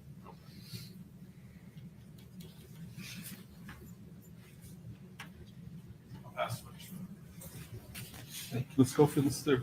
Perry, may proceed. Back in the fall of 2017, what was the first time that you had come in contact with the members of the Memphis Police Department? Do you remember? When I was fired for questioning. Right. Do you remember, was that the first time that you Yes, that was the very first were time. you brought in by the police yourself, or did you drive yourself to a precinct? I was driven and trailed by the police. And when you had called your cousin, when you were saying that you were contacted at school, you're saying that that was something that you were just trying to get information from sheriff, right? Right. And so they never had come to your school early that morning and talked to your principal about anything. Did they? No, they did not. And the police, where did they come into direct contact with you? I was at the gas station by my school. How did you know to go to the gas station by your school, or did the police? No, I left school and I went to the gas station. How did you know to leave school and go to the gas station to meet the police? I knew. I got off work. I was leaving work for the day and I had to get gas. So I was literally at the gas pump getting gas when the police were. And they came up on you? They did. How many police officers came up on you? One. So one police officer Yes. approached you Yes. by himself. One police officer approached me. He said, come downtown. No, he didn't. What did he say? He said, we need to talk to you. Objection, And- hearsay. And that's when he said, you have to follow us for questioning. And so that morning, you did not go to the doctor's office early. Correct? That morning? Right. That morning, you didn't go to the doctor's office. No, You weren't late for school. Right? I went to work. No, I'm asking you. Right. You weren't late for school. No, You didn't go to the doctor's office that morning, correct? no, I didn't. And did you that morning tell the police that you had gotten $10,000 of hush money? I never told the police I got any money. Did you tell the police about the fact that you were supposed to get $10,000 hush money? I never told the police I was supposed to get any money. Did they tell you about the fact that you were supposed to get $10,000 hush money? No, they didn't. All right. And so today is the first time that you're hearing about $10,000 hush money. It is. And in addition to that, did you tell the police how many times you went to pick Jay up? I didn't tell the police I ever picked Jay up. Did the police ask you about picking Jay up? They never asked me about picking Jay up. So you never said to the police that you picked Jay up. I never told them I picked Jay up. And you had never gone to Batesville at all with Sheriff for the purpose of picking up Jay. I never went to the sheriff to pick up Jay. And you said that prior to These are kind of today, weird questions. Had you had an opportunity to meet with the DA's office in this case? What do you mean? Have you met with Mr. Schofield in this case or Mr. Hager? I was subpoenaed, yes. No, I'm not talking about the subpoena. Oh. I'm saying, have you had a meeting with them prior to today? Yes or no? No, I had questioning when I was told I had to go down for questioning. Other than that, no. So you went to questioning with the police department, right? Right. And prior to coming into this courtroom, you haven't had any conversations with either Mr. Hager. Well, initially when we were talking about the trial previously. Turn off your before- fucking phone. That would be a conversation. Oh, wait, was that you, Kurt? Right. All right, and you met. It was like this, yes.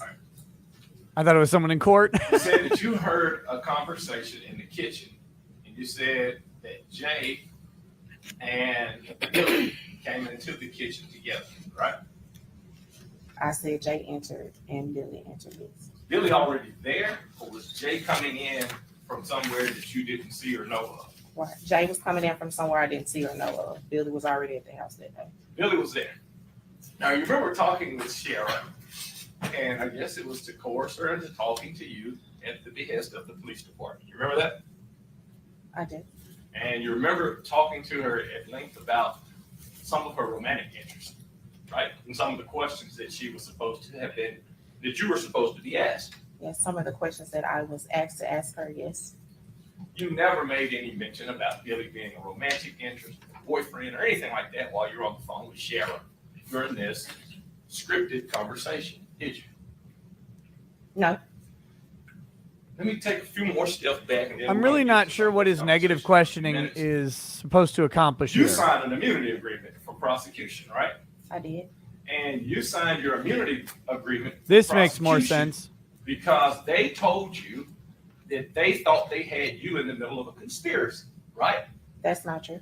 That's not true. So you just signed an immunity agreement for the hell of it. I did not. I signed it for my protection because, of course, I was at a house where a conversation was made. So that I had nothing to do with it. This was in 2017, right? In 2017. 2017, when one police officer talked to you after school and you happened to have run into him and he said, come downtown with me. That was in 2017, correct? Yes.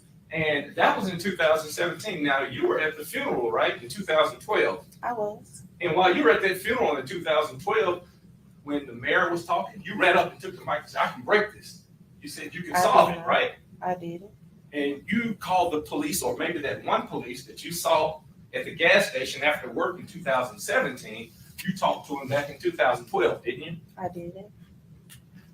Lorenzen was like a brother to you, according to the conversation that you were pretending to have with Shara on the phone when you said the police had put you up to it, right? He was. And you talked about different situations. You talked about one of the funny things that happened about speeding one night, about Right. 110 in one of his trucks, because Right. he wanted to get somewhere. Right. Y'all had good moments, correct? Great one. He was more than a cousin to you, or more than married to a cousin, Right. right? He was a brother to you. He was. But you never described this conversation regarding a murder plot with police from the time that he was killed until the time in 2017 that some stranger walked up and talked to you. Is that true? Of course I didn't. Why would you?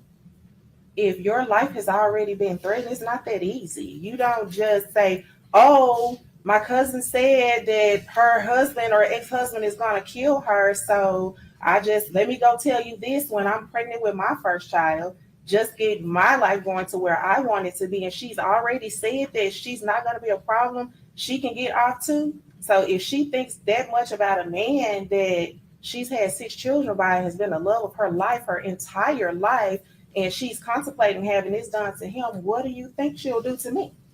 So you don't just go say, oh, let me drop you this information off to you. No, you're fearful for your life. You don't know that she'll do it, but if she's adamant about something being done, then she don't care enough about me not to do it to me too. You got a point. I am. You never told the police any of this I until did. 2017, correct? I didn't tell them that she threatened my life. Yes, I did. You told the police prior to 2017? No, not Shara prior to being. No, threatened you. not prior to being brought in for questioning. No, I did not. Right, that's what I'm saying. In 2012, No, I didn't. while you're with the rest of the family upset about what was supposed to have happened in 2012, you pulled a police officer and said, I was threatened also. Did you say that to I didn't. anybody? I didn't. You went on about life until 2017, I correct? did. I did.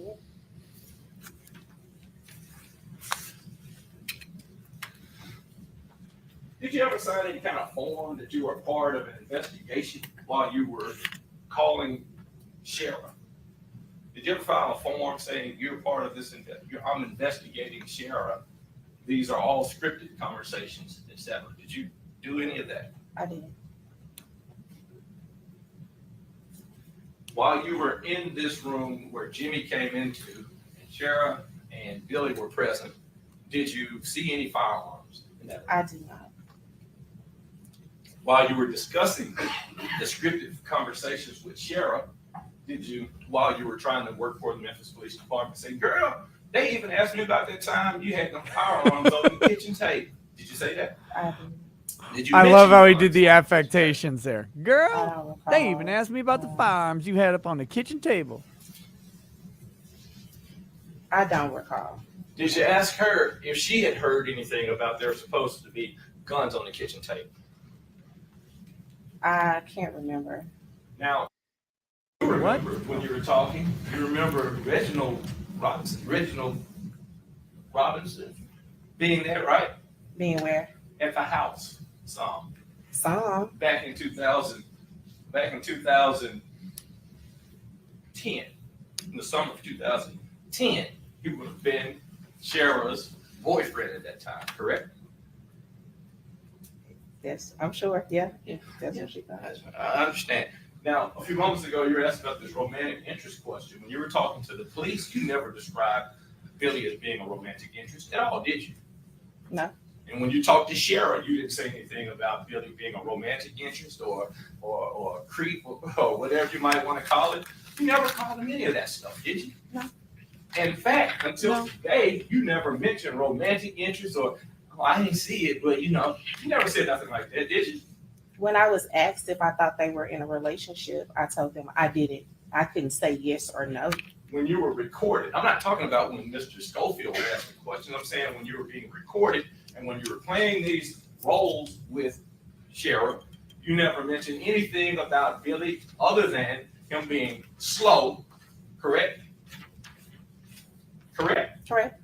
And you didn't say slow to respond. Tell slow the truth. Like that. You said, girl, I thought that man was slow. They asked me questions about him. I couldn't imagine. No, the gardener, the yard man. That's you talking, correct? Well, those are conversations that the police had me to have. I'm not asking about the police asking you to have conversations. The police wouldn't know what Billy and you and Jimmy were talking about in the house. That's you and your cousin having girl talk. No, those were her conversations that they asked me to have. So the conversations that you have with her is not, those weren't just random, I'm calling you. Those were conversations per the police request and comments or questions asked per their request. Do you remember, and did you remember when you had these calls when you said you were leaving the police station? Do you remember having a call with Sharon? Do you remember calling Sharon? Per their request, yes. Okay. And do you remember the conversation that you had with her? I don't. I had several conversations with her per their request. You heard it? It would jog your memory some? Okay. Did you know your voice if you heard it? Of course. When you heard it with did you listen to it with Mr. Schofield or Mr. Hagerman? I did not. Hey, bring me the recorder. Motherfucker, bring me that recorder. Lacus 1236547 says, "Hey Nick, when you have time, check your Twitter DMs from me. It's some new info that's not reflected on the docket about Russ's and Mel's case against Null. Very cool, Lacus. I'll look for it. Thank you. The Dragon's Treasure sent a sleepy sticker. Sometimes, man. The end is near. Beware says this lawyer's clan meeting ran late last night. Couldn't get the cross to light. Someone left it out in the rain." Tim the Ancient says this guy talks like the kid with one lung from Malcolm in the Middle. I think he's talking about the prosecutor, the main prosecutor. A Bear in the Woods says, "I'm confident that this lawyer's office is an Oldsmobile in a strip mall parking lot." Grammartron 3000, this prosecutor could make a nuclear detonation sound boring. Stone Pilled says this super chat gets more attention per dollar than any on the channel ever has. Okay. Walter Deadman says, "What is with all the weird padding in this courtroom? It is a strange setup. It feels very much like a 60s living room situation. Very awkward." Yeah, this man in the tan jacket is not even wearing tan pants. What do you do? Like, what is this two-tone suit shit going on? I'm not a big fan. Ryan Bibbs says he is making the Reeves prosecutor look great. He also says, "Imagine the prosecutor and Judge Chu on a dinner date." Oh, God. Well, I guess what I want to know is, do you want the steak or salad? Oh, I don't know. I'll allow both. Yeah. Okay. Well, I'm just curious. I mean, who should get the bill? Maybe. Don't know. I'm getting tired thinking about that. The dreaded white noise says, excuse me. He says, "Excuse me, false, fake news. Still here. Still here. They keep trying to bring me down, but they will not. They will not." Cameron Nelson, Nick, can you or Bronca whack this lawyer in the dome with a PB&J touchdown on paper, unbreaded? Man, I wonder if anybody went to the store today. I need bread, something fierce. Something fierce. I need a sandwich. Night of Knee says, "What does it take?" Drinking game mode engaged. Not applicable. Attorney Crazy Voice is convincing me over here. Spencer Walsh says, did you guys see the new Judge Schrader case? I did not. Is it good? Shock the Casbah says Billy Ray Valentine, Capricorn. JL says completely different type of user, but Steve Terraberry, YouTube musician, had the same issue as Kurt, and he eventually got his channel back.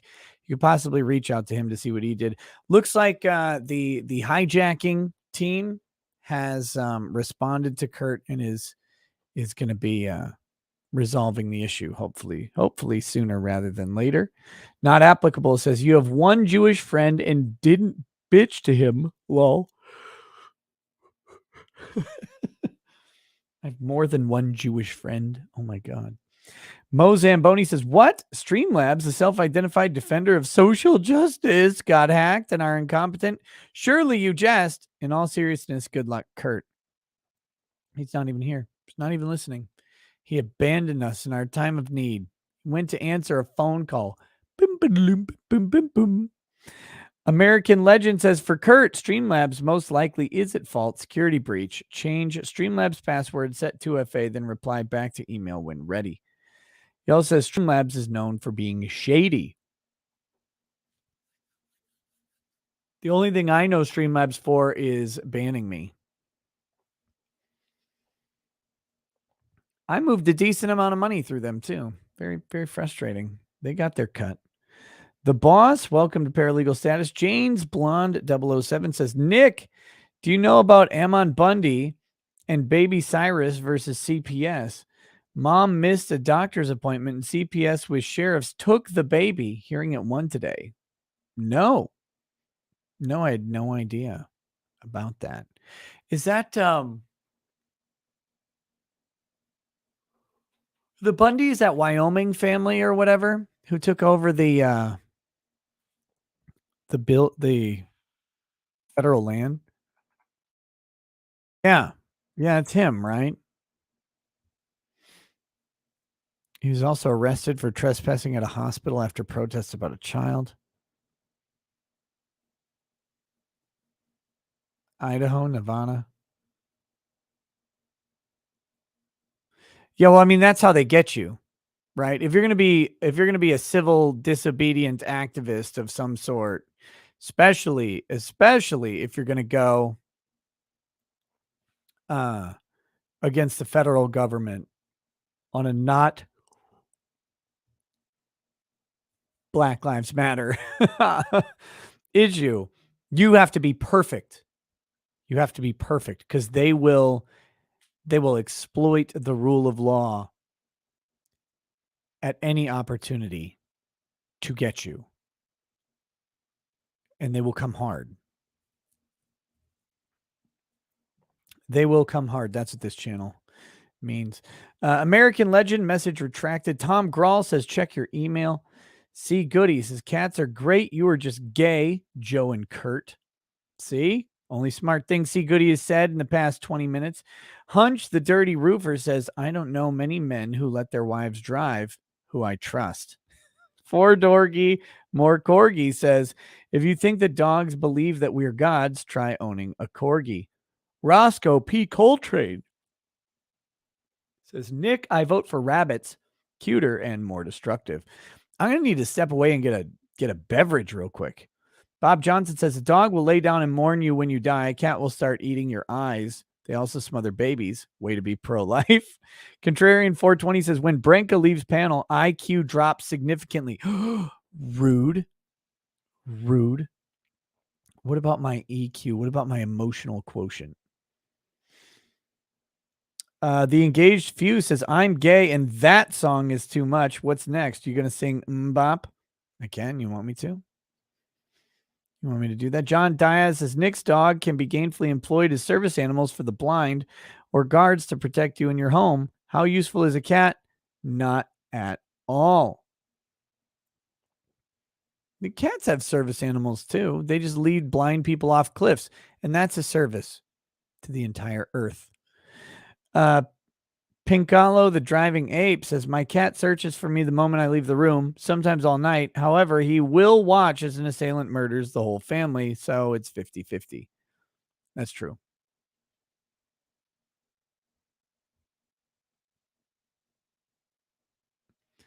Alpha Romeo 15 says, when the rule of law is used to violate your constitutional rights, no longer the law, it's a criminal act and should be regarded and treated as so. I mean, sure. The problem is, though, the rule of law has been found in several of these instances, has been found to be constitutional, whether you or I may agree with that or not. And so the question is the rule of law being applied according to the law itself? Now, doesn't mean they apply it to everybody in the same way. Some people, they let things slide. But if you are a civil disobedient person, you need to be very, very perfect. You need to be pristine, because just because they don't apply it against someone else doesn't mean they can't apply it against you. And that's the trick. Shri SR says, hey, Nick, send you a Twitter DM about a good self-defense case in Georgia that starts April 18th. Will be done before the I Doubt It case in Texas starts. Seems like it would be a good one if you're interested. Possibly. I'm also looking into Johnny Depp versus Amber Heard. I'm also not sure about the I Doubt It case starting when it's going to start, because some people have said that the son's case starts before the dad's case, but then I read that the cases were consolidated, so I'm not sure where that is. I need to call that courthouse and ask about that trial. SYD says Orange Cat Supremacy. The Engaged Few, a guy has to hold a cat. How else are you going to feed it to the alligator? DCV Titan Joe, He-Man never looked twice at She-Ra. Sweet Home Alabama intensifies. Squiz read that one. Selrin says Godwin's Law, but Hitler was a dog person. B. Ivory Law says props to my dad for that riveting defense opening. Keldrick says the hacker is on the right side of the poll, obviously. Forbidden Cat Belly says cats rule. Jim, 2/3 accidentally pressed the wrong button. Walter Deadman says, what is the stance on owning birds, reptiles, etc.? Joe. Yeah, Joe. Billy Pilgrim says, I like cats and dogs. Cats are easier to deal with. Max sent a lemon sticker. Big Raj says, Tuesday. Damn Wimpy said he'd pay me back today. Paul Farrell says, a dog will fight to protect its family. A lot of stories out there of dogs doing that, but never heard of a cat doing that. I've seen a cat chase off a bear. I've seen a cat chase off another cat, a dog. I've seen cats protect babies. Cats protecting kids is a pretty funny theme on YouTube. It exists. It exists. It does. He went to write a note, and then he remembered he was illiterate.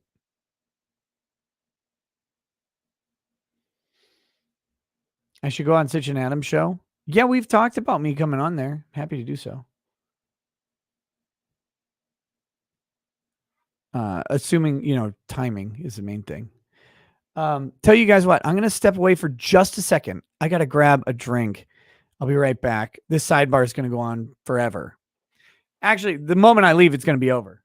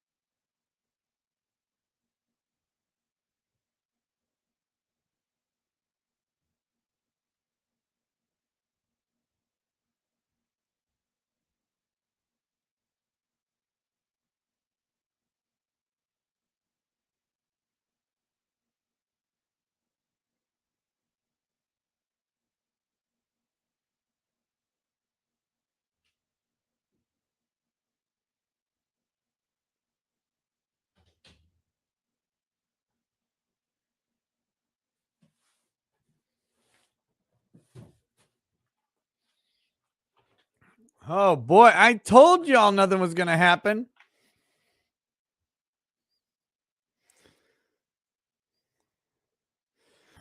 We just carry this sidebar all the way to the end of the trial today.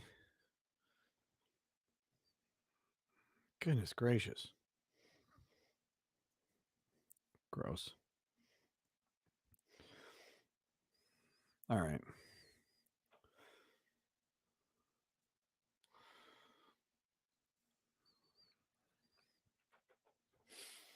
So I went upstairs to see if there was anything to snack on. When you have like a ton of food in your house, but nothing you want to eat, that's my entire life.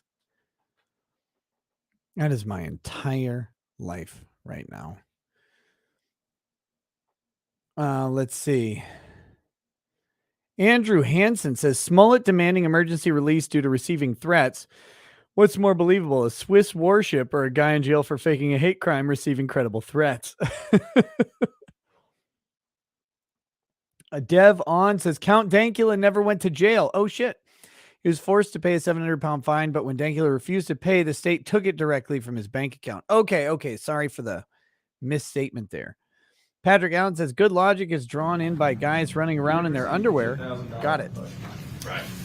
I never received any money. And in your conversations and in the report with Detective Freon, you never specifically asked you about the fact that someone had said that you were supposed to get money. Correct? They asked me, did I receive money? And I said no. A few moments ago, I thought your answer was that you hadn't received it, or that you hadn't been asked that question. You said that I told them that I received money, and I said no. No. What I asked you was whether or not they asked you about receiving $10,000 hush money. Right. They asked me if I received money, and I said no. Right. You understand what perjury is, correct? I do. Oh, And come when I on ask now. you these questions, you understand the severity of changing answers that might not be truthful, correct? Right. All right. Now, when you talk to She didn't change her answer, though. Frias said on that particular day, your testimony today was that when you went to talk to the police, that it was only one detective and that nobody left a card or anything for you at the school. DS4, don't check out the Right, Courtroom's so I video. know Watch that my the day live stream I was about it. approached at the gas station while I was pumping gas. One police officer approached my car. Right. Yes. And prior to that day, your principal didn't know anything about any of this, correct? No, And not after to my that- knowledge. After that day, your principal didn't know anything and didn't send you anywhere, any of that, right? No. You're saying that you never made that statement to Sheriff? What That the statement? principal had sent you to the police department. On the telephone calls that they asked me to make for the information that they asked me to tell her, yes. That's one of the things they told me to tell her. Yeah, many times did the you police meet with asked the her police to make false officer? statements And as were part you of their asked investigation. After meeting with the police officer to call Sheriff? I can't remember how many times I was asked to provide her. It was a number of times. It was several times. Yes. And one of those times would have been after Billy Turner's first appearance in court, right?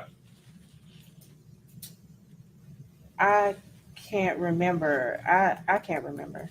I don't You know. don't remember? If they asked me to make a phone call to Shara after Billy's appearance in court, Right. Do you remember being asked to make a phone call to Sheriff after Billy Turner's appearance in court and discussing Billy Turner's appearance in court? Do you remember that conversation? I was asked to make a numerous amount of conversations. I can't remember if it was after Billy was picked up or not. I'm not sure. Do you remember discussing specifically with Sheriff from your home? Because this call was not a call from you to Sheriff, but from Sheriff to you regarding Billy's appearance in court. Do you remember that? I can't remember, but anytime I talked to Shara after any knowledge of this was public, the conversations that I had with her were per their request. Shara and I were not talking on a regular before then. Right. I'm not talking about any conversation where you call Shara. I'm talking about when Shara called Miss Claudia Robinson that couldn't be the police calling unless you're thinking the police calls Shara and says, Shara, will you call your cousin Claudia? Did they do that to your knowledge? I'm not sure what they did. But in this particular phone call, you made reference to the fact that you were just wrapping up school, that y'all were just doing whatever you do at the end of the day at your particular school. Do you remember that? When you met with Mr. Schofield and Mr. Hagerman recently, did they play your recordings for you? No, they've never played a recording for me. I've never heard them. So you hadn't had the opportunity to hear any of your recordings. I have not. And so do you remember or do you deny the fact that you described Billy during the conversation? Do I remember describing Billy to who? To Cheryl.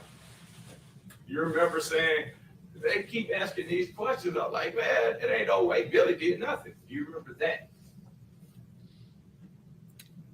If I had that conversation with Shara, it was per the request of them.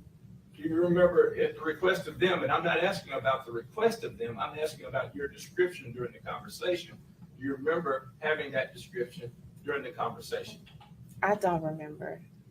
Do you remember describing him as very helpful and just a nice guy? But he was, matter of fact, I thought he was slow, girl. Remember that? I do remember telling her that he was helpful to her because she would ask him to help. Charlie, I haven't gotten to it yet. But you didn't ever say anything about him sleeping with her or having a relationship with her during that conversation. You didn't allude to it at all. If I didn't, the conversation didn't prompt for it. I'm not talking about the prompts and all of that stuff and you being a CI or any of that stuff. I'm talking about this. Let me make a few steps backwards and we'll get back in those conversations.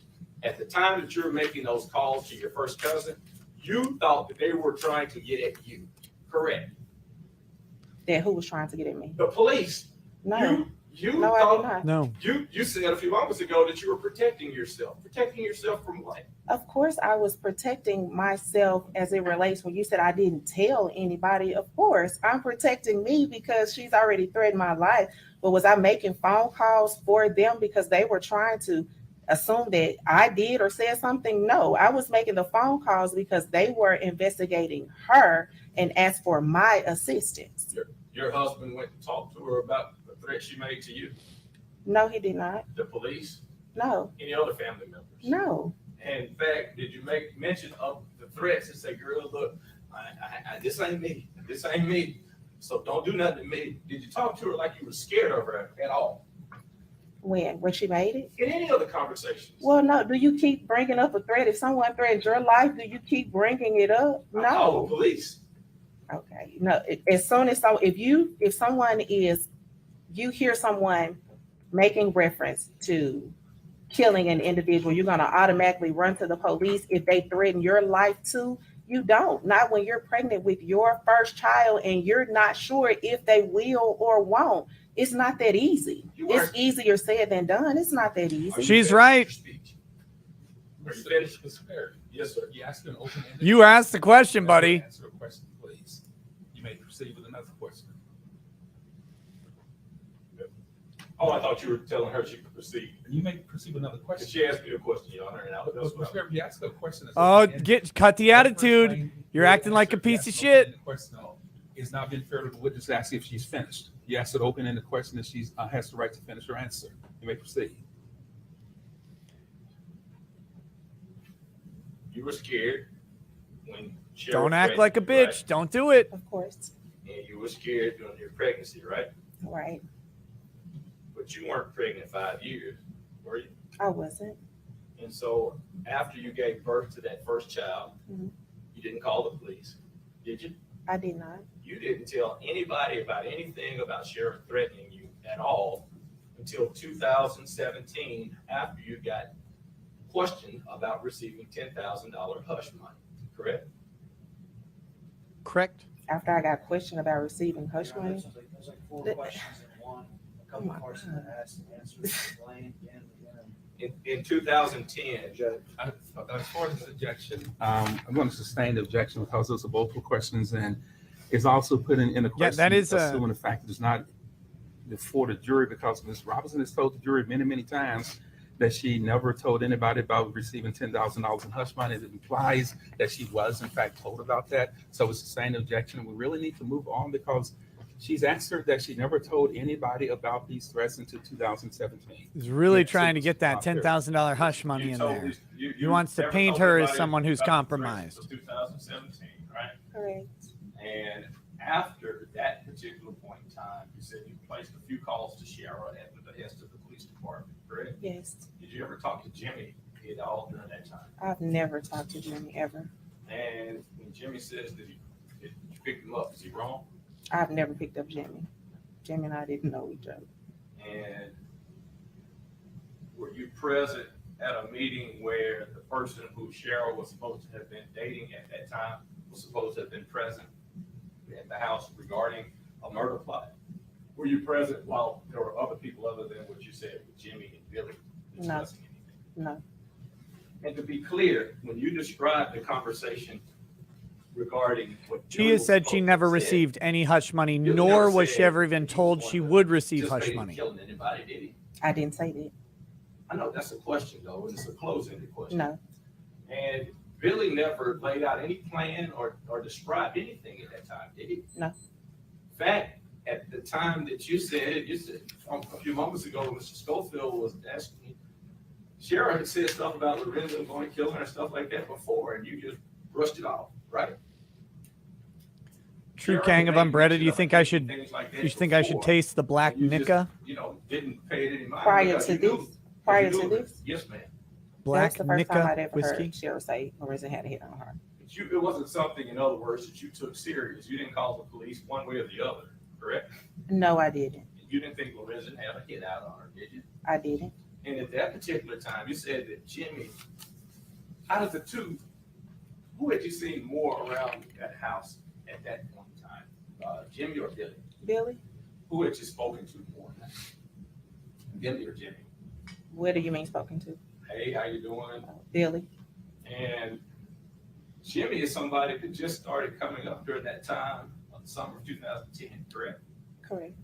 And when you said Jimmy was there, that would have been around the time frame that there was any discussion regarding Lorenzen and a hit, correct? I said that. I'm just asking the question. Right. And that wasn't something that I'd asked you before, right? Right. Okay. And so, in other words, Billy being over there during that time frame, that wasn't something that was odd or that was out of the way, because Billy used to come over there and cut the yard. You said a small yard, but cut the yards and do the shrubs and things like that, did he not? Right. And with Jimmy, the conversations based on what you said, both to the police and the recordings, they all dealt around killing. Anytime there was a conversation regarding killing, Jimmy was there, right?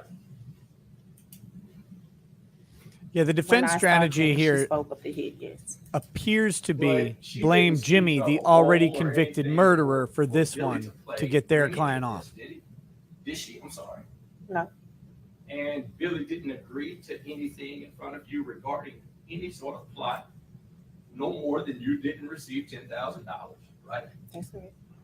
And so and I know you said you placed calls because the police told you to place calls and all of that, you never, when talking to the police, said anything about you thought there was some agreement or something like that between Billy and Sharon. Correct? I never told them there was an agreement. Right.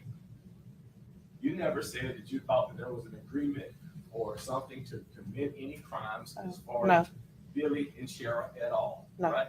In fact, you said that when you talked to the police, you were clear, you didn't receive any kind of money, no hush money was ever offered to you. That's correct. And likewise, you told the police you ain't never been down to Batesville to pick up Jimmy or any of that stuff. That's Right. correct. That's correct. And you told the She's police answered this at that particular 50 point in times. time that there never was anything that you saw between Billy and Jimmy that seemed like it was odd, other than Shara raising issue with Lorenzen, saying that she thought Lorenzen had a hit out on her. Correct. But never, and out of clarity, were you a part of any kind of conspiracy or any kind of a plan to kill Lorenzen Wright? No, I was not. And never did you directly observe in any kind of way an agreement with Billy to have any part Hey, trying lady to in kill red. Lorenzen Wright, right? Right.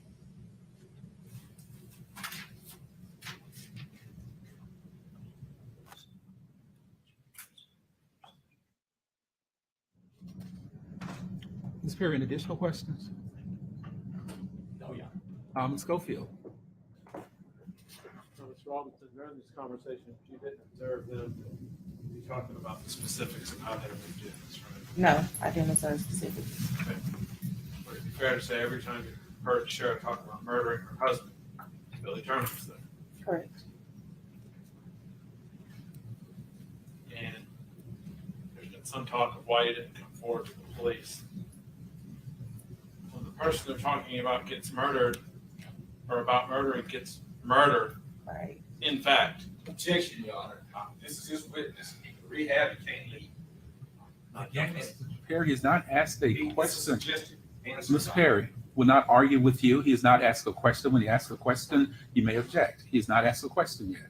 I cannot read his mind. His tie is triggering me Mr. something Perry, I fierce. can't read his mind. But I can't, Your Honor, Ms. if we, Perry, if we you make- go off Ms. Perry. record and approach, Ms. Perry, Your Honor, Ms. I Perry. can't do my job effectively. Ms. Perry, you're doing your job effectively. Let him ask a question. When asked a question you believe subjectual, object, and I'll rule on it. You may proceed with Schofield. I'm gonna actually kind of rephrase the question. Your Honor. Yes, sir. The person they were talking about killing at the meeting or the conversation actually got murdered. Is that Correct. right? Correct. And when those same people threaten you, does that raise concern on your part? Of course. Objection, Your Honor, is suggesting the. That's Again, not that's suggesting the just an answer. So she could say it did not bother her at all. You may proceed with Schofield. This judge is on Because point the so person far. Actually got murdered. Is that why you never came forward? Correct. Schofield, additional questions? Ms. Perry, any additional questions? Ms. Robinson, I want to thank you for being present in court today. I'm going to excuse you for any additional testimony in this case. You cannot discuss with anyone what you testified to in court. You cannot allow anyone to talk to you about their testimony. If you are able to, if you are able to, may stay and watch the rest of the trial, but don't discuss your testimony with anyone now. Thank you. Now step down and watch your step, please.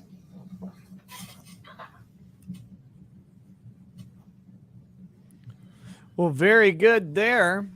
I'm not sure the defense did too many favors there, but they did attempt to plant the idea in the jury's mind that that this witness was compromised. I mean, and she was, right? She's acting on behalf of police in their predetermined notion that there was a murder plot that involved this guy and the lady. So working on that, tried to draw a link between her and Jimmy. She denied it quite a bit. Instruction, cannot discuss the case with anyone, cannot discuss the case amongst yourself. Deputy Smith, have they been out of this building since this morning? The smoke was happening. We'll take a recess for about 15 minutes, and if anybody needs to step outside and get some fresh air, you may do so. You can follow Deputy Smith, please.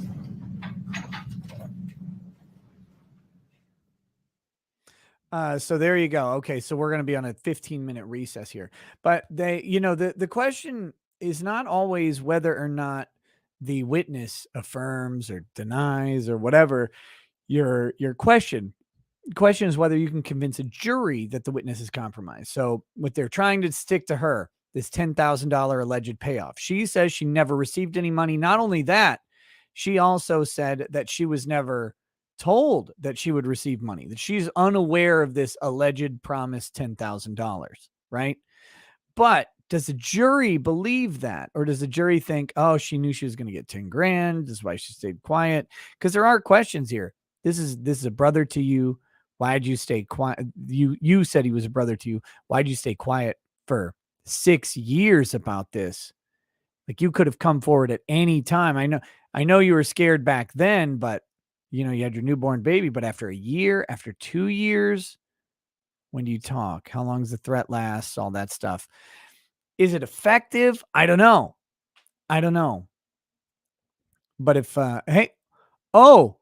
welcome back. Hello. So I yelled at you to turn off your phone. I thought the phone was in the courtroom.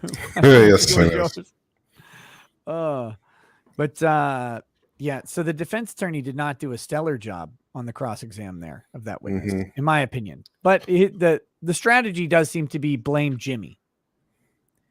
Jimmy's the guy who led the police to the gun and all that stuff. But Jimmy is also a convicted murderer. And so it's convenient to blame a convicted murderer of another murder. But because he murdered one person has no bearing on whether he murdered a second unrelated person. And I would humbly suggest that many murderers are only murderers limited to the purpose of their one murder because they have some specific reason or some sort of bad day or accident. It's not like, well, I murdered one person, now I guess it's time to murder everybody. It's not how people actually end up working in practice, is my suggestion. Once you get a taste for it. Yeah. Well, hey man, you know where I get some more of that murder? You know where I can get everywhere. I need some of that murder. I need a little bit more of that murder. If I do this just right, it looks like someone else's hands caressing me. It's weird. Yeah. The invisible man behind me. I continue to wait for YouTube's latest pronouncement. 2 hours ago, I said I've done the thing you asked me to do, and I haven't heard back. My parents called to make sure I'm still alive. I was happy to tell them I am. Also, they wanted to say thank you to everybody because they really appreciate all the support that everyone was giving me. And they, obviously they care about me. And so the fact that I was getting a lot of love and support, they wanted me to make a point of saying thank you to everyone for being there for me when things are rough. So message from my parents as well. Did you see my Discord's offer for support? I saw the one thing that you sent me. Yes. Yeah, did you where I can just call him names for hours and hours if I thought it would help? Yeah, you can just get on a Discord call or whatever and call Spectre and FAG apparently just over and over. Just use racial slurs at him for hours and hours if it would help. It's catharsis. I did notice that offer of support. Yes, I thought maybe that wasn't quite the direction I was looking to go, but just in case, it's like punching a pillow, right? That's the idea. Like when you just need to get it out. So you grab a pillow and you punch or shoot the pillow or whatever. If I didn't feel like if I feel like I didn't have to be here every second just in case Google should decide to email me so that I can get my channel back as soon as possible, I probably would be in the gym right now lifting some weights because I definitely need to get some aggression out. And I've been enjoying the lifting weights. For those of you who've been following me on Instagram, I try to post my workouts and they've been going relatively well, all things considered, as I get into a new scheme of things, and didn't get to go yesterday because I was demoralized, and now I just want to lift weights. So I'm just waiting for Google to say yes, I can have channel back so that I can go lift some people. Like, you just get pump the Ethereum, pump it up. Yeah, see, and I like that. I'm liking this energy, and I'm just saying, for everybody, we may need you to pretend like you need to call Spectre a bunch of gamer words just so somebody actually does it, right? Like, I mean, you may not even need it. Like your issue could be resolved, but if you want to call Spectre a bunch of horrific slurs, I mean, I'm 100% in support of this idea. I'm changing my channel name from Uncivil Law to Swole Law. It'll be good. There you go. Yeah. Though that market, there's already the weightlifting lawyer guy. Is there? Yeah, Infinite Edge Intensity. He's probably my favorite lawyer channel on YouTube. I don't know his channel. Maybe I can compete with him. That'd be fun. Yes. Yeah, I can give you workout reviews and law reviews. It's a twofer. Yeah. I think people should, first of all, if you've never heard of Infinite Edge Intensity, you need to go watch his channel. His reviews of CrossFit are phenomenal, and everybody should understand exactly what's going on with CrossFit and with everything else he talks about. It's near channel perfection. I can't sing his praises enough. I think that guy's great. Excellent. Okay. But yeah, so the trick is blame Jimmy. It's all Jimmy's fault. Jimmy murdered someone, so he must have murdered this guy. That's the idea. Does seem like Jimmy may be involved in this. I mean, he certainly seemed to be involved in the conspiracy conversation. The question was, he involved in the next step, I guess. But Jimmy's already in prison forever. We're not sure if Jimmy will testify or if the wife will testify. Either of those could be interesting. Or the ex-wife, I should say. But yeah, not sure who the next witness is going to be. But we do have some more chats to read through here. Larry Budd says, my sister posted the major spoiler on Facebook in Breaking Bad 5 minutes after the show ended. People went nuts. Thankfully, I didn't see it. Cindy Lou Hoot, thank you for the donations. Daryl Conger says, best quote ever from The Wire. When you come at the king, you best not miss. God, it's a good show.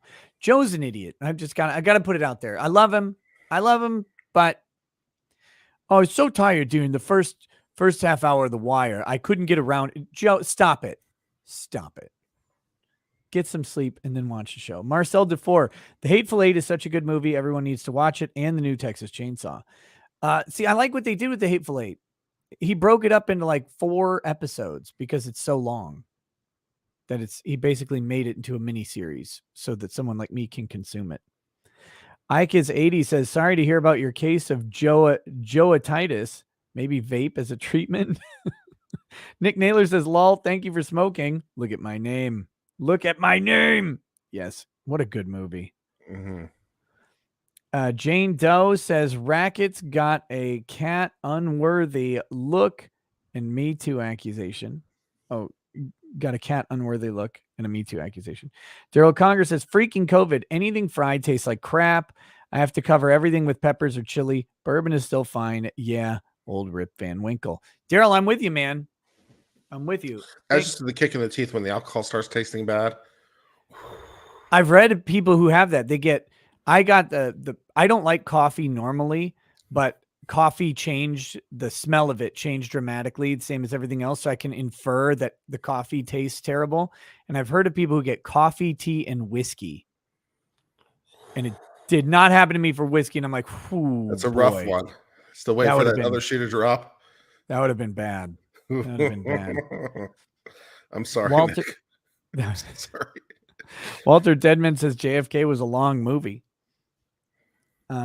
Jackson Kai ended up not watching a movie with my father the other day because he refused to watch anything. I just remember when Branca was visiting me, Andrew Branca, when he was visiting me, he was supposed to bring me a bottle of Pappy, and he didn't. I just remember that he was supposed to bring me that. Damn it. I'm not saying he may have been threatened, that his life may have been threatened if he brought that bottle of Pappy and didn't save it. I'm not saying that didn't happen or did happen. I'm not speaking on it at all, actually. I don't know why you brought it up. That's all.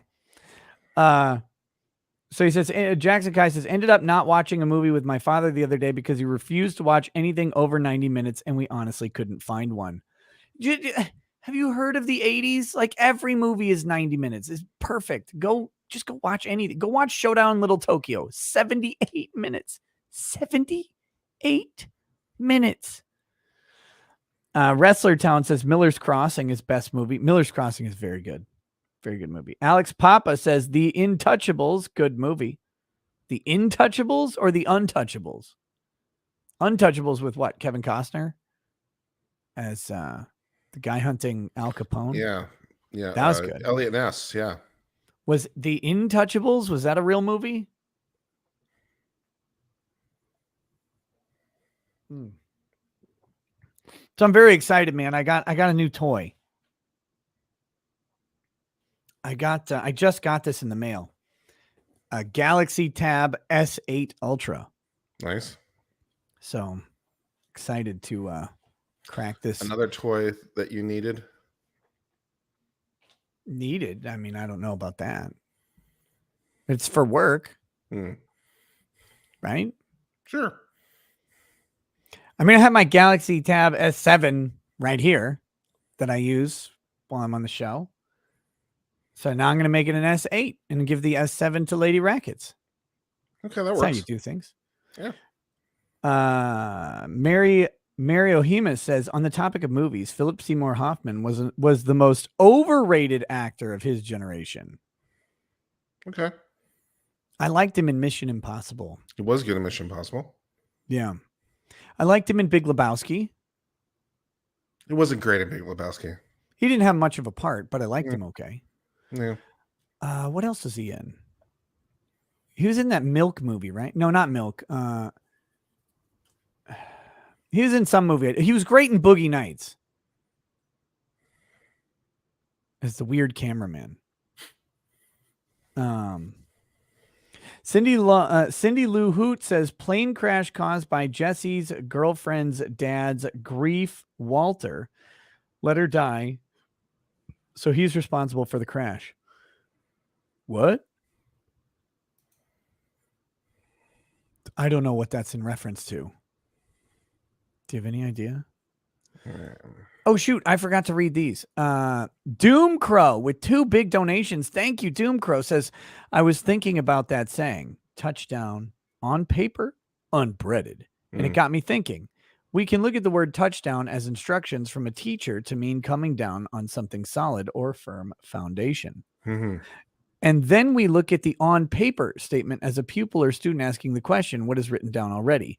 Then we had the final statement, unbreaded, which is the teacher saying, get to the meat of the matter. I like it. There you go. They're good. I think that's a very scholarly breakdown of a psychotic man's psychotic break. I appreciate it.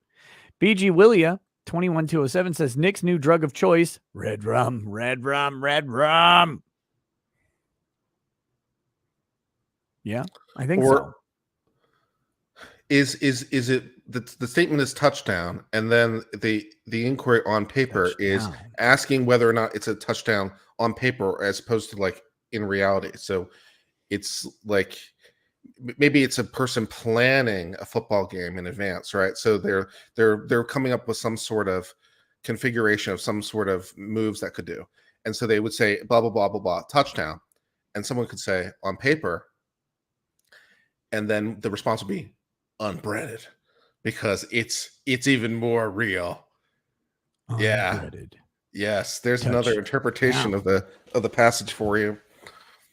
Touchdown. I got more. On paper, unbreaded. No. Touchdown. On paper, unbreaded. Right. I love that. That makes me so happy. The first one was not right. The second one was right. Me 04120 says Joe would rather let his wife's boyfriend drive him around. Charlie D'Angelo says my new all-time favorite movie is High Plains Grifter with Nick Rekieta naked on a riding lawnmower chasing 2 crazy lesbians and a cocky cannibal. Excellent. Yep. Excellent. The fact I understand that is disturbing, and that shows how much time I spend with you. The end is near. Beware says Clan and prosecutor were in super. It wasn't red. I don't know. I think I've read all of the super chats coming up. SCFU says as a Gen X, Joe is getting back to the diaper stage. Ishailson says if it's small enough to punt, it's not a real dog. Agrilith says any man that gets a toy dog needs to have his man card checked. Pug breeders on the wall. Well, thankfully, I didn't get a toy dog. My wife wasn't Legal Eagle who said that corgis were the official dogs of lawyers. Why does he have to ruin everything? Why does he have to? Corgis are funny. They're stupid looking. They're broken. They don't make sense. Like their shape. And Legal Eagle has to ruin that. I hate him. Gosh, I really despise him. UNSC forward unto Dawn says, I thought people only talk like this in the movies. No, you just got to go to the South, man. You go to the South, you'll find plenty of people who talk the way that that was Lorenzo's mom. JB Flotsam says boats or no boats. Warrior says let Kurt boats. Warrior says let Kurt know that if he just had 3 million subscribers, he would have gotten his channel back by now. Yeah, have you considered that, by the way? Have you considered just having 3 million subscribers instead of the 2,950,000 to go? Yeah. I mean, why don't if I had all of LawTube and Legal Eagle, I wouldn't. I might have 3 million then, but still, it's yeah. Speaking of, big shout out to Emily D. Baker who hit 200,000 subs today. Very cool. Congratulations, Emily. Very, very great to see this community grow. But yeah, I mean, you should think about that makes me quarter Emily. Yeah. Yeah. Or less at the moment, but theoretically. Hypothetically, yeah. Hypothetically quarter Emily. You're a hypothetical channel at the moment. Yes. How are you on YouTube, Kurt? Well, kinda. On paper. Unbreaded. No, so yeah, that's great. But I think you should just consider that, just having enough subscribers that YouTube has to pay attention to you next time. Okay. Yeah. I'll do more Mr. Beast style giveaways or something. I don't know. Well, you got to do what I do. I'm drinking the Black Nika. Mm.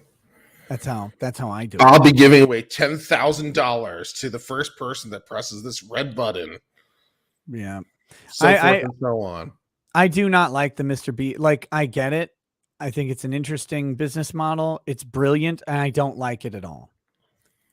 I do not like the vapid content that's out on YouTube. Like, I bought myself a Lamborghini. Like, I've seen so many of those videos. It's like, I surprised my family with a Lamborghini and a new house. Like 40 billion views. Like, you just paid for a second Lamborghini. Thanks. That was good. If I thought that I could do that and get enough to pay, I'd do it so fast it would make your head spin. I'm sure you would too. I would like if you really thought that you could do the I bought the Lamborghini and my parents a brand new house and get enough not only to pay for it but get a second Lambo. You would do that shit so fast, and so would I. I would. Oh, I know.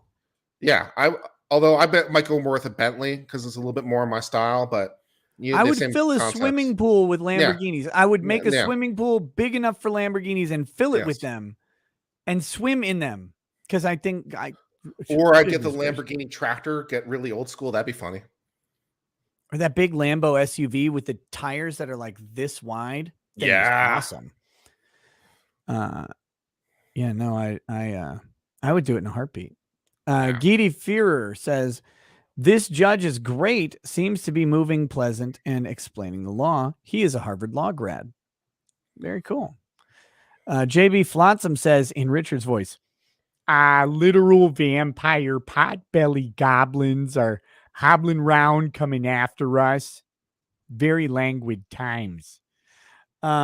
See Goody, Sitch and Adam are stupid cucks and you shouldn't go anywhere near them. They're not entertaining and they're practically women with dicks.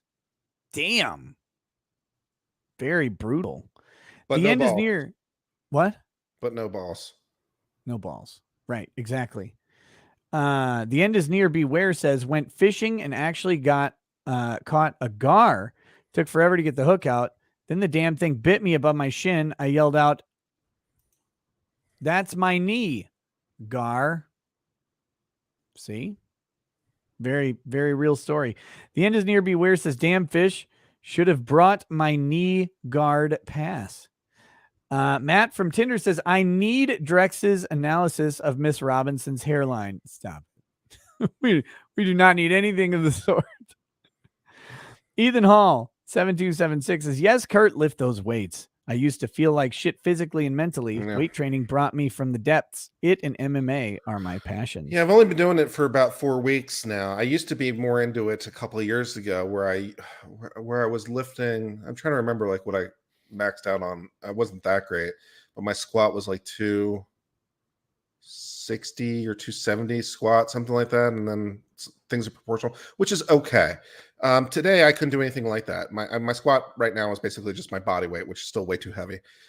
But it is fun being back in there, and it's fun back. You know, when you lift heavy things, and I've been doing a lot of the functional machine training lately, the cable machine training lately, and just to see the plates go up and down, that's very satisfying. So, you know, that's doing it for me at the moment. Yeah. Yeah. I need to get back to working out. It's been many years. 200 Watt Studio says Untouchables was about gangsters. Intouchables was about a son and father that spent a lot of time talking to each other on the phone. Really? I was waiting for the punchline of that comment, but it appears to be that's it. Tin Lee says, please give a drink to late grandpa of Mac in the chat. I will do that.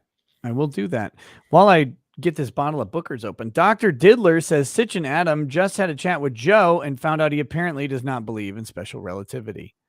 Yes, they did. They did. They got the full Joe treatment right there on the show. So that's That's good, I guess, if that's what you want to do. Just go ahead and have a little chat with Joe about physics. I had this fantasy, which probably will never happen now, for a 405 bench, but that was my fantasy goal. I mean, it's doable. People do it, but it's notable. And at this age, I don't know if that's going to happen. Probably not. Oh well. I'm so old. I now get to like do anything. Like when I go to work out, I'm like, but I don't have to.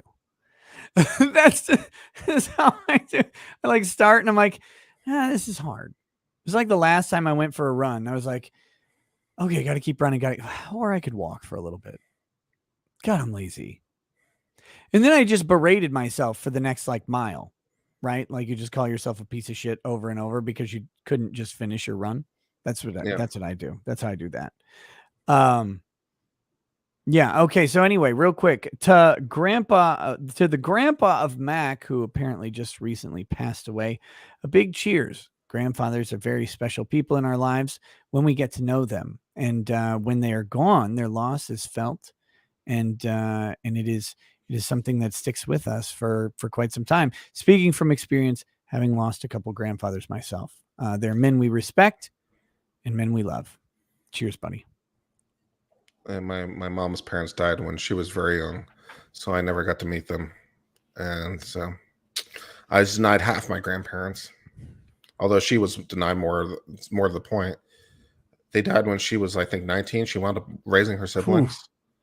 Goodness gracious. Rough.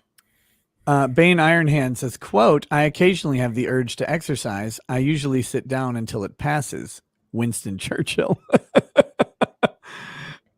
He did a lot of lifting. He lifted that whiskey glass right to his lips all the time. 200 Watt Studio says, because they stay in touch. See? Yes, the Untouchables. Okay. Thank you. Thank you for that. All right. So we should be back to this trial in just a minute here. We've caught up on all the super chats. So thank you all for supporting the show. Very, very appreciative of that. Should be back to this trial in just a few minutes. The judge decided that they needed another eternal break. He said it would be 15 minutes. So I can only assume it'll be an hour and a half by the time he actually comes back. But so Kurt, what are you covering these days, man? Well, nothing. You jackass. God damn it. Fuck card. It's so insensitive. Christ. When your channel's back, what are you covering, Kurt? I know you got videos lined up. So what's going on? Well, I was planning on doing a stream relating to the new Netflix indictments relating to cuties. I thought I'd go through that. I thought that'd be fun to talk about the obscenity charges. New one? Yeah, there were 4 new ones that dropped. Okay, because they filed federal charges again. Is it the same guy in Tyler County, Texas? Yeah, they've filed a federal complaint to enjoin him from prosecuting them under First Amendment grounds, which I don't think it's possible. Yeah, because they're basically asking for a declaratory judgment that cuties is de facto protected under the First Amendment, which I don't think the federal courts have any business doing in that way. You're trying to enjoin a judicial proceeding under state law. That's ex parte Young. That's a non-starter. You can't do that. You can't enjoin the judiciary. There's a U.S. Supreme Court case that tells me that it's a non-starter. You can't enjoin the state judiciary by federal court? Yeah. That's ex parte Young. There's no exceptions to that? No. Yeah, that's ex parte Young. You can't do that. So it's a total non-starter, but thanks for playing. Yeah, no, it's a total non-starter. You have to allow the process to go forward first. State of Tennessee may call your next witness. Yeah. Jesse Browning, please. Are you going to do any streams on? I was also going to do one on the. I was also going to do one on the Texas transgender youth bill that Learn French was covering. Yeah. And part of my quest, apparently, to have a little war with Learn French. Oh yeah, because he's opposed to that bill. Yeah, right? he thinks it's evil, and I think distinctly not. So I thought I'd produce a video doing a legal analysis of the Doe versus Texas. You had him on. Were you talking about the Florida bill with him the other day? You had him on a stream or a show the other day. I had him on a stream relatively recently. I forget for what. But yeah, I was pretty close to him for a long time. I mean, Yeah. we were close physically in terms of our locations, and the first half of my channel, or give or take, Larry French and I are very, very close. So it's interesting. Yeah, I don't know I how it saw that goes. you had him on the other day, and I feel like the subject was something like the Texas transgender bill. But He has some thoughts about you in particular. does he? He thinks you're a little much. Well, that's okay. I still like him. Okay. Yeah. Good afternoon. How much of where Deputy Smith is standing, please place your left hand on the Bible. Once you get there, and raise your right hand to be sworn, sir. Do you solemnly swear? The fact that he asked them to put their hand on the Bible is just slightly odd to me, isn't it? These days, Wait, what was that? that they ask him, that the judge actually asked him to put his hand on the Bible, doesn't it strike you as slightly odd? Yeah, they usually don't do that anymore. It's usually just raise your right hand and promise, not even swear. And also, they end it with "So help you God," which is also a little odd. Just go. I'm sorry, Mr. Hagerman. Should look first. You may proceed. I like this judge. He's endearing. Spell it, please. JESSE BROWNING. Get a little comfortable over there, okay? In the Velvet Lounge. You're gonna be in for a bit. You're here to take us on a sort of a little trip through time. Ooh. We're doing mushrooms? Let's start with what your job is. I'm an investigator with a multi-agency gang unit, and I'm a part of the Memphis Police Department. How long have you been with Memphis Police Department? Since 2009. Can they tell them to get closer to the microphone? It's right there. It's right there. Just right here. Put it right here. In 2010, Fist away, as Joe Rogan would say. where were you stationed at? Where were you? I was Get that mic right up in your mouth. station my rookie year, midnight shift. Would it be fair to say, Tillman Station, that's close to us now, near downtown, Binghamton. So it's Binghamton. Far away from this crime. Correct. 2010, anything to do with this crime at all? 2010, yes, but No. You in 2010. oh no. In fact, I think you said you were a rookie officer. I was. Fast forward 6 years to 2016. Did you become involved in the investigation of the 2010 murder of Lorenzen Wright? I did. How'd you become involved in that? We were tasked by our major to look into the 2010 investigation and kind of see what all had happened and what we could do with it. Was there any way of finding out who murdered Lorenzen? A relook or a reinvestigation, would that be fair? Yes. Had you heard of the case before?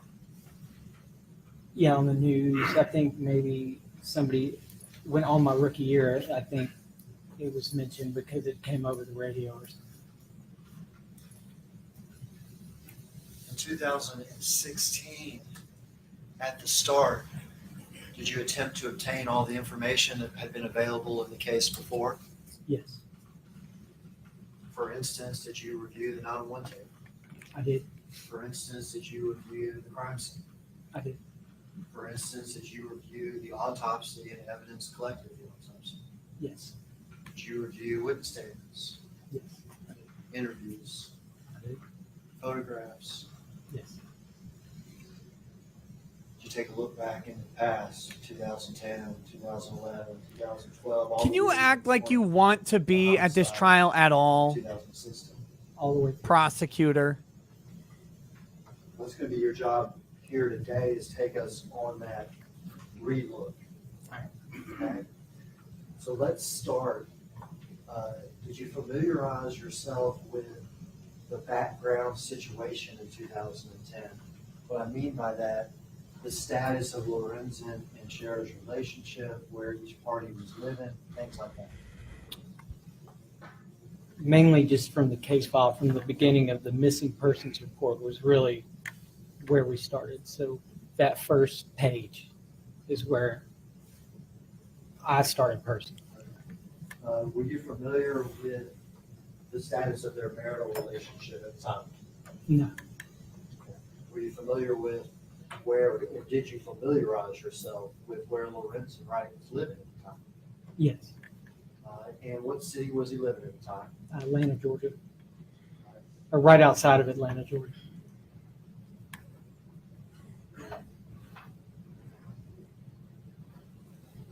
If I gave you an address of 452 Tioram, Tioram Lane, are you familiar with that location? Yes, What is that? that is where Lorenzen was living with 2 roommates.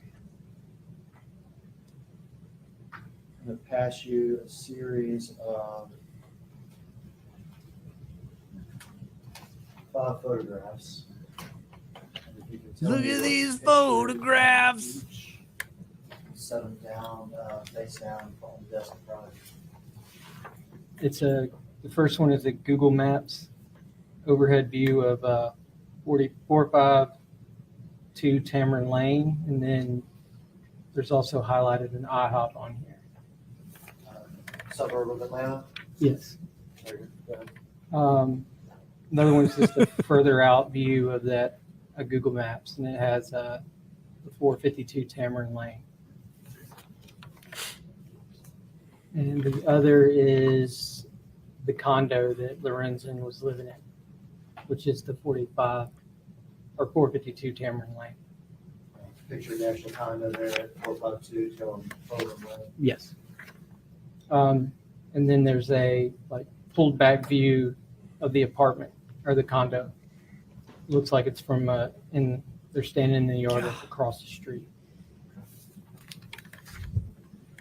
And then the other I need is someone to come by and just like hold Google my Maps, head or up like a and street release maps my neck almost tension. of how far it is from IHOP to 452 Tamarind Lane, and has like the directions for it.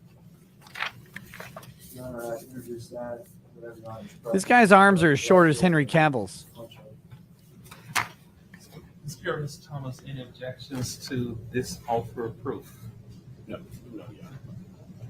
For the record, I feel like he For the keeps record, calling the exhibit defense number 3 attorney would be- Miss. Am I wrong? What's been described by, is it Detective Browning? Yes, sir. A Google map showing the general location of 452 Tioram, Tioram Lane. What do you think of his tie? I kind of hate it.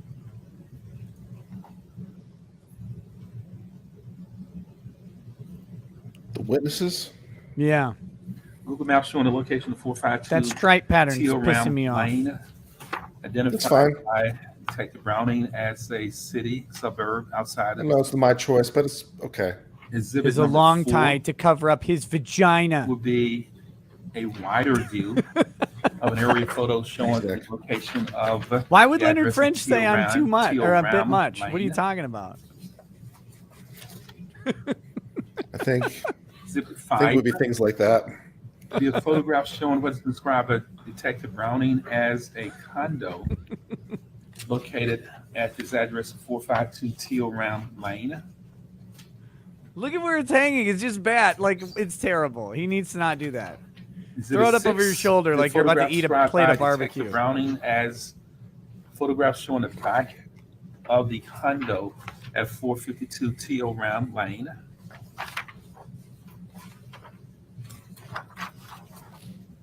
Exhibit 7 Long tie, would short be pants. what has been described by Officer Detective Browning as a street map showing a location, possible travel route between an IHOP and 452 Tioram Lane. Did I tell you about my drama at the IHOP today? Your drama with what? At the IHOP today? No. Sagerty may proceed. So this morning I was just kicking the teeth on top of everything else. This morning I was really craving some waffles. So I went Yeah. to the IHOP and their waffle machine was broken. And they said, this is the house of pancakes, sir. The waffles are in fact on the menu. Why didn't you go to Waffle House? There isn't one that close to me. The IHOP was closer. That's terrible, though. Yellow dot Like, on the. 'Cause a I good did get some pancakes, but I was craving waffles, not the same. I could crush a plate of IHOP pancakes right now. Oh, they're so 452 fluffy. What is it? What's the significance of it? But just This is one where more thing, Lorenzen man. was living One more thing. Channel No, I- deleted. No yeah. waffles. Also, When it rains, it pours, and sometimes you get struck by lightning. Correct.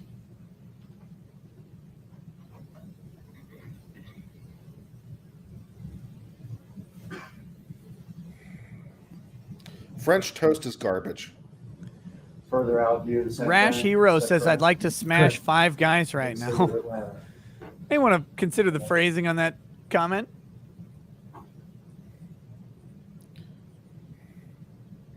Lawnard Clips, yeah, I got your email. I'll respond to it after the All right, what's this show picture here. of? That's going to be Lorenzen Wright's condo that he was living in. It looks like it has a ground floor level. There's a garage in the front. Is that correct? Correct. Just a reminder, ladies and gentlemen, Three-floor condo? you can be an NBA star making $1 million a year and still live in a shitty I think condo. it's 2, but it just has that Could be worse. bottom floor. I'd live there. I'm gonna count that block. I hate condos, man. Like the garage area, yes. Why would you want your neighbors so close? Well, you got that problems covered. Yeah.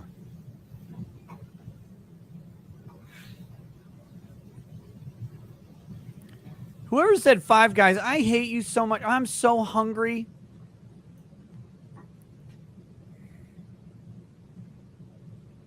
What was this exactly? This is someone taking a picture of the back of the condo. Okay, so this is the back of the same condo, Lorenzen's condo, out there in Atlanta. Correct.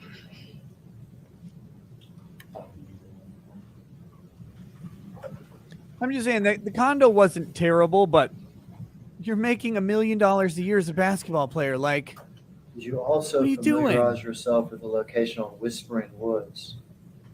I did. What is that? That is the residence that Cheryl Wright was living in. Let me pass you these 2 photographs and you can identify these. man of low moral fiber says French toast is the best The first breakfast photo food. is Let going it to be be known. a picture of the front of her residence. I went to a place that had 2010, French Texas and then toast. The other is gonna be That's an interesting photo idea. of the pool. Not sure that Big would ass work. French jacuzzi toast. area Yeah, I don't know. of the same residence. A lot of egg. Extra big ass toast. I love that from what was it? Idiocracy. Thank you for ordering your extra big ass fries. Whispering Woods. Woods. It's 35. 4530. 4530. Exhibit 8.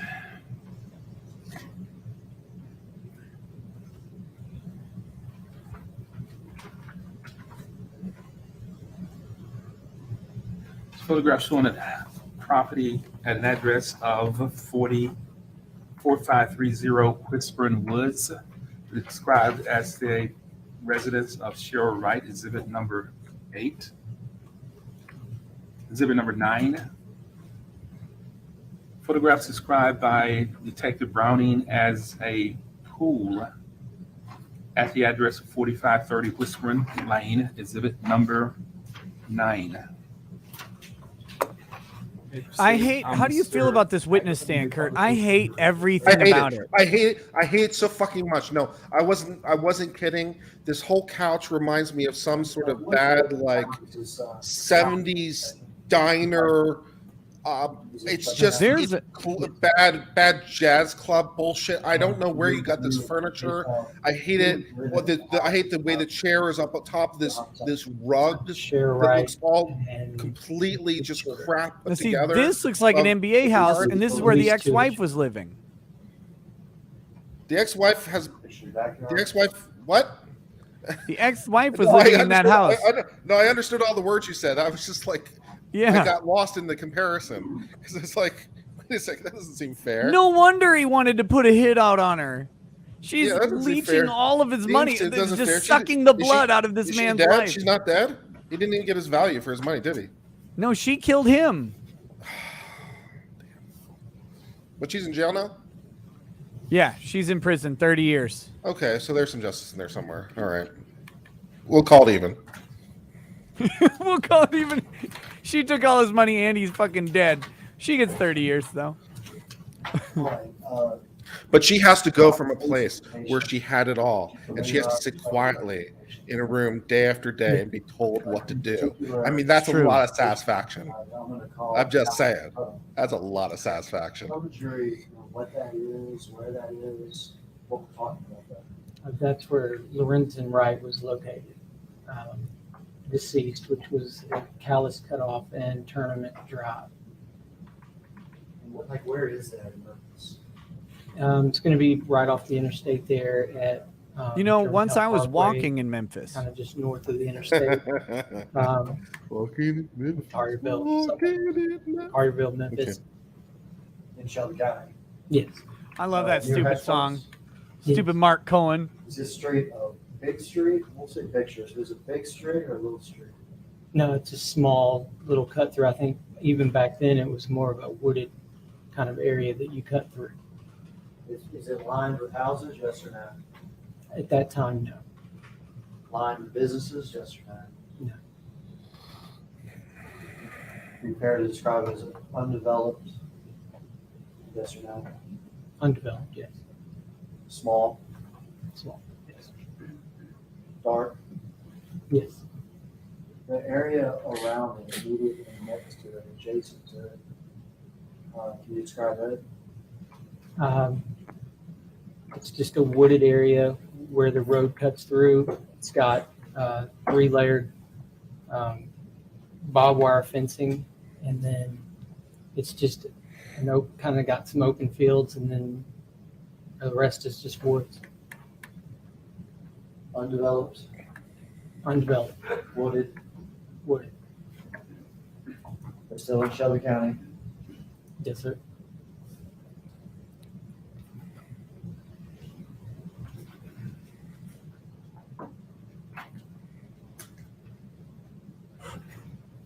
To familiarize yourself with his house in Atlanta, his sheriff's house on Whisper Woods, with Callus Cutoff, where his body was found. Look at About this slovenly where Mr. Billy excuse Turner for a lawyer. was living. 7250 German Creek Park. Correct. Yes. He looks like a What homicide area of detective town in is his Detroit house located in? who hasn't been able to solve his last Somewhat close to 15 the same cases. And his wife left close him. Just west Close to what same? Callus Cut. So it's on the other side of the interstate, kind of towards it'd be more towards the west, maybe 2 miles away. About 2 miles from Callus Cutoff. I'd say maybe 2-3 miles. It's not that far. Would it be fair to say that Sheriff's house was a bit further away than that? Yes.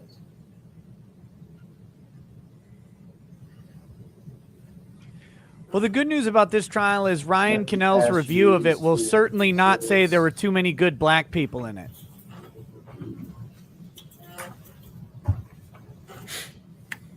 What's the picture there? It's a Google Maps picture, and it's got a red dot signifying where Lorenzen Wright's remains were found on Callus Cut, and then there's a yellow dot for Billy Turner's house over on was it German Park or German Creek Park? German Creek Park, and then Cheryl Wright's on Whispering Woods. It's got a yellow dot. And underneath that? It's me again. It'd be a I'll Google find the map, mute button somewhere. kind of, I guess you could say zoomed in, and it's got a yellow dot for Billy Turner's house, a green dot for Planet Fitness, and then a red dot for where Lorenzen Wright's remains were found on Callus Cut. By those markers, state sex number exhibits. Objections to hearings, Thomas. Yeah, can you see those? I had those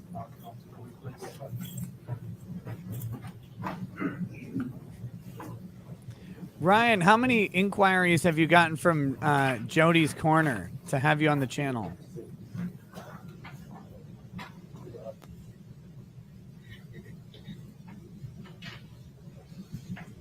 Or what about Popcorn Planet? Did Andy Signor invite you on to discuss your latent racism, your bigoted views on the very important cultural topic of the Batman?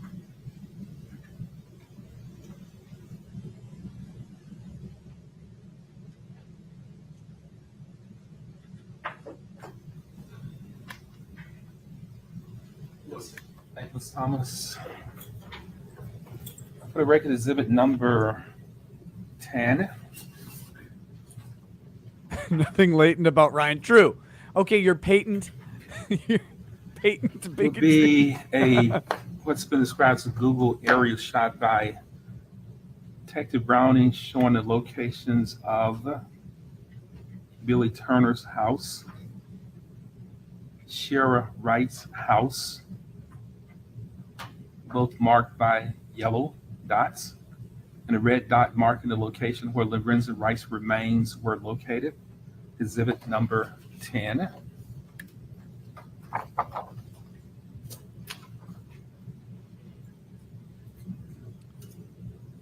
Exhibit number 11 will be what's been described by Detective Browning as a Google map showing the locations of Billy Turner's house.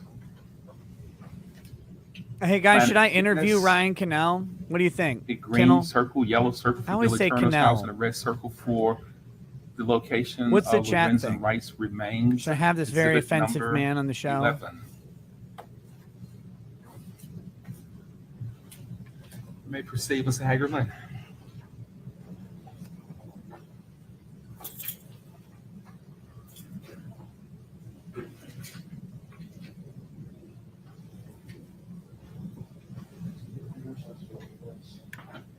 Okay. This is a big guess right now, but I think we can see what we need to see. What area of Memphis we're looking at? Poll. Carterville. Here we go. Let's do a poll on it. The red dot is what? Do you want me to read it? Ladies and gentlemen, can you see that red dot on that exhibit? I want to apologize to you. This is one of the hazards of technology. A normal laser pointer, if you try to use that on that Samsung TV, would disappear. So otherwise, we give Detective Browning a laser pointer and have a point to it, but it does not show up on that screen. And I do apologize to you. So if you need to see it, feel free to reposition There we go. There's yourselves. But they will try to there's a describe poll for on you it what is now. shown on the photograph. There's no way we're gonna see the laser Yes, sir. pointer because we're seeing the actual screen. So what Ms. Hagman has given to you, that's the actual exhibit that you have within the jury room when you start to deliberate. Everything that's been admitted, you have it to look at as long as it's close as you want to. It's been shown as overhead just to conserve time, but what is in your hands now, exhibit 10, is actually also being shown on the screen. Maybe better to have you look at it as this testimony goes along. Ms. Hagman, please. So we're looking at an aerial view out in Collierville, parts of Memphis too, is that right? Yes. All in Shelby County? Right. Red dot, it's hard to see from where the jury is, but it's the top. Correct. As far as the dots are. Red dot, it reads Lorenzen Wright's remains. Correct. So where's that at? That's going to be Callus Cut. Okay, that's that small road that you're talking about. Correct. To the left of it, there's a dot that reads Billy Turner's house. That's Mr. Turner's house at the time, is that correct? Yes. German Creek. 2010? Yes. And then to the extreme right and lower, is Shara Wright's house. Is that the house that we saw at Whisper Woods? That's correct. And for scale's sake, you said Mr. Turner's house is about 2 miles from Callus Cutoff, is that right? Yeah, approximately. Making this Wright's house further away. Correct. Char Sabretooth, that's me anytime I'm in a park. Yes. Yesterday, about Yes. 3 or 4 times this morning. Yes.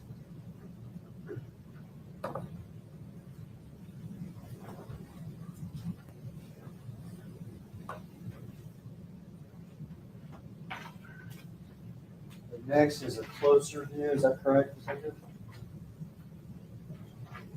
Closer than the one we saw before? Yes. If I go to the extreme top right, the red dot reads Lorenzen Wright's remains. Is that correct? Yes, that's correct. And in this picture, is it even possible to see the woods that are next to the little cutoff road that you're talking about? Well, there's apartments there, but yes, where that dot is, I think actually it'd be more to the right is where his remains were found. And then Billy Turner's residence is going to be just south, like southwest of that. Oh West God. of that, the yellow dot, Billy Turner's house. Right. I'm waiting to do a toast for Michael, so I keep almost drinking my whiskey, but having to hold off. I do not know. That's probably just a mistake. I would assume. Plaintiff Fitness didn't have any sort of role in this investigation. It did not. It did not. I wonder if Lady Rackets is home.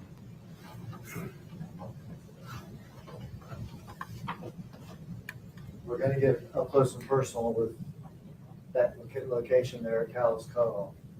But first, let's get Lorenzen to Memphis. In the investigation, did you discover that Lorenzen had traveled from Atlanta? Your mask isn't functioning if it's... Yes. Did you discover how and when he traveled from Atlanta to Memphis? Yes. And can you tell us when and how? It was on the 18th, and he flew on Delta. Demon's Wrath, no joke. That's what I'm doing. I'm July starving. 18, 2010. July 18th, 2010. And for perspective's sake, we're here about the second. Lorenzen dies when? July 19th at 12:12 in the morning. All right, so the 18th, the day he comes in, he dies just 12 minutes after midnight the same day. Correct. Dying basically the same day he came in. Correct. Except for 12 minutes. Correct.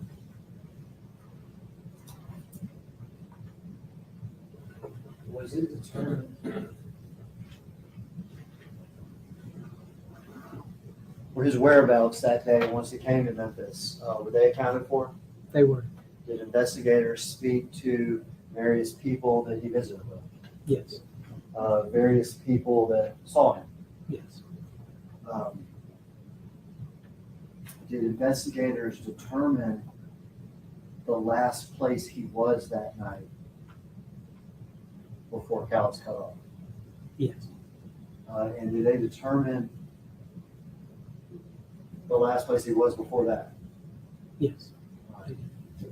So take his time frame wise. Where was Lorenzen right before he went to Cowles cut off? Lifetime Fitness. You backed up only to you backed up to the first time. And that's fine. Let's start there. How was Lorenzen's? How was his presence at Lifetime Fitness documented? By his friend who gave him a ride to the last place he was known to be, which was Whisper. Why was he at Lifetime Fitness? He picked up his son, Lorenzen Jr. And about what time did he leave Lifetime Fitness? It's around 9:30. Around 9:30. Who was with him when he left Lifetime Fitness? His frat brother. Frat brother. His frat brother's son, and then Lorenzen Jr. All You say his fraternity brother, would that be Philip Dodson? Philip Dodson, yes. Is Dodson his son? Yes. Is that correct? And then Lorenzen Jr. Correct. Now, how old was Lorenzen Jr. at the time? He was about 15. Do you know what Lorenzen Jr. had been doing up at Lifetime Fitness? He was playing basketball. Do you know where Philip Dodson, Lorenzen, and the two kids went after Lifetime Fitness? Yes. Where'd they go? They went to Cher's residence at Whispering Woods. You know about what time they arrived at Whispering Woods? It would have been like 10 minutes after that. That'd be fair to say in the 9:30. Borowski wouldn't strangle the lawyer. Borowski's court reporter would have already had a mass shooting incident in this courtroom.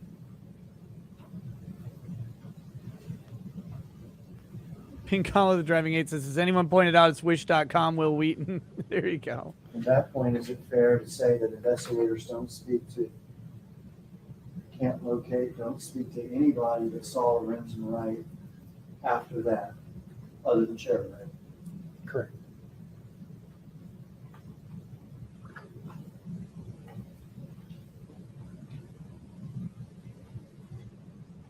Dropped off the house about 9:30, 9:45. Correct. We're going to jump ahead 2.5 hours, 2 hours and 45 minutes to 12:12 a.m. Oh. Okay? 12 minutes after midnight. Why is that time important? That That's is when he was the shot. 911 calls received to Germantown. And tell us about that 911 call. It was a 911 call that was placed by Lorenzen that was routed to the Germantown dispatch From Lorenzen's cell phone from Lorenzen's cell phone. to Germantown dispatch. Correct. And have you reviewed that call once, twice, or many times? Many Times. times. Describe generally what we hear on that call. You hear Lorenzen kind of say, "Oh, goddamn," and you hear some gunshots, and then you hear somebody say something. It's been interpreted different by different people that listen to it, but it almost sounds like, to me, "Get them," and then more gunshots, and then the phone. I just want to Male say voice, there's Correct. one basketball situation where you want to be male voice, and Spud then Webb whatever said, versus a like you said, Lorenzen yeah, Wright, Correct. another because male Spud Webb voice. was short, Sounds like another. therefore harder to shoot with bullets, And numerous gunshots. Correct. smaller target. And tell us, I may have already told them, but tell us what Germantown did with that 911 call. They called his cellular phone back, and then I think that was it. That was it. It appears that was it. They didn't research the location. They didn't put out a broadcast, whatever you want to call it, to other law enforcement agencies. Didn't. No. Didn't get it. Anything. Why are you like this? Why are you like this? Why can't you just have any energy at all? This to be the 911 call. I know you said you listened to it many times. This is a copy of one of the 911. Or if we have that, Martin, Evans list. Ms. Thomas, interjections. No objection, Your Honor. This would be exhibit number 12. Described by Investigator Brown as a 911 call placed on July 19, 2010, exhibit number 12.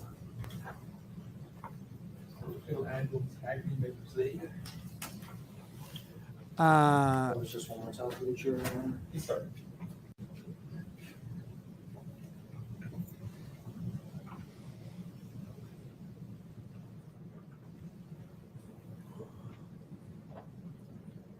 There should be 3 speakers. I'll be here in the jury box. Let me know if you're working properly, please.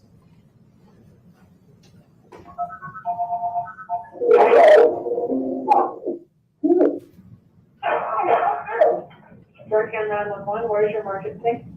Hello? Hello? Hello? I have nothing but gunshot.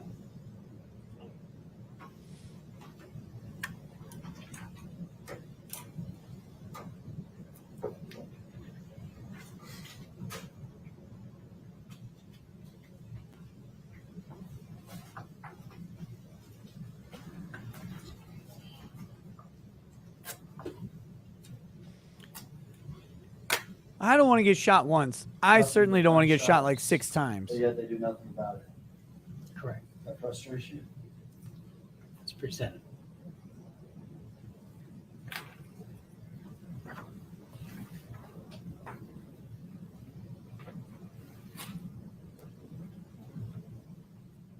That is July 18th, that is turned into the 19th, 12 minutes after midnight. Is Lorenzen reported missing that same night? No. Is he reported missing that next morning? He's still not missing to this Was he day. reported missing later that morning? He was not.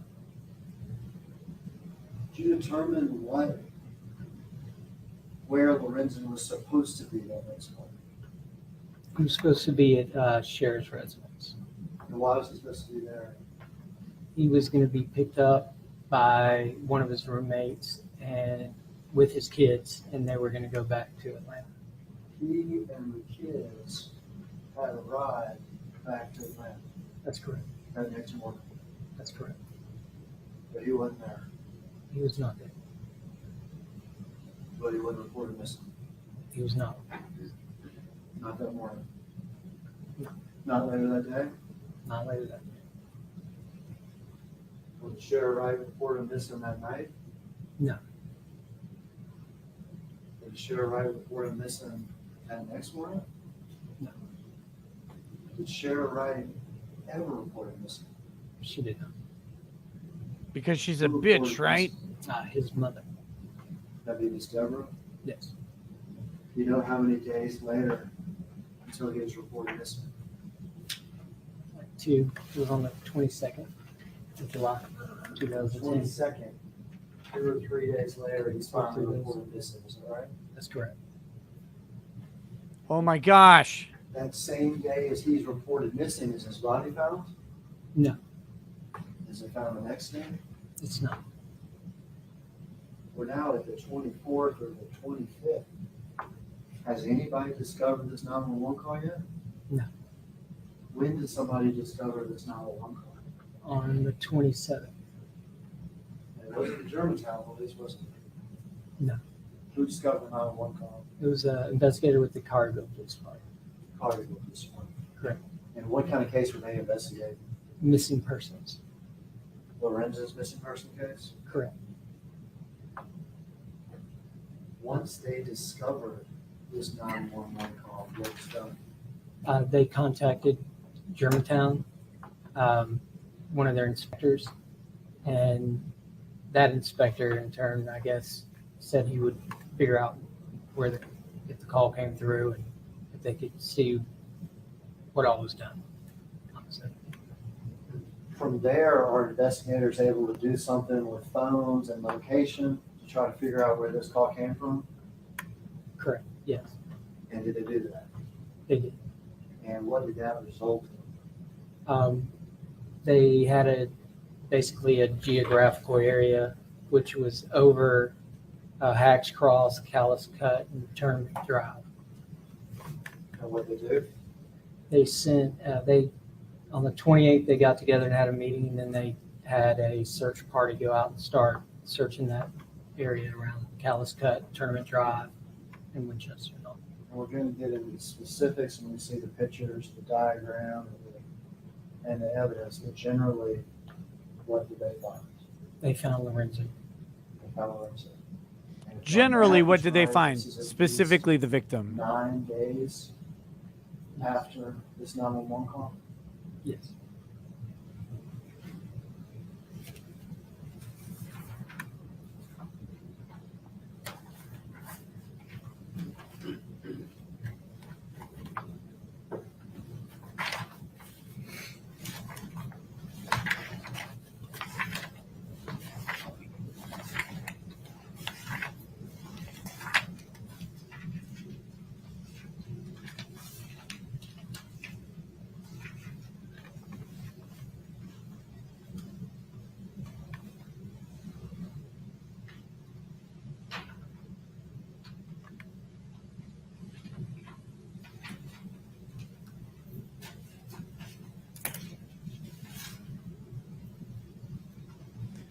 Lo, so there's not really time to find a new trial because Johnny Depp's coming up. If Johnny Depp's not going to work out, there's another trial that's been suggested. I don't want to jump into the middle of a trial. That's fucking weird. Want to talk to each other face down? Okay. And tell us what generally It's going to be an aerial view of That Callis doesn't mean Cut I'm going to necessarily and where finish it's this photo trial, taken, though. Where Lorenzen's body was located. Because the audio is so fucking bad. This is just another aerial view, but it's more zeroed in on the road and Sold where out the- one a where week the to fence 10 is. days.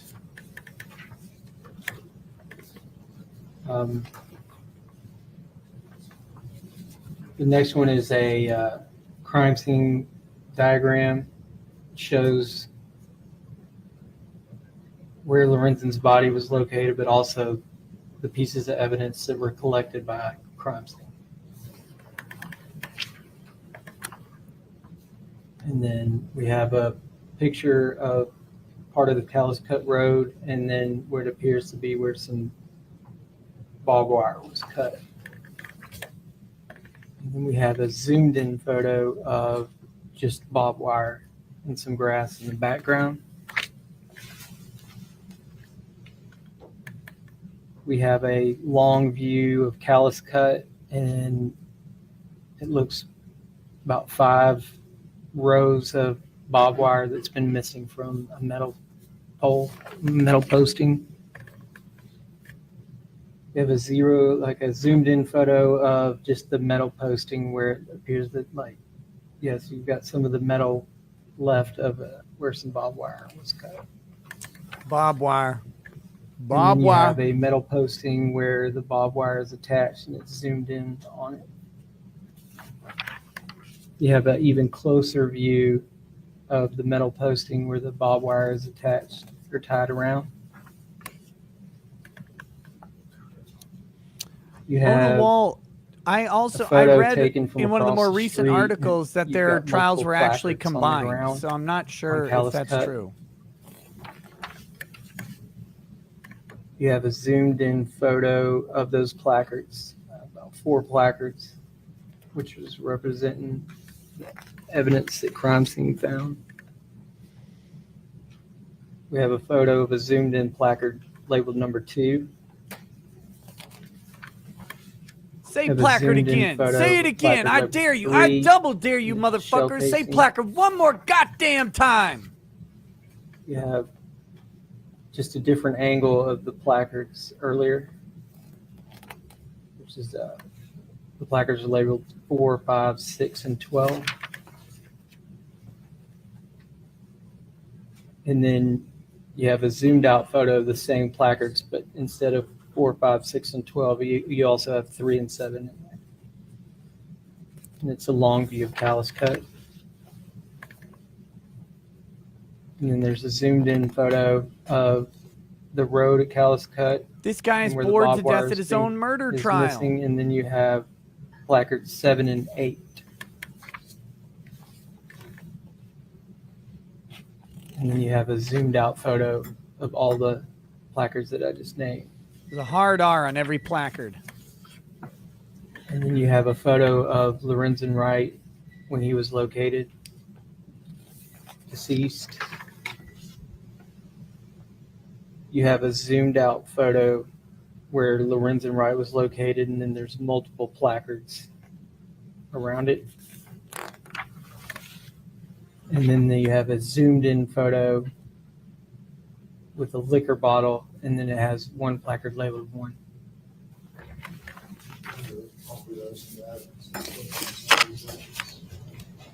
Oh, my neck. Thomas and/or Ms. Perry, any objections to this next offers of proof? No objection. Thomas, thank you. For the record. Oh, the other guy got to do something. That was nice. Number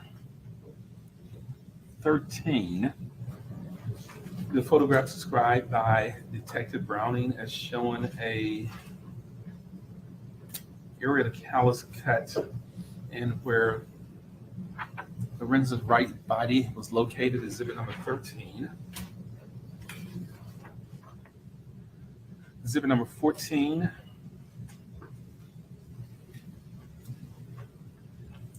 Photographs describe Detective Browning as showing a closer view. This courtroom is not curvy. This courtroom thick. Of the road and fenced area, exhibit number 14. Wait just a second. I'm going to read this toast because I don't really want to hear the judge describe more photos to me. Every time the judge describes a photo, a little bit of me dies. Michael says, Nick, if you don't mind making a toast to the victims that died during an EF3 tornado we had a couple weeks ago in Iowa. A former coworker's husband died while covering his wife in the bathtub. To Michael's former coworker's husband, truly committed to his wife through the end, covering her, shielding her with his own body. Men exist in part to protect our tribes, to protect our persons, to protect our children, to protect our loved ones, to protect ourselves. And though we would prefer to live through that protection, sometimes our sacrifice is what's required for the rest of the world to move on. And so, to a man that took that obligation all the way to the end, cheers and Godspeed, and God bless to any of the other victims and their families.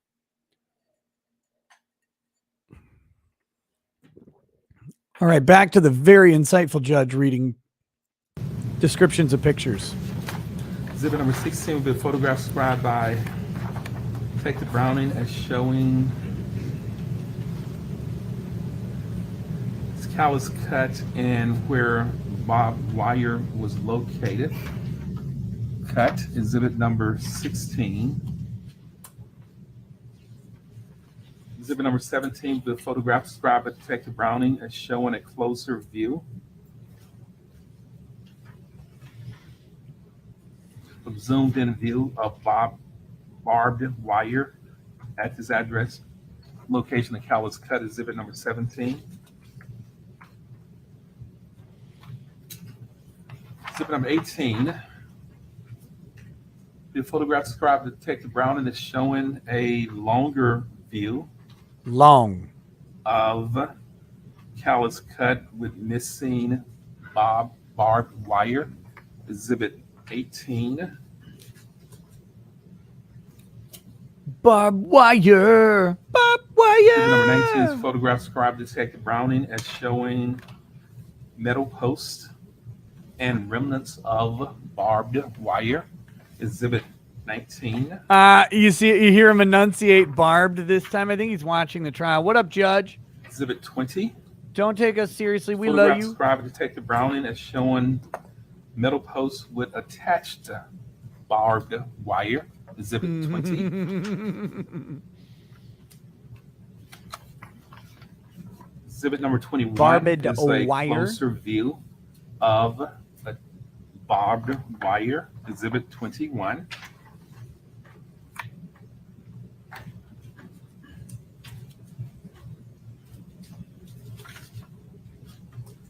Exhibit 22 is photographs described by Detective Browning as showing several evidence placards, exhibit 22. Placards?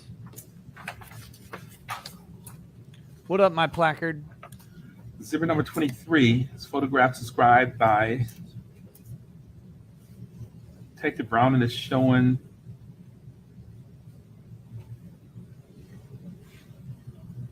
a zoomed in view. It's 23, Deputy Smith. A zoomed in view of placards 4, 5, and 12. Exhibit 23. 23. Yes, sir. Exhibit number 24. Man, I wonder how late this judge is going to go Photographs on today. a placard or item. I'm thinking of driving 2, up to Popeyes and exhibit buying some of their 24. fucking mashed potatoes. You know what I love? Popeyes mashed potatoes and gravy. Oh my Exhibit God, number it's so 25 good. is photographs showing a placard marking You got that Cajun or Ghibli gravy coming on here. crime scene evidence is shown as placard 3, exhibit 25. 5. Exhibit number 26, photographs showing a different view, different angle of placards 5, 6. 5. I put them in order 4, 5, 6, and 12. Exhibit 26.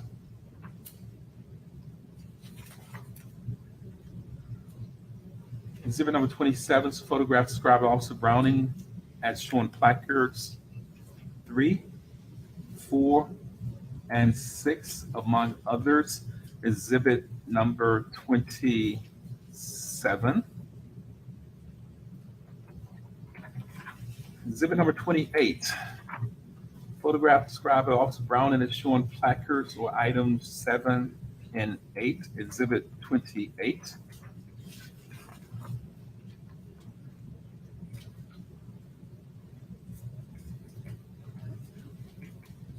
Exhibit number 29 is a photograph described by Detective Browning as showing a zoomed out angle of all placards. Exhibit 29.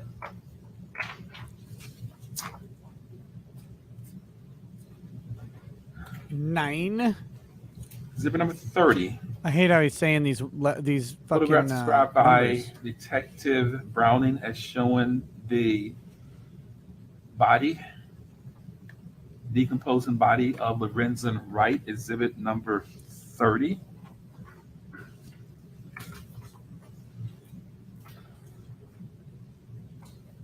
Exhibit number 31.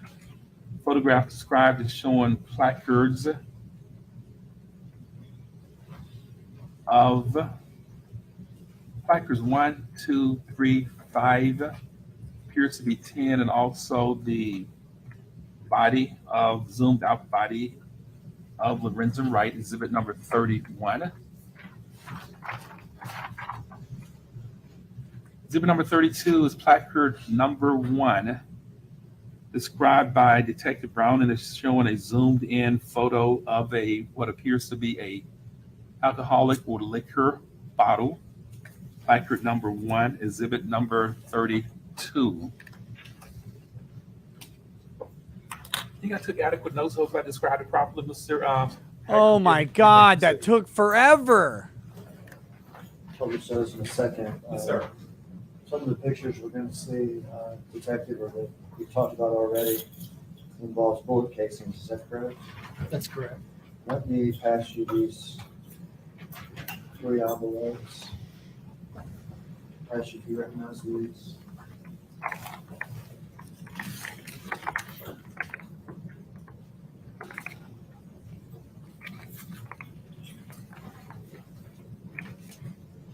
I do. And you could just one by one describe what's contained in each. The first one's going to be 5 spent 8.35 B bullet casings, 1 spent 9mm bullet casing, and 1 spent 380 bullet casing. And where are those collected at? This is going to be collected at Tournament Drive and Callus Cut. If we have that, we don't want to do these one by one since these are envelopes. We have that in the Ms. Perry Adams, Thomas, an objection to this next offer of proof. No objection. For the record, exhibit 33. Property and evidence envelope and the contents therein described by Officer Detective Browning. 5 spent. 8.35. Is that a B, Officer Browning? B as in boy? Yes.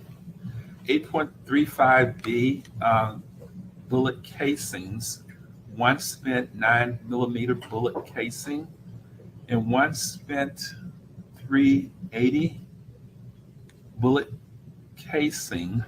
Exhibit number 33, the envelopes and the contents therein.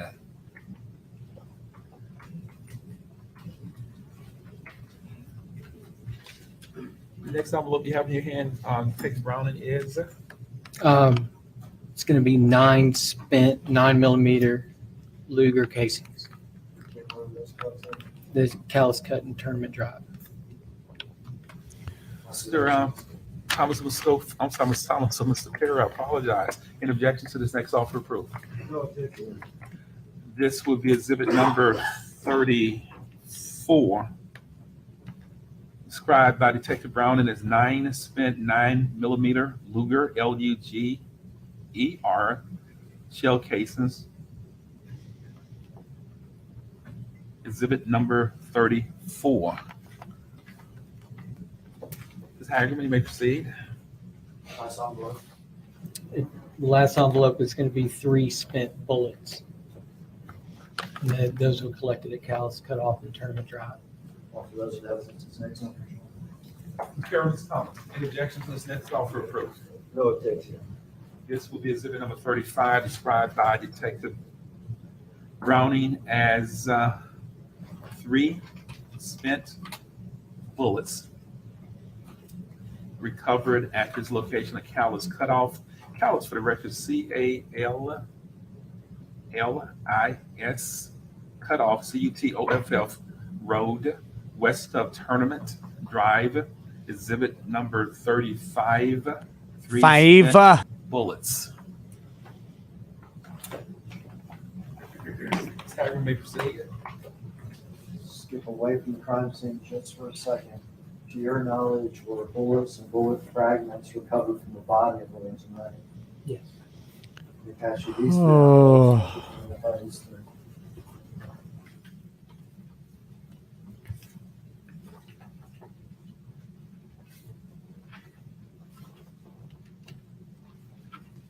And the first one's going to be a bullet fragment from the right arm of Lorenzen. What would that evidence to say what's going to be? Thomas Perry. Any objections to this next offer? No, yeah.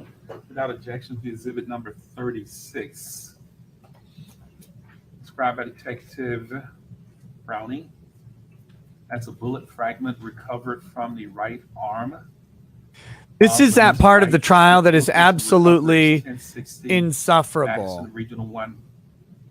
Sorry, I apologize. It's not Regional 1. That's the Shelby Let's County introduce this Regional Forensic Center, or I believe the regional. this evidence in the most medical. boring fucking way possible. It's changed names 3 times. I just called it medical examiner's office.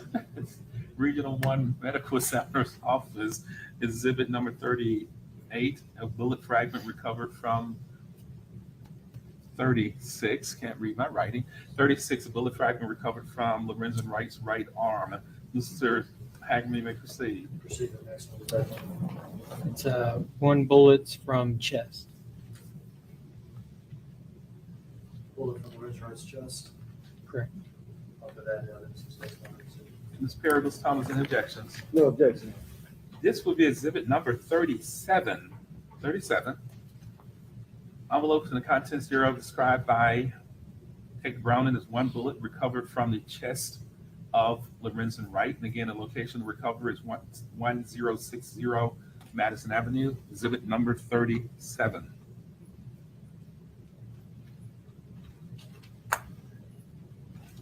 Hagerman, you may proceed. Drew, the last one. It's going to be a one bullet jacket from head. His head. Offer that evidence to say something. Ms. Perry and or Mr. Thomas, any objections? This would be exhibit number 38. Property evidence envelope and the contents therein described as one bullet jacket from the head of Lorenzen Wright recovered at 1060 Madison Avenue, exhibit number 38, bullet from head. Bullet from head.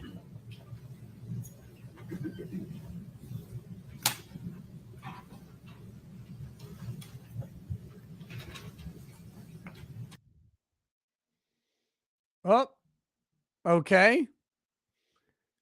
We're in weird mode now. Come on now. It just decided to stop.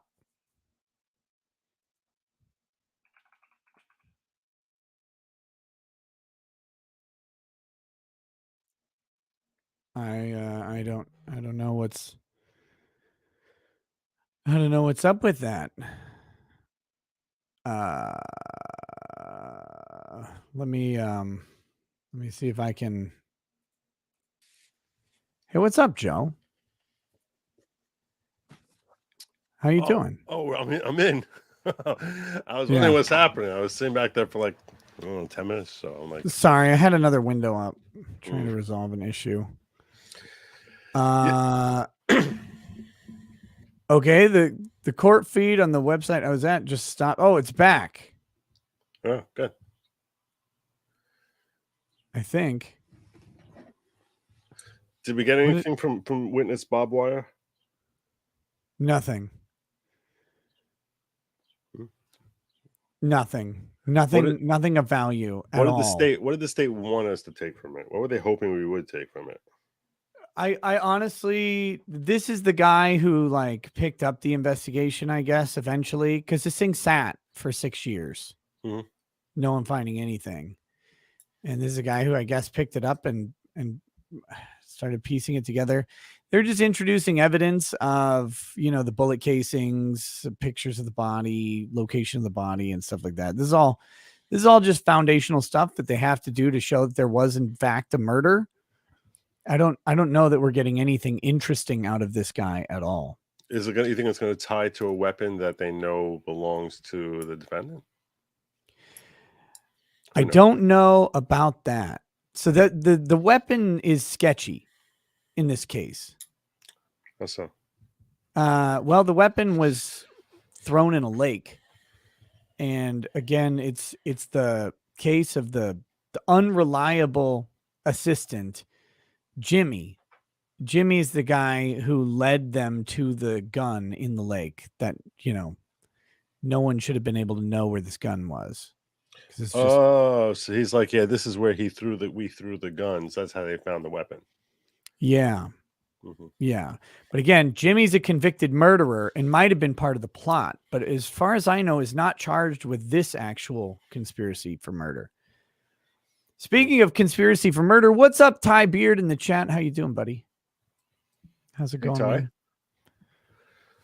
But yeah, just nothing of value. Like, this witness is so slow, and the judge gets all these pictures and then he reads a description of them, like he describes them for the court reporter, and it's a slow and tedious process. It's horrible. Not all parts of a trial are gonna be sexy. Can't always get your Gage Grosskreutz moments. Sometimes you gotta slog through this sort of stuff so they can lay it out for the jury. It should be sexy. It should be. That's where our job comes in, to sort of try and sexify it. We have to get to. And there's nothing sexier than two Jewish lawyers on TV. Two Jewish big-nosed lawyers. Two Polish. The biggest nose is really tremendous. I've seen some wonderful schnozzes in my day, but these two fellows, these wonderful gentlemen out here explaining the law to you on a daily basis, their noses are really something else, something special. My favorite reference for you was someone who referred to you as an Ashkenazi Jew. That was amazing. That's perfect. One of my favorite moments was when Kurt legitimately thought I was Jewish. Unbelievable. Like, I only have to know him for you for like 2 years. He's like, oh, you guys are both Jewish. And you're like, what? Like, well, aren't you? Like, no. Where did you actually ever get that idea? It was great. It was phenomenal. The funny thing is, it's really almost sort of like a racist stereotype that he was like, that he saw your nose and just assumed you were Jewish. I agree. Kurt is a giant, massive racist. Yeah, that's pretty much. Maybe that's why his channel got yeeted. Maybe that was probably. They were like, we gotta get this neo Sig Heil guy off of the air. Juzen Wachowski, she was out there and she's like, I think she's actually also another Pole who's not Jewish, like a non-Pole. I think she's a Pole who is Jewish. Really? Because I think so. Most Jews spell the E sound like Wachowski. One of the ways you could tell is Jews tend to spell with a Y, whereas Gentiles spell it with an I. So if you're looking at a Polish name, and she spells it with an I, which makes her an unusual sort of Jew, that she is Jewish blood. I don't know. Well, maybe it wasn't up to her. Well, she also maybe that's your anti-Semitism, where it's like anyone I hate must be Jewish. So. She's married, so is that her married name? Oh, that's a good question. Let's see. We can solve this. Susan Wachowski. You actually know how to spell it? No, but Google does. Okay. CEO of YouTube, early life and education. Okay. Susan Diane Wachowski was born on July 5th, 1968 to Esther Wachowski, an educator of Jewish descent, and Stanley Wachowski, a Polish-American physics professor at Stanford University. Told you. You see? That's that. I told you the ski name, which is what she's getting it from. That's going to be a non-Jewish spelling. Right, but that's from her father, her mother, and if I'm not mistaken, isn't it like isn't Jewish heritage passed down through the mother? It is. That's correct. Yeah. That's good. She was Esther Denise Hochman. Well, there you go. Is Hochman a notoriously Jewish name? How you spelling that? Hochman. Yeah, that's a pretty Jewish name. Okay. I don't know. I'm not up to date on Jewish namery lately, so I'll have to study nameology. I think is what it's called. Most mans tend to be Jewish. Okay. That tends to be towards Jewish names. So when they say "who mans is this?" That's actually a dog whistle. No, I don't think that's the way it works. You just said most mans are Jews. Most last names that end in man are going to tend to be Jewish. I'm just saying. Oh, I thought you were always. saying. So I thought you were talking about when a black lady says "who mans is this?" No, that she was no, actually just dog talking whistling. about yeah, where that are the which Jews? Jew? Yeah, no, that was I would not. No, that's not what I was saying. Okay, No. I'm just trying to be clear. We got to be clear for the chat. You got to clearly lay this stuff out. What's the Ty story Beard- with this feed, by the way? Are we is the trial ongoing now and we're missing it and we're just sort No, of it went on to a break. The okay. feed locked up, and as I was getting the feed pulled back up, the judge was standing behind his chair saying he's going to have a break. Okay. I guess He goes till So, 5 sharp. Do you know how I he have works? no idea.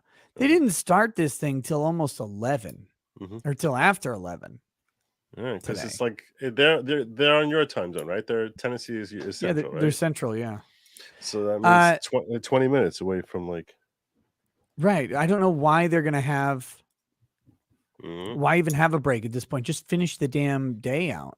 You would think. Ty Beard says, how much did Billy Ray supposedly charge to kill Wright? That's unclear. The wife apparently had about $2 million worth of incentive. The one person testified the mom testified there was $1 million life insurance policy and then $150,000 NBA pension. I can only imagine the NBA pension was an annual pension. She would get she was entitled to the NBA pension if she was only a baby mama. Well, they were married and then divorced, I guess. But it's 6 kids. I mean, I think if nothing else, the kids are entitled to the money, right? Yeah, that and then the mom as caretaker could spend that money, buying a nice car to drive the kids around in, for example. Right. They need a really fancy car. They also need like a great sound system and hair products. Well, how are they going to sing along to Frozen? They need their mom to have a really fancy wardrobe so that she looks fine, so that way they can feel proud of their mom. So that's also part of the whole cost of raising kids. Yeah. Ty Beard is also, it's an amateur hit. Turner had a checkered past, we'll say. Some felonies, some kidnapping in there a little bit. But by the time he was in his mid-20s, he had completely reformed and was just a humble Baptist deacon and lawn care professional. And then and only then did he go to his trusted friend Shauna Wright or whatever and allegedly deemed to murder Lorenzen. I keep calling him Lorenzo, but that's a Hispanic name. Would you say he was more or less a nefarious character than George Floyd, like using that as a yardstick? Would you say he's like his life? Probably similar, maybe. Like, Floyd had the one conviction, right? The whole robbery pointing the gun at the belly of a pregnant woman thing. Actually, from what I remember, the belly of the pregnant woman thing was an embellishment that was never actually borne out. But yes, pointing a gun, holding a woman at gunpoint, robbing her, whether or not she was pregnant, and he pointed the gun at the belly is from what I heard an embellishment. It may be true, but I haven't seen the actual substantiation of that. I've only seen that as an embellished fact. So he might have been worse. He might have been worse than George Floyd. He might have been, but a reformed worse. Okay. And we know George Floyd, he was just trying to get his life together. He's not that kind of guy. He's not that kind of. If you say such a thing, you're obviously racist because he was clearly not that kind of guy. Yeah. So, exactly. Right. Yeah. Not that kind of guy. I'm not that kind of guy. He's not. You got the wrong guy. You got the wrong guy. You don't even know what you're talking about here. So anyway, but I don't know the extent of this guy's kidnapping. I do know that he's a felon in possession of a firearm when this stuff all went down, and he was convicted of felon in possession of a firearm, and he's currently serving a 16-year prison sentence. Which seems astonishingly high for a conviction of possessing a gun while you're a felon. That seems like there's something else going on there. Yeah. Like I would think the maximum penalty for a felon in possession of a firearm would be like 2 years. 16 I think the years. minimum's 5 in Tennessee. Okay. 16. But I mean, 16, that's over 3 times the minimum sentence. So there's got to be some aggravating factors going on. 16, that's a hell of a long sentence. Murderers, well, I shouldn't say murderers, manslaughterers don't get 16 years. They get 10 years normally. Yeah. Yeah. That's a shitload of time. Yeah. So who knows? Who knows what's going on? What that is? Maybe there's some Billy Ray Turner gun conviction. Maybe we can find some info out about that. For possessing 2 guns at the time of the arrest. I don't know if that matters. I don't know if that compounds them.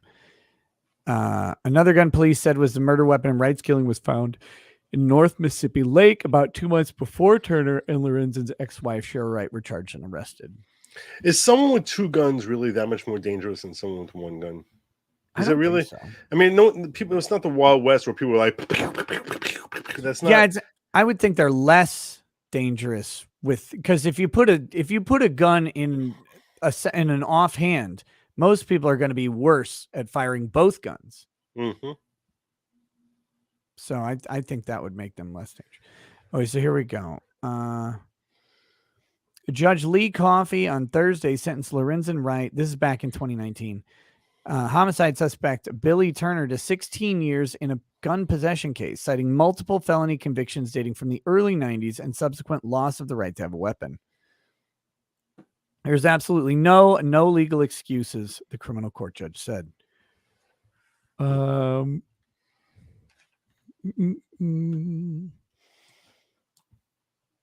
Let's see. Must serve more than 5 years of prison. Turner will have to serve 35% of the sentence for possession of a shotgun, the judge said. That's 5 years, 7 months, and 6 days, judge said in an interview. But the exact release date will depend on credit and a parole hearing that might come sooner or later than that. Judge said that given Turner's prior criminal convictions, he does not believe he will make parole at his first hearing. Turner showed little reaction to the sentence and didn't speak during the hearing other than to answer a judge question with no sir. Judge could have sentenced him to 20 years, but gave Turner credit for pleading guilty and avoiding the expense of a trial. 16 years was a plea deal. That's terrible. My God, what did they have him on? Or who was his lawyer? That is same guy, same lawyer. Wow. The 16-year sentence. Well here. It was more than the sentence at the low end of the guidelines that his defense requested, 12 years. God, it's brutal. You've been asking for 12 years. How many aggravating factors could he have had? What was he like, possessing a gun while, meaning shoving it in the mouth of a baby? What was he doing with this gun that is getting 16 years? Wow. Brian Beasley testified about the weapons found in Turner's home during a search in 2017. He said officers found a loaded shotgun propped in the corner of a closet, as well as an unloaded pistol in a purse. He wasn't even holding it in his hand. It was just on his property, and he's got 16 years. Oh man, I don't know. You go back to that well for defense of a murder charge if that was what your attorney got you. He showed the court pictures of the items found in the home, as well as pictures of shotgun shells found in the trunk of an old, badly damaged vehicle that had belonged to Turner and had been left in a field for years. Another gun charge related to a pistol found in Turner's home was dropped earlier this summer. An officer testified Thursday the weapon was found in a woman's purse. A third gun charge is still pending. Turner's defense lawyer said that if he is convicted of shooting Lorenzen Wright, he will be charged with having possessed a weapon at the time. Thursday marked the first major court appearance since July 25th, blah, blah, blah, blah. Cheryl Wright, the ex-wife of the NBA player, entered an unexpected guilty plea to lesser charges. And I can't believe that she pled to 30 years also. Why would anyone plead if like I'm gonna admit my guilt and I'm gonna like serve 30 years, like what so like here if we she actually go. went to trial, she would have gotten 35 years. Like what did she She- actually gain by pleading? According to the article, she could become eligible for release in roughly 7 years. She could have faced life in prison if convicted at trial in September. Credit for more than 500 days already served in jail. The judge said she might now become eligible for release in roughly 7 more years. That's Oh, why. That's why you plead guilty to that. Yeah. Okay, that's a great answer. I think my question was fair, but I Yeah. think that answer really Yeah, no, explains your that. your question was good. Absolutely. Yeah. Because why the hell would you take a 30-year sentence? Because it's 30 years is death sentence for Most not people. it's practically a death sentence. Your entire life is destroyed. It's over. Right. So yeah. Let's see. Authorities charged Turner with possession of guns after arresting him in connection to Lorenzen Wright's murder. His status as a convicted felon meant he wasn't supposed to have guns at all. Felony criminal record dating back from the early 90s when he had pleaded guilty to offenses including possession of cocaine with intent to distribute, according to court records. He also pleaded guilty to several counts, including attempted kidnapping related to a December 92 incident in which he allegedly pointed a gun at his ex-girlfriend and tried to pull her into a vehicle, then pointed a gun at the ex-girlfriend's brother when he tried to intervene, according to court records. Turner, a longtime Collierville resident, had appeared to put his criminal past behind him. Before the 2017 murder arrest, he hadn't faced a serious criminal charge for years. He's known locally as a church deacon, owner of a small landscaping business. There you go. So you never know what your gardener's done in their past. No one knows. You don't know. They look like just your average guy. It could be someone who like kidnapped people. It could be a former Russian physicist. You never know. That the landscapers are basically the uncharted waters of society. Yeah, that's wild, man. But yeah, so since I would assume the sentence had a lot to do with those prior convictions involving the use of a gun in a forcible felony. I mean, that to me, I think that's where you go, right? Like, so maybe Tennessee has like perhaps aggravating factors. Like you're not just a felon in possession, you're a felon who has a history of using a gun in felonious ways. So now if you're that type of felon in possession, we're going to give you a stiffer sentence than if you were a drug dealer who was never caught with a gun before. And that's your felony. So now you're not allowed to have a gun. So that felony in possession would be 5 years. But if you use the gun in a criminally nefarious way, in that case, maybe it gets jacked up automatically. That's what I'm guessing. Is that where you were going with this? Yeah. Well, I don't know if it's necessarily automatic, but it gives the judge broad discretion, to go after him. And I think that's perfectly reasonable. Yeah, that makes sense. Yeah. So probably not enough time, to be honest. Well, wait a second. When they said that he hadn't committed any negative acts in like years, is that because he was like in a state pen somewhere? No, he was out, but I always love that. It's like, well, until the murder, he hadn't done anything negative in a while. So this judge, he's going to stand behind this chair. I love this move. He thinks he's on TV. Well, I guess he knows he's on TV. Yeah, technically he is. Oh, no volume. We don't have volume. Do I have it muted? I don't have it muted. Court's muted. The judge just cracked a joke. The defendant smiled. You're next, judge. You next. Oh, man.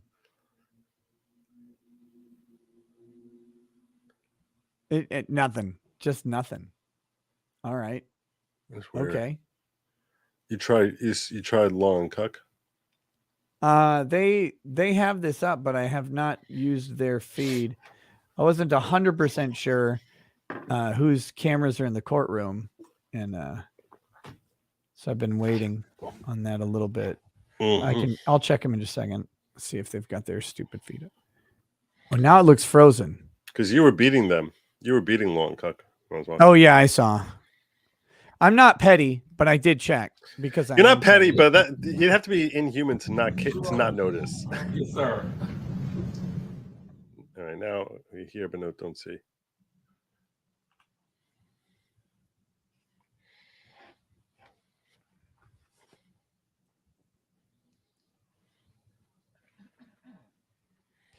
Ty, that was the worst pun ever. And When was that? you should be ashamed of yourself, sir. You should be ashamed of yourself. Oh, Ty, am I going to get to see you in early April when I'm down there in Tyler? Take the Browning. You come We go forward, to- please, sir. We go to Stanley's and I can watch you eat pork ribs because I can't.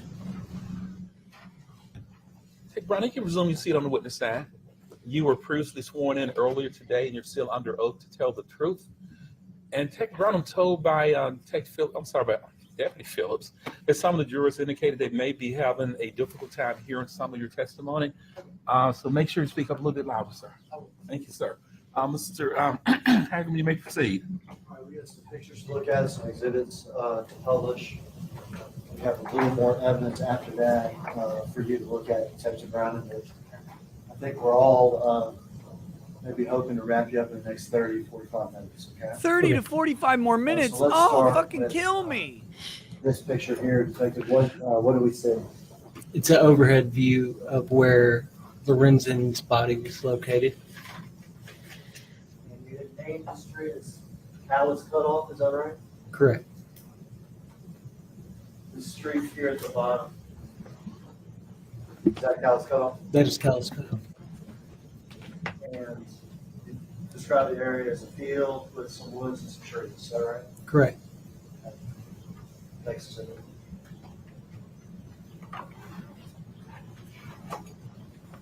That's a beautiful field. Some nice foliage. Another angle of the road, is that right? That's correct. And we're going to see closer pictures, but there's actually a barbed wire fence that separates the road from the field, is that right? That's right. He who walks behind the rose. Like this, is that right? Yeah, east to west. Yes. East to west. Yes.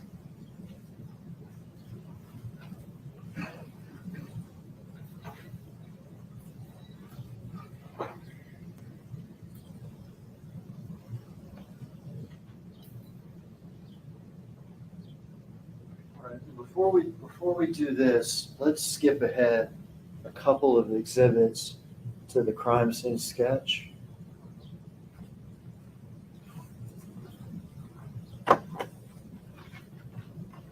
I think what the sketch is going to be able to do is sort of give us a general idea of what we're looking at. All right. It's hard to read from this far away, but I have copies, Your Honor. Oh, thank God they So the jury sketched to this. follow along. Yes, sir. Deputy Phillips.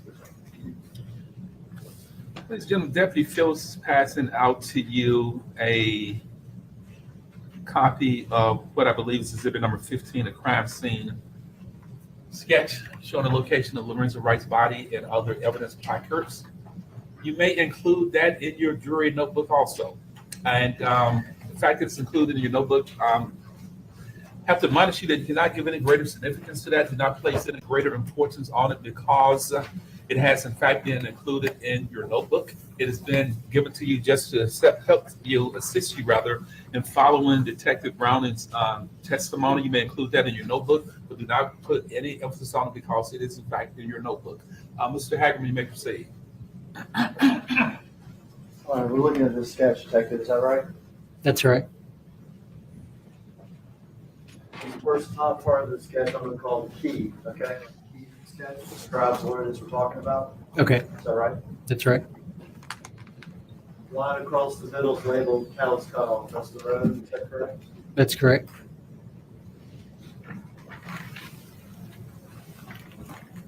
And there's going to be various things labeled on the key, but then their location is shown as we go through the sketch. Is that right? That's correct. All right. Steve, one more.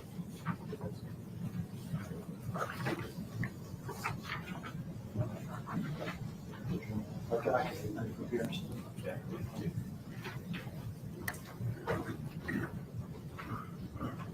Now this is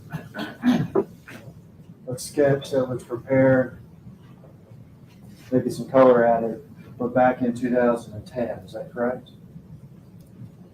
This wasn't something you produced? No, no, no. All right, this is the crime scene as it existed in 2010. Yes, Is this, that correct? right.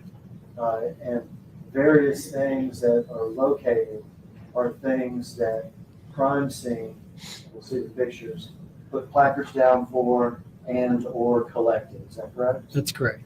Would it also be fair to say that some things were important and some things weren't? That's correct. What was collected is what was out there. Right.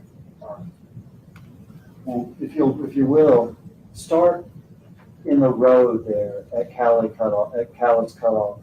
What was found in the road there at Callie's Cutoff? Okay. So you've got labeled 1, which is an empty Gordon's bottle. All right. That's like a liquor bottle or something? Correct. May or may not be important, correct? Correct. All right.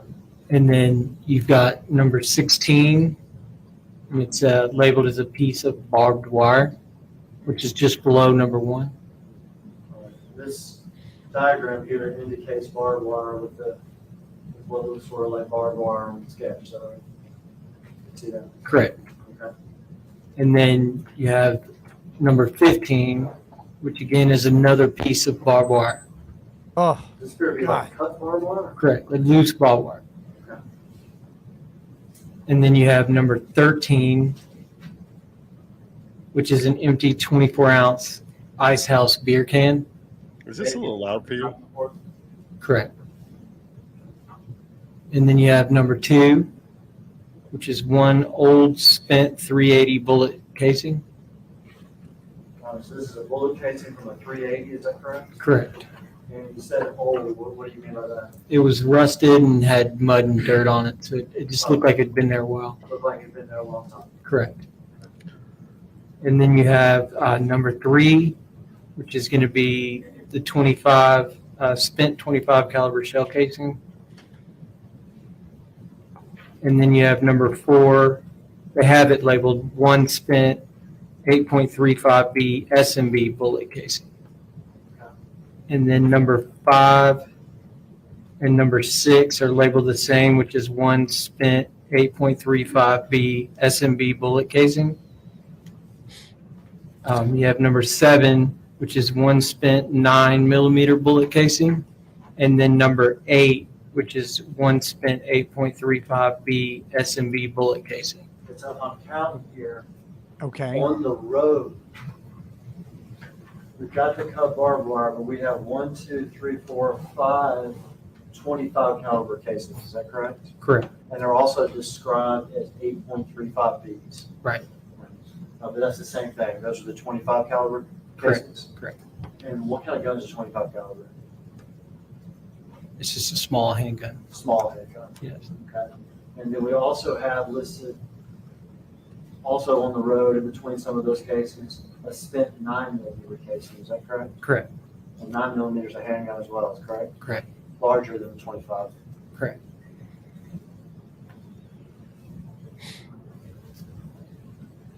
You want me to continue? Continue with things on the road. Okay. Number 9 is going to be a small flat plastic empty water bottle. Number 10 will be an empty 24-ounce Bud Ice beer can. Number 11 will be an empty McDonald's large fry container. And then number 18 will be a Virginia Slim cigarette butt. Ooh. And then you have number 14, which is cherry chapstick, which is just off the road in the grass. And then you Cherry have chapstick is number 12, which famous is an from empty clear I Kissed plastic a Girl and I 32 Liked It by Katy Perry. 32-ounce Exxon cup. I don't listen to crap. Some of this stuff you listed, like liquor Just saying. bottle, chapstick, beer, cups. Was any investigation done on those things? Are Virginia Slims exclusively for black women? Was there any investigation done with regard to those things? They were sent to TBI, All right, looking for what? DNA. And I know you're not the DNA scientist, you're not the expert, but to your knowledge, were results all negative for any DNA? Yes. All right, so whatever investigation you could do with regard to that chapstick or that Ice House beer can, the Exxon cup, that was done. But everything was negative. Everything was negative. All right. With regard to these casings that are found here on the road, are those retained by crime scene? Correct. Tagging evidence? Correct. And actually in the envelopes that were introduced in court. Is that correct? Correct. And are they retained for a particular reason? Yes, just for evidence purposes. For evidence purposes, and is there any ability to match casings to guns and things like that? Yes. All right, so this potentially important evidence with regard to 25 casings and the 9mm that were found in the street. Correct. Is that correct? Yes. Now this barbed wire, you discovered as a fence, is that right? Yes. You see pictures of it later, but you discovered it as being cut? Right. What do you mean by that? There's a section cut from the barbed wire fence. Barbed wire. Kind of depicted in your picture. Oh, God. Yes, from all the way to the other, there was a big gap that was cut out in front of the scene. So this is here, and this is all the way to the cut. Correct. Oh. Hold on. Yeah. Well, that's bad. All right, across the barbed wire fence. I'm refreshing. I don't know if that was me or the court or No, what. That was painful. Oh, God.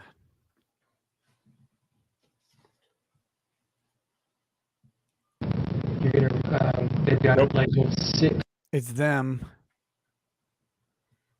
Hold on. Let me try a different feed. Ugh. The audio was really loud also. Well, yeah, that's because they have it cranked up so high because the fucking people can't. You have 5A, which is a spent That's 9mm casing. You have 4A, which is a spent 9mm casing. And Well, then 3A, we'll do it this way. which is a spent 9mm casing. 2A, Sure, I'm which gonna is get a spent 9mm fucking- casing, and 1A. You're gonna get a letter. A letter's coming. I'm going to. A letter's coming. We better add a lot of commentary here.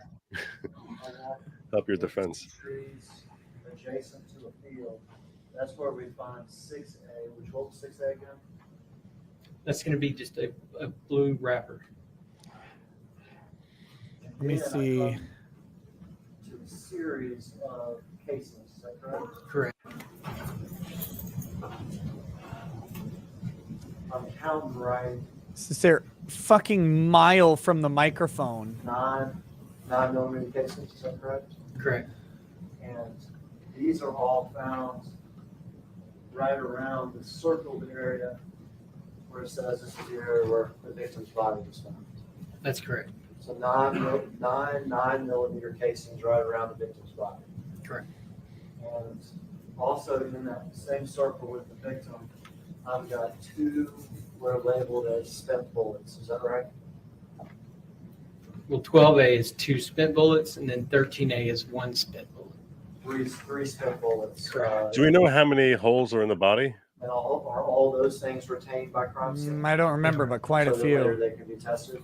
Yes. All right, let's go back to the photographs and walk through it like that. What's the theory as to how he got out to this place? All right, what are They we lured him out there. It's going to be a photo of callus cut and a part Which is of kind of where a weird theory. the barbed wire is missing. Like, Metal why are post you down meeting there. up with these It's the road. these people That's the here road. as an NBA player? The post for the fence, Correct. and we're missing barbed wire. Correct. All right.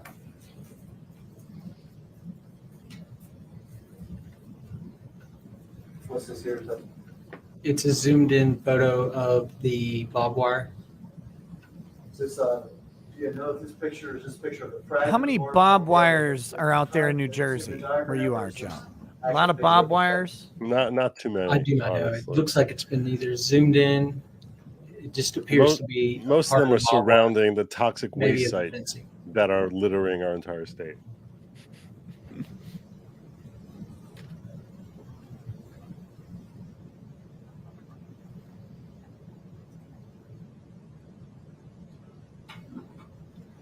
we see the fence, this is the barbed wire, is that right?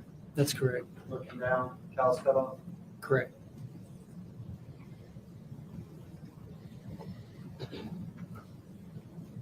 Fence post, this is the barbed wire.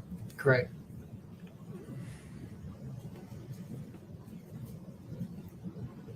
And here we see what you were talking about earlier. What do we have a picture of here? It's the end where the barbed wire is connected on one side, but it's been cut on the other, where that gap we saw in the diagram. Here. I am Yes. not seeing why You know whether any or of not this sections of matters. this fence I are don't get it either. aimed by police? I guess They were. I'm taking from this that he was killed on scene where they found him, not that they moved the body afterwards. Yeah. All right, we got a far away picture. What are we looking at?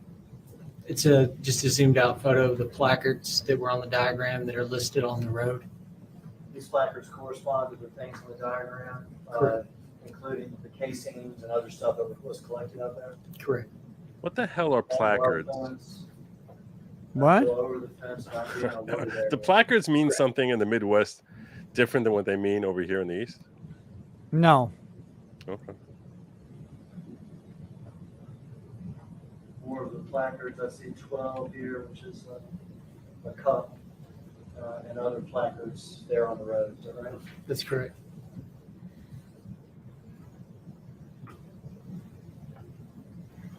Zoomed in picture of placard 2. What's placard 2? Placard 2 is that's going to be the old spent 380 bullet casing. Okay, this is that casing you found out there. That you found out there that they found out there that you said looked really old and rusted. Correct. Next one. Placard 3. 3 is going to be the spent 8.35B SMB bullet casing, or I'll call 25 that- caliber. I call that the 25 caliber casing. Yes.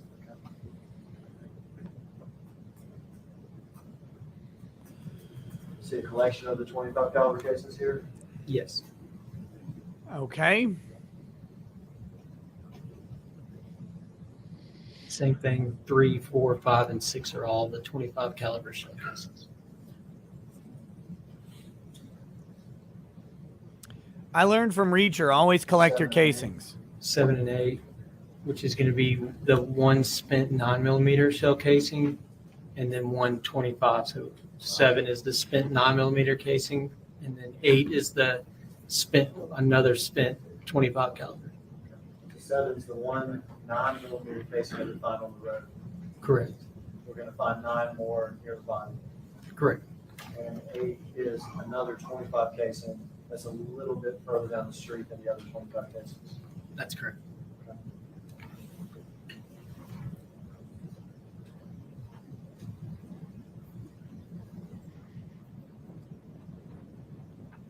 It's another deal.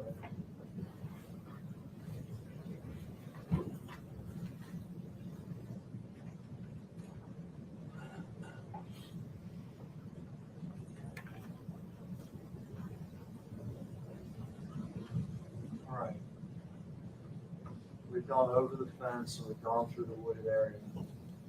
And Lorenzen was located, is that correct? That's correct. And it's a picture of where it's Yes.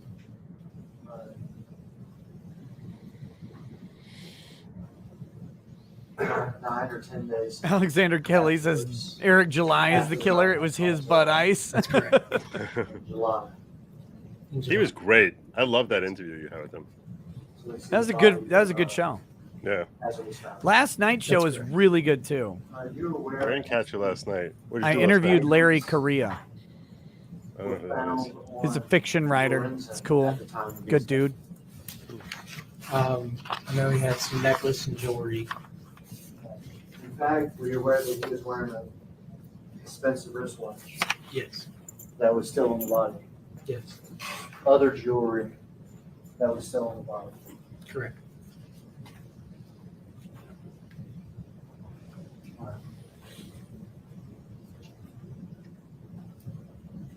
Now I have the stupid Winged Hussars song stuck in my head by Placards, Sabaton. Flags. Hmm.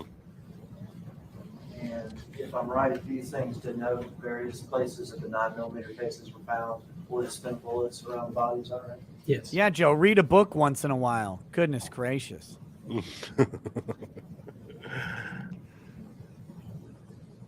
There's a liquor bottle that had been tagged, I guess, as number 1, is that right? Correct. And again, these items were followed up on all with negative results. Negative results. Unable to attain anything. That's correct. I think felony defendants are going to be coached to wear a mask for like evermore. I would 100% have a felony defendant wear a mask the entire time. Yeah. You never know what facial expression they're going to make. Might as well hide it as best you can. Right. Exactly. Although he should pull his up over his nose, you idiot. Before Mr. Wright was found there at Cow's Cutoff, you aware as to whether or not a search warrant was executed at the house on Whisper Woods? It was. And do you know in response why the search warrant was executed? For evidence concerning Lorenzen Wright. In particular, do you know what motivated the search warrant to be executed at Whisper Woods? They had received information from a neighbor that a large fire was in the backyard during a hot summer. So, Fire in the backyard yes, after the disappearance of Lorenzen Wright? correct, In the middle of July? correct, Before his body was found? correct. Did detectives go to Whisper Woods? They did. Did they serve a search warrant? They did. Did they inspect the backyard? Yes. Did they find any structure or which could have a fire like that? They did. What did they find back there? It's like I guess like a small chimney area where you can kind of burn things, like put a firewood and everything. It kind of sits up high above a fire pit. And did they find remnants of what you call it, things or stuff Yes. that aren't commonplace in fire pits in the backyard? Yes, it was like the metal piecings within like envelopes, paper clips, like office supplies. You know, what I don't like about this is if there's something uniquely of unique importance that they want the jury There's to gonna be a picture. pay attention to, they're really doing a good job of hiding it amongst the morass of other information. And then we have a zoomed in but maybe picture there of the fire isn't. pit Maybe it's just, I mean, and a piece of this is paper. all just foundational stuff. But you can't And read just the to writing. show his thoroughness It's a that they burnt found piece of everything paper. there is to be found. And then you Yeah, have I think a zoomed in the photo big of, stuff is going to be the some paper testimony of clips, Jimmy. the That's metal their bindings and star envelopes, some change, and The real some brutal other thing would be is if the state got the wife photo to come in clippings. and testify, and then you have a But- zoomed in photo. but they would have to have no deal with of Jimmy or just the that little wife. I mean, piece of otherwise paper it'll that look was really left from shady. being burned. Well, we might have her up there and figure she's North, as believable as they and it looks can like get. part of the so word it attorney, doesn't hurt to have her. and that's it. We have those marks to say something. Low Pro says should have eaten the body 10 times out of 10. It's exhibit number 39, 9. described by Detective Browning as a photo of a fire pit. Exhibit 39. Exhibit 40. So, what's your early takeaway on the judge? I like the photograph described judge. by Detective Browning. This is zoomed in I mean, I don't like this part where photo he of the fire pit. Exhibit describes it, number but I 30. know he has to I'm for the sorry, exhibit record, number 40. right? Because it's a he has to describe what each piece of evidence is for Exhibit number the 41. transcript. But I mean, so far I like him The when he photograph seems to described handle Detective Browning objections as the zoomed-in reasonably, and he photograph explains showing to the jury why he's ruling on paper. an objection in a particular way. Mm. So he's like, Clips. hearsay is when this happens, and there's an exception to the Bindings hearsay and rule. Here's the coins. exception and why it applies Exhibit here. 40. It's like that's really cool. That's good. That's I pretty think. unique. Yeah. Exhibit number 42 would be a photograph showing what has been described by Detective Browning as a photograph showing Borowski is better. Well, burned paper Borowski is the with funniest some judge partial I've seen so writings on it. far. Attorneys North. Exhibit number 42. So how fucked am I? Really fucked. It's really bad. See? I mean, you're gonna go to jail forever. As part of that search and other searches in the days after he goes missing, do detectives come in possession of Sheriff Wright's cellular telephone? They do. Are they able to extract information from the cellular telephone? They are.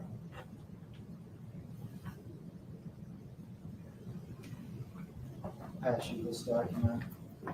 Slide.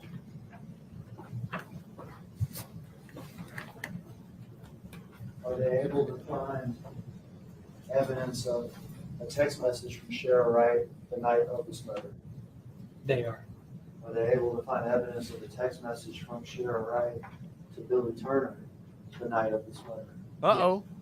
Are they able to find evidence of a text message from Sheriff Wright to Billy Turner about 25 minutes before that 911 call is made? What are the And text are they able to messages? recover the substance of that message? There we go. Who's the sender of the message? The sender is going to be Sheriff Wright, And who receives it? Billy Turner. And what does the message read? I'm going to need my You commission. need to speak out, I think, so everybody. I'm going to need my commission. Ren want you to bring your cards in the AM before you fly out. You owe me, boy. I'm gonna need my commission, is that what you said? I'm a like IMMA. I'm going to need my commission. And something about business cards? Ren want you to bring your cards in the AM before he fly out. Whose business cards? Billy's. Billy's business cards. You familiar with what business- Objection. This is calling for speculation. He cut lawns Where? at Sheriff Wright's residence. Yeah, but in what city have you got loans? I'm assuming Shelby County, Memphis. Memphis. Where was Atlanta? Where was I'm that? assuming Where was it? In Atlanta. is a so call for speculative. speculation. Offer that, yeah, just to say next number. So. Sir, under comments and objections? No. This will be exhibit number 4343. A document described by Detective Browning as a text message sent from Sheriff Wright to Billy Turner. It's really from Sheriff Wright's phone, not from Sheriff Wright.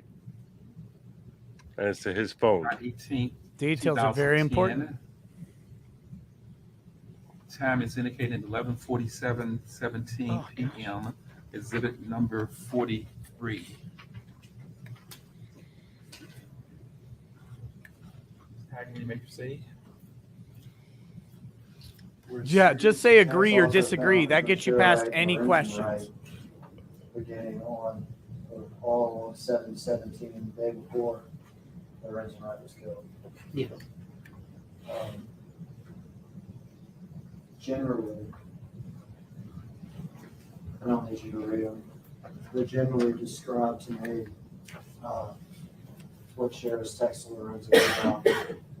Explicit, I guess, text messages telling him that she wants to sleep with him. And where does she want him? This text message- Objection. This is She wants him that's speculative. To Memphis. to Memphis Yes. for sexual reasons. Correct. To her, Yes. offer that evidence to say something. Thomas Hannah, Ms. Perry, any objections to this next offer approach? No. This will be exhibit number 44. The document containing what has been described by Detective Browning as a series of text messages sent from Sheriff Wright to Lorenzen Wright, exhibit number 44.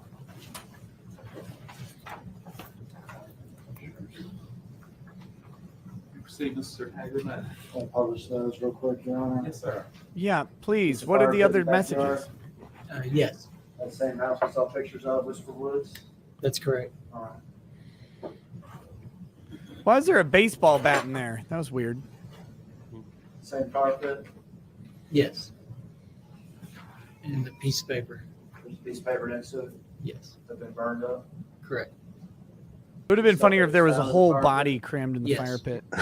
Binder clip, paper clip, It's folded in half. other items, is that correct? That's correct. That's what you said, like some sort of like. Can you go back one for a second?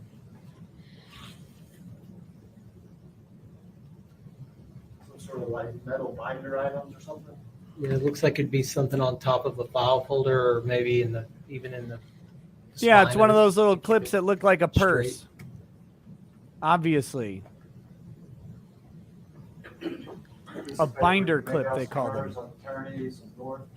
That's correct.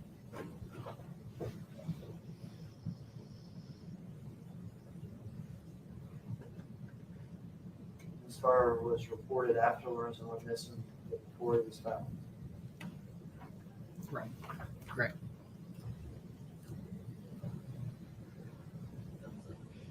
Oh, it's on the page. The text message. Then I'll send them. I really wish they would have had him read off all those text messages. It would be much Yeah, better why theater. didn't he? And he could have forced him to do it, rather than just surmising that it's like requesting sex. That's correct. I'm gonna need my commission. Ren want you to bring your cards in the AM before you fly out. You owe me, boy. 11:47, 17 seconds. Oh, is That's- that right? That's correct. I'm gonna need my commission. Ren wants to bring the cards in the AM before you fly out. You owe me more. Destination. I have no idea what that means. I don't know how this guy knows what that means. 45 seconds later, okay? Correct. Why would she need a commission from him? I don't understand that. It's very don't- weird. We don't need to publish the text Like, message even between outside of the murder, that's Sheriff very and weird. Lorenzen, but Nothing about that sometimes in makes sense several at this point. messages in which she wanted him to come to Memphis, come to her house, is that correct?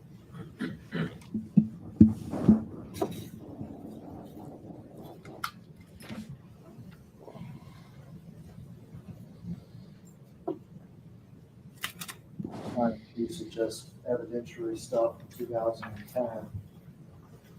In 2010, investigators collect some phone records with regard to Sheriff Wright, Billy Turner, and Jimmy Martin. Yes. Were they as expansive as you had hoped? they'd Justin been Smith, yeah, that was the ex-wife in talking to the Heritage hitman. case? Was it for a limited time period? It was About how long the time period for? varied, but the one was for Why did the victim need business cards from the hitman? a month and a half. It didn't say business cards, did it? It just said cards. Correct. What cards? Analyze those Pokemon? things, We did. mark the phone records. That doesn't seem likely. I I guess don't it's judge. theoretical.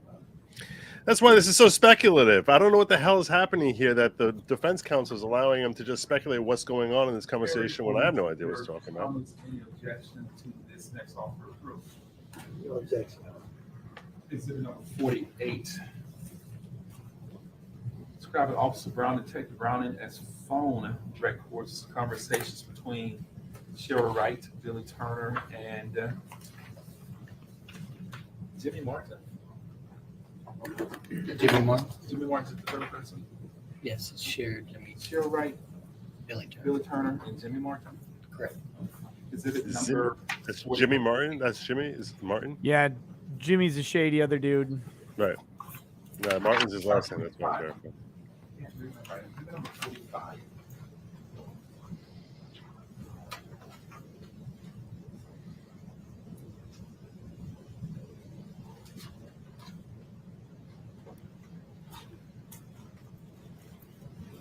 And to be clear, Detective, I'm sorry, to be clear, Detective, these are phone records, is that correct?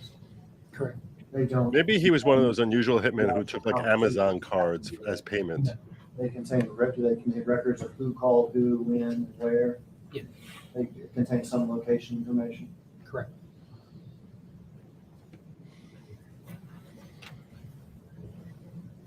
Those are the exhibits and evidence from 2010. Correct. In your review of 2010, did you become aware, or were you aware that Sheriff Wright, Billy Turner, and Jimmy Martin had been developed as suspects at that time, back in 2010. Yes. In your review of the case, did you become aware that at some point after 2010 and 2012, that Jimmy Martin had made a statement to law enforcement? Yes. Did you have occasion to review that statement? I did. And I'm not going to ask you what he said, Why? okay? But Oh, I guess he's Hearsay. not a party to this Hearsay. case, so that'd be were hearsay. you interested in doing any one thing? Well, sorry, I got wrapped up. The other After you heard- Yes. co-conspirators have a hearsay And what was the one thing you exception were interested in doing? because they're technically jointly accused. Searching what? The lake off County Road. A lake off County Road. Mhm. And about where is that? It's going to be about an hour. Is it an hour just east down in Mississippi? Is it near Walnut? Yeah, near Walnut. Near Walnut, Mississippi? Mhm. Is this a lake that, describe this lake for me, like what is it close to? It's close to a landfill, and then there's a gas station probably about a mile down the road. And it's just off the highway. You became interested in searching this lake. Correct. Were you aware that it had been searched before? Yes. In fact, back in 2012. Correct.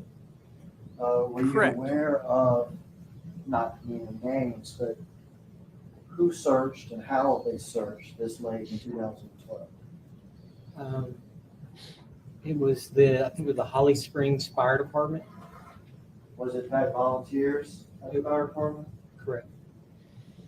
Were you aware of the search conditions at the time of their search? It's documented that it was raining and that the water, they couldn't see in the water. The answer to were you aware was yes. Yeah. Oh. And were you aware when they searched in 2012, those volunteers in the visibility zero lake, you didn't find them? Correct. But did you want to go back? Yes. Did you go back just yourself? No. Tell me what you did. We got in contact with the FBI. What resources did the FBI have? They have a special dive team that actually grid searched large masses of water, small masses of water to locate things. Evidence. Go out there with them? I did. Describe going out there with them and what was done. Oh, We briefed on, I think it was June 26th of the following day. They had all their equipment set up and they started grid searching and they located the firearm it was about like 9:30 in the morning. Have they been searching a long time? No. Did they find it quickly? Yes. Did they find it in the area of the lake that you were interested in searching based on Jimmy Martin's statement? Yes.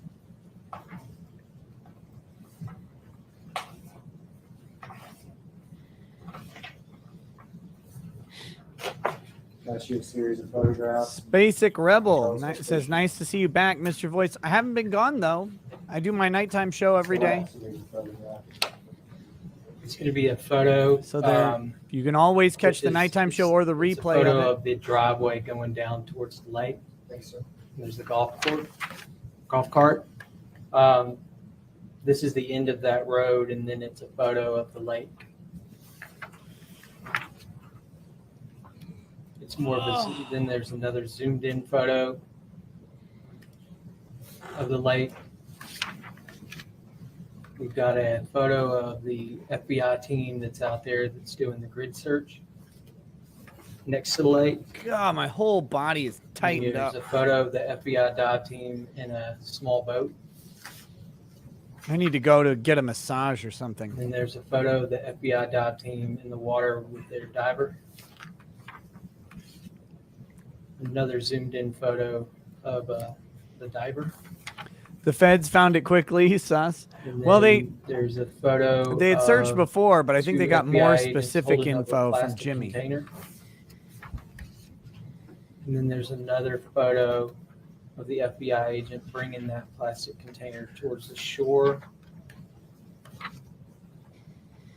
There's a photo of what's in the plastic container, which is the firearm. And then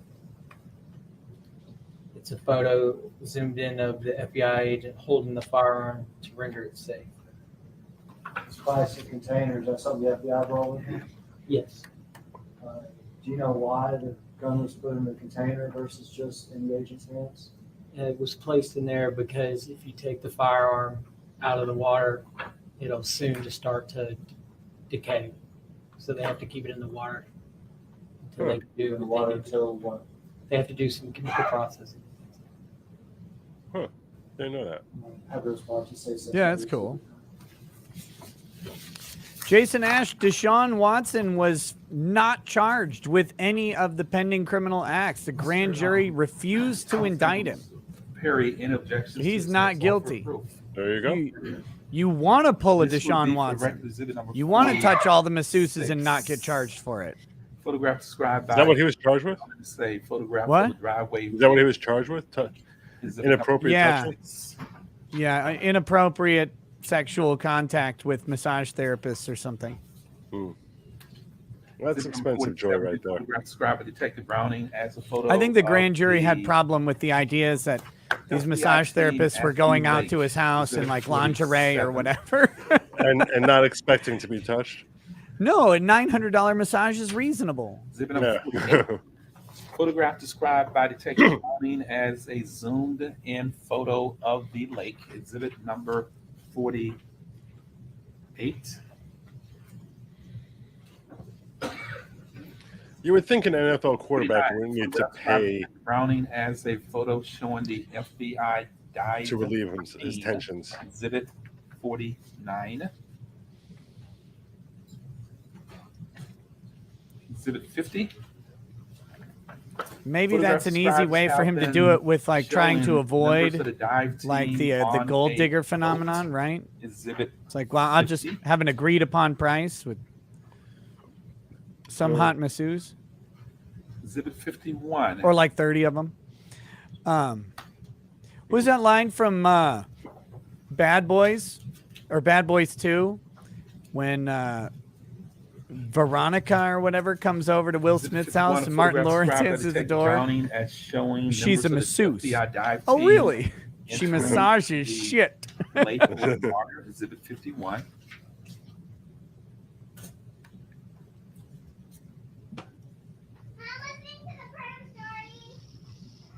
Exhibit 52.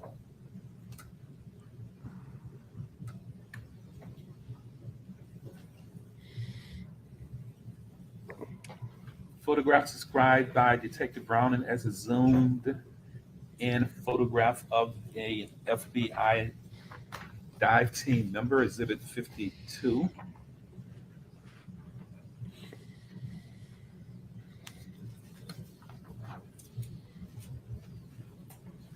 Do I know about the People's Convoy? And if so, thoughts? I mean, Exhibit 53.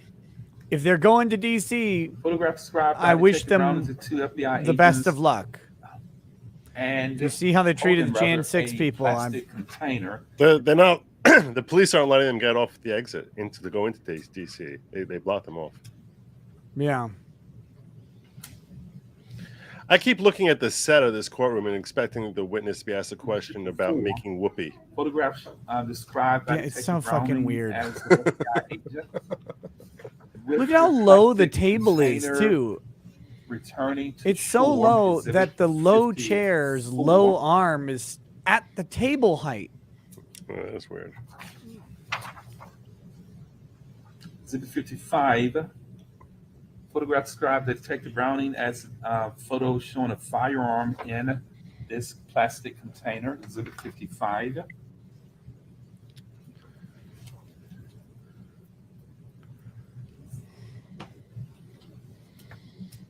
Last, Exhibit 56. photograph described by Detective Browning as an FBI agent clearing the gun or firearm that was contained or placed in this plastic container, exhibit number 56. Oh my God. Hagen, will you may proceed? Overseas, Your Honor. Yes, sir.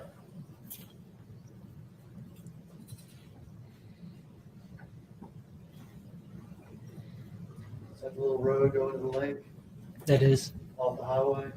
correct.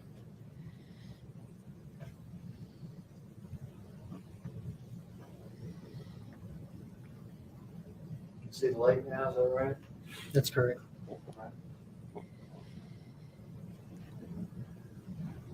Better view of the lake. Why is Law and Crime keep cutting away from this thing every time there's a blue screen? I don't know what they're doing. Is I have no idea. Started from? Yes. Is this area important for any reason? Yes. What's the reason it's important? This is where Jimmy Martin, in his statement, says that the firearm was thrown.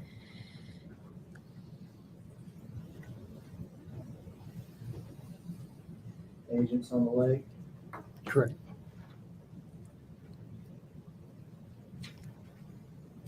Divers in the water? Correct. You got something?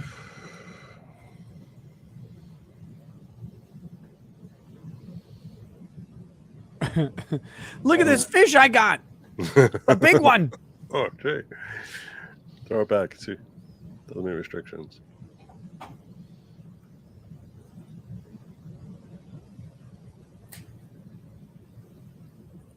Barely see it in my picture. I am so hungry. What the hell is that? That's the gun. And the gun. And with regard to that gun, do you have any particular duties as soon as they found it? Give me back my gun. I had to Don't touch me or keep my it wife's in- gun ever again. lodged in that water, and then I had to tag it in evidence, and then I couldn't leave it in evidence. So once it was tagged, I had to take it directly to TBI. Do the other people to test firearms? Correct. To compare it to casing to the bullets? Yes. Question is, you recognize this box and what's inside? Yes. What is it? This is the 9mm. It's the gun found in the lake? Correct. Where Jimmy Martin said. Come on, Yeah. show it to us. Offer that in evidence to say something. Mr. Perry, any comments and objections to this next offer of proof? No objection. Mr. Perry, this will be for the record exhibit number 5757. Don't you wish this guy would just stand and be like, yeah, you know what? You know what? I did. I did it. We don't need to go through this anymore. I did it. Just let's just get this. This is a waste of time.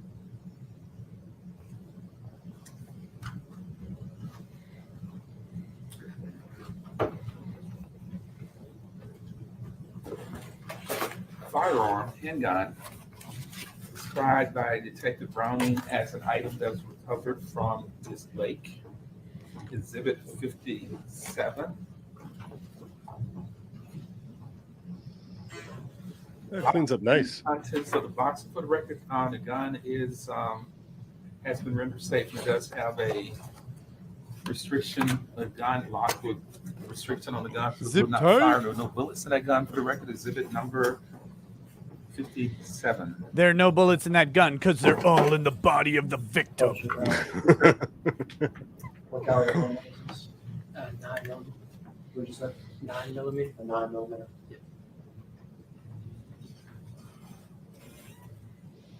Yeah, they cleaned it. They said they would have to clean it. They had to do a chemical process to prevent the deterioration of the gun after it was in the water. Take the gun to TBI. And you can't wait to tell all your friends about what you found. What were the orders once you found it? We wouldn't say anything about the fire. Keep it secret. Correct. Secret from everybody? Yes. Why'd y'all do that? Because we were in the process of writing a T3 wiretap. Like the wiretap? Correct yourself? Yes. In the process of surveillance? Is that what a wiretap is? A type of surveillance? Yes. Where you listen to people's phones? Correct. It's the police. They're always listening to someone's phone. Sometimes we put people under physical surveillance from those wiretaps? We do. Is that correct? In an attempt to try to find more. Oh, come on. Yes, sir. Is that right? That's right.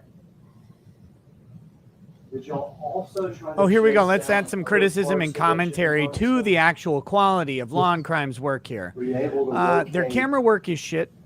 Mm-hmm. Their audio is another shit. 10 who was Not good. Very Be able to pathetic. It's locate hard to right hear now. any of this Yes. stuff.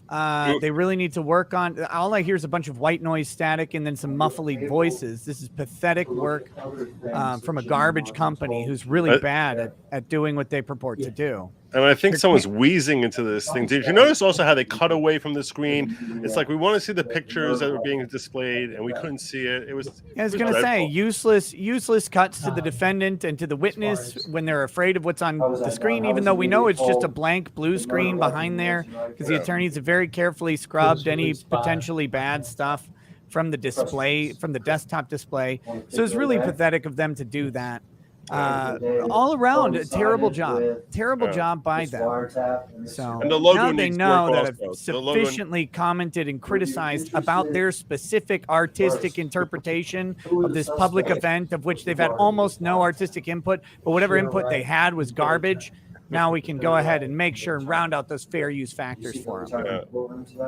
If you want shit work, you can go straight to law and crime. He's wearing a gray suit with Terrible. a black tie. Embarrassing. And he has a gray mask.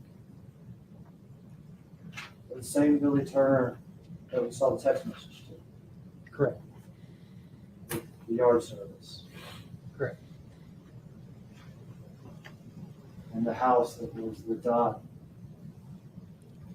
2 miles or so from Cal's Cover. Correct. Same one that the suspect in 2010. Correct. Put him in prison forever for making this trial take so long. Put the prosecutor in with him. It's a compromise deal. He's a conspirator in this offense. We did. How did Sheriff Wright react once she found out the murder like he did that? It was pretty chaotic. Was she, It was pretty chaotic. She was pretty distressed. Can you do that all the time? Can you talk into the fucking microphone all the time? as an encouraging sign that her husband's murder would now be solved? No. An encouraging sign that she no longer had to worry about some mysterious murderer that had killed her husband. No, she did not. Did you say distressed? Yes. This is I just associate distress with reacting like it's bad news. objection. She reacted. This is all speculative. You please talk up just a little bit louder, please, sir. No, just talking to the mic. It's easier. Bad news? Yes. We have technology to support you. It was she could tell that she was under Objection. a lot of stress. Objection. Objection. Oh my gosh. When these phone calls are listened to, they're called interceptions. When did Mark Richards take over this defense? Are there any interceptions that indicated she may have been beyond distress and she was almost suicidal? Yes. Objection. Oh my gosh. Once she learned this news and she was distressed, Wait, these statements may actually be suicidal. on the record from her in the other trial. She flew to Memphis. Oh. Is that something Well, then in that case, you need to establish that. You know, we have to get foundation for how he's not speculating this. or a month or anything like that? She had not been. When she flew to Memphis, is she under surveillance? Yes. Were there interceptions on her phone that indicated that she was very reluctant to speak on her phone? There were. Interceptions in which she believed her phone may be tapped. Yes. And was that surprising to y'all?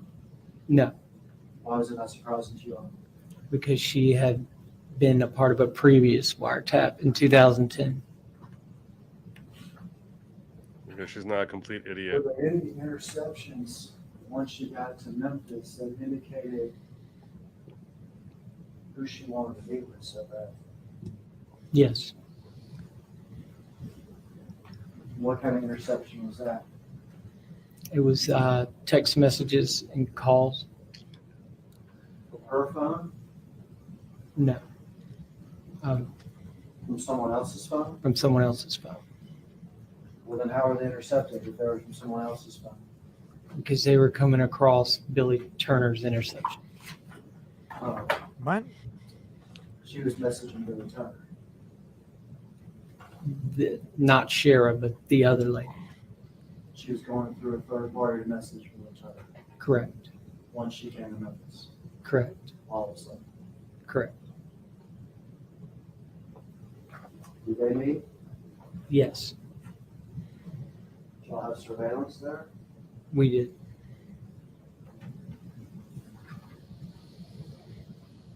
Oh my gosh.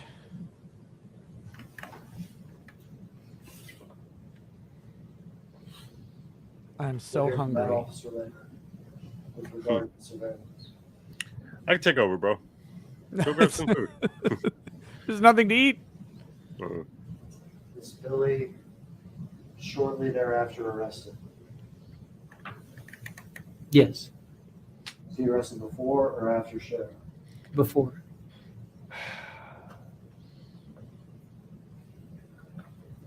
Billy is arrested. The interceptions continue on Sheriff Wright's name. They do. Now the news is not just the murder weapon, and we're getting close, but a murderer's been arrested. Correct. God, I wish Did I I could have to play say Elden Ring while after watching that? this. That would be awesome. No. Mm-hmm.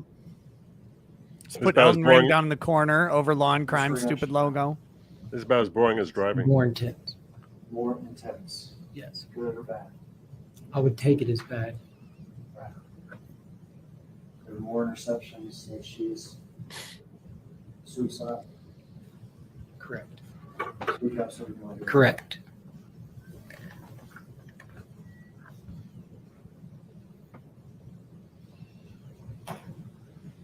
Once Billy is arrested, is he interviewed to your knowledge? Yes, But you're not the officer that conducted the interview, is that correct? I do. And you're not the officer that performed the surveillance when the two met, is that correct? That's correct. We can hear from both those officers later. That's correct. That's all my questions, John. Oh, thank God. Absolutely. I was going to ask you to approach. Yes, sir. Yeah, he's gonna. They're approaching because it's 6 o'clock, and they're like, "We got a lot of questions for this guy. We don't really want to hang around. We can resume this tomorrow, no problem." It's not like this was like lethal testimony that like you don't want that to sit in the head of the jury overnight. It's like I have to assume the jury is as bored as I am with that testimony. Mm-hmm. Get him fresh tomorrow. Here we go. Ladies and gentlemen. Gentlemen, it is 5:52 p.m. I told you we stop every day somewhere around 5:15 and 5:30. Went a little bit longer today. I also told you to try not to stop in the middle of a witness's testimony. And the state has just completed its direct examination of Detective Browning. And it would not be an appropriate time to start the cross-examination because you need to get out of the building. You need to get checked to the hotel. You need to get to dinner. So we're going to stop for tonight. Hotel? They're sequestered? Fully sequestered, no phones, and in a We will not hotel. discuss the case of Wow. We're going to resume at 10 o'clock tomorrow. Look at this judge taking the bull by the reins. Yeah, I like it. I like that a lot because I think that'll force everybody to be a little bit faster. Time we resume trial. Let me know how your accommodations are. Let me know how the food is, whether it's edible, and let me know if the deputies are treating you well. Someone in the chat earlier said that they actually did a That's a murder universal reaction every jury time I ask under you this that question. judge, I'll look and at they were Deputy Smith sequestered, and but that the smile court and treated them really, really well. So, thank you for your patience today. We'll see you back in court at 10 o'clock tomorrow morning. You can follow Deputy Smith, please. 10 o'clock. You know what? I love this judge. See, that's a lawyer's judge right there. You cannot discuss your testimony overnight with any other lawyer. Today's start time was supposed to be 10 a.m. and they started at 11 because no one was there yet, I guess. But 10 o'clock start time is not a bad deal. Nope. I wish we could do that in several other cases that we covered. Curtis Reeves starting at 10 o'clock Eastern would have been almost tolerable. Yeah. Yeah. For you guys who are out further west, when we have an East Coast case and starting at 9 a.m. sharp, that's a bear. You have to wake up like at 7:30. Dude was starting at 8:30. The judge is like, yeah, come on in at 8:30. We'll get started. It's like 8:30. Bitch, what are you doing? Yeah. Don't do this to me. Let's put the regular jurors out. Anything else we need to address before we adjourn for the evening? No, Your Honor, not from us. Nothing. This court stand adjourned to 9 o'clock Wednesday morning. I hate the March tan jacket and the 16, blue pants. I think it's a terrible look. 2022 for the regular calendar and 10 o'clock for the continuation of the trial. So you're going to convict him for his jacket? That's not the defendant, racist. Defendant's back here. That's co-counsel. I hate it. Joe, this is your first day opening arguments. Yeah. It looks bad. If you have the blue elbow patches, then you're good to go right there. One thing I will consistently say about Black America is that Black America can dress really well, especially when they dress up, when they get a good suit or whatever. They can wear colors that I can't wear, look cool, look fucking awesome, patterns and stuff that make sense and don't look good on me.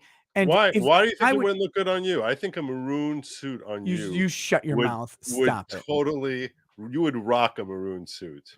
You should try it. You should try it. Not even can't close. do it. Look, you can't do it if you're poor. If you're poor, then you just look like. But if you have money, no, then people have the utmost respect. I think you've reached a status at this point. You're able to pull off the maroon suit. Absolutely no question. You just gotta believe in it. If you believe in it, you can sell it. Yeah, no, Joe, I live in Realityville. And that is not true at all.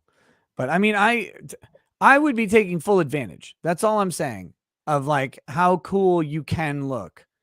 And that guy, he looked like a badly dressed white guy, like badly dressed for a white old man white guy. Like it was. He looked like the burnt out. He looked at the burnt out cop in the movie. It's like, all right, I'm mailing it in at this point. It's like you picture Nick Nolte dressing like that, basically.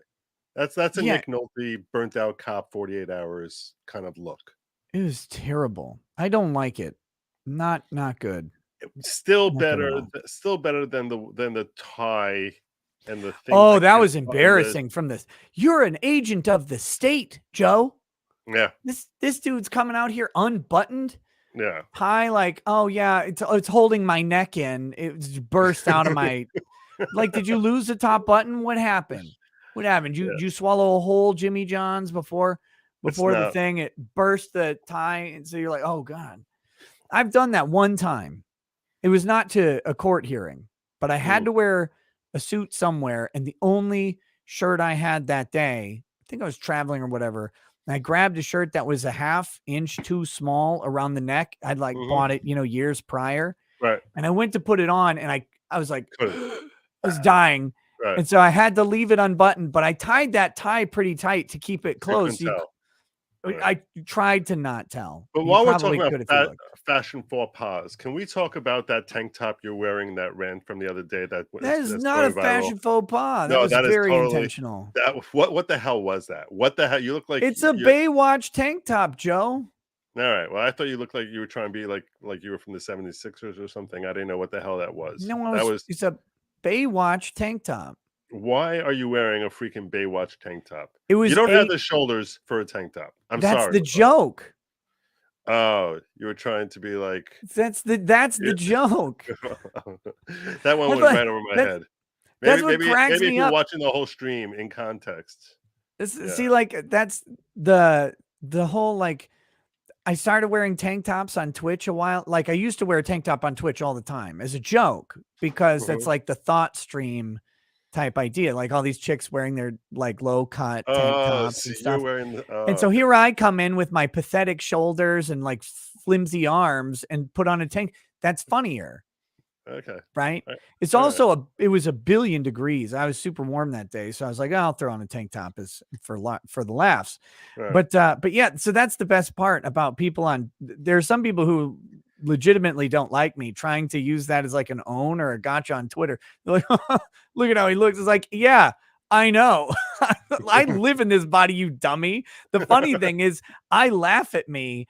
You guys can't laugh at how fat you are. That's the real comedy that you're not picking up on here. But you know, for me, it didn't matter. Out I of context, when all of a sudden I'm just seeing a 2-minute rant from you, I'm like just looking at it, I'm like, what the hell is what was it? Did you listen to that rant? You think I could deliver that rant in a suit? No way. You gotta be in a tank top. I don't think you could deliver that rant the second time. That rant, you were just sometimes you get into a zone and you're just going and going and you're feeling it and it's just like vomiting out and it's almost uncontrollable. And that's when you know you're hitting on gold. But otherwise, to try and repeat it, it just would never land the same way. And part of that zone, tank top. I don't I'm think saying. so. Tank top was there.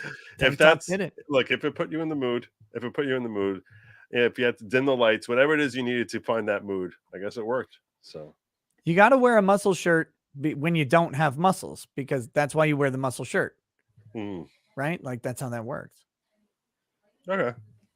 Yeah, I can't. People. Okay, Pastor Flash says, not sure if you've seen or mentioned it yet.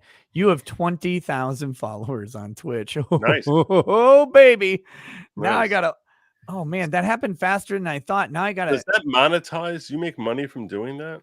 From having Twitch? a big follow on Twitch? Yeah. I don't know how people make money on all these things. Twitch is similar to YouTube live streaming wise. So Oh, yeah? Twitch, Okay. you have the Twitch currency, which is bits. Mm-hmm. Which roughly translates to like 1 bit is like a penny. Mm-hmm. So 100 bits is $1, you know, going on up. And then you also have subscriptions. So the not followers is like YouTube subscribers. Subscriptions on Twitch is like YouTube memberships. Right. And so for each subscription, or like locals, how you have all the people who follow you versus subscribing to you. Right. Like, yeah. So subscriptions on Twitch vary based on the tier that you choose, but basically the lowest bar is it's a $5 a month subscription. You get $2.50. Now, the interesting thing about that is that people can use their Amazon Prime account to get a free Twitch sub, 1 free Twitch sub per month. So someone can give you money for free, which is cool. Oh, that's pretty cool. Through that. And then the other thing is Twitch has kind of gamified subscriptions and stuff. And so it encourages people to gift subscriptions to other chat members and stuff like that. And so people really participate in it. I don't know. They do it. But but now that I have 20,000, that means Thought Stream version 2.0. Sweet. So you're going to be whipping out that tank top. I'm getting yoga pants, Joe. Oh my God. And we're going to do a yoga stream. Please, God, no. Like a Twitch God. e-girl would do a yoga stream. It's going to be so bad. So bad. You have no idea how terrible it's going to be. I am so unflexible. It is going to be awful. That sounds worth the price of admission. You guys need to sign up to his Twitch. Dude, there you go. The last thought stream I did was my best Twitch stream by far. It was great. It was like 5 hours long. We had a blast of me just berating the chat for being poor. And you mean like those Twitchers who are basically screaming, "You suck! Pay me money! I'm not going to show you any more of my boob unless you guys pony up." Exactly. Get out of here! I hate you people. You all suck.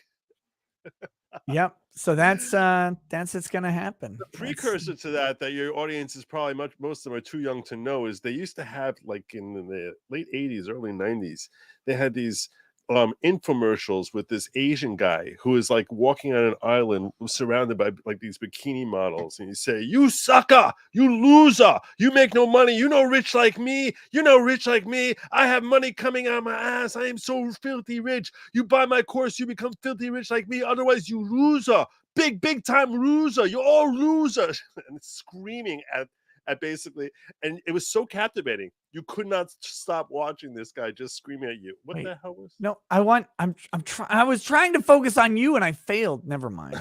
Oh, this is how I do it. Nice. Yeah, you're a bunch of losers. You're losers. Why you not super chat him? Oh, you have no money? Go work, make some money. Pay some super chat, you leechers. You a bunch of reachers who are all just watching. Ha, ha, ha, ha, ha. I see here, watch for free. I watch for free. Ha, ha, ha, ha. You big time losers. Pay him money. Pay money now. Pay money, you cheapo losers.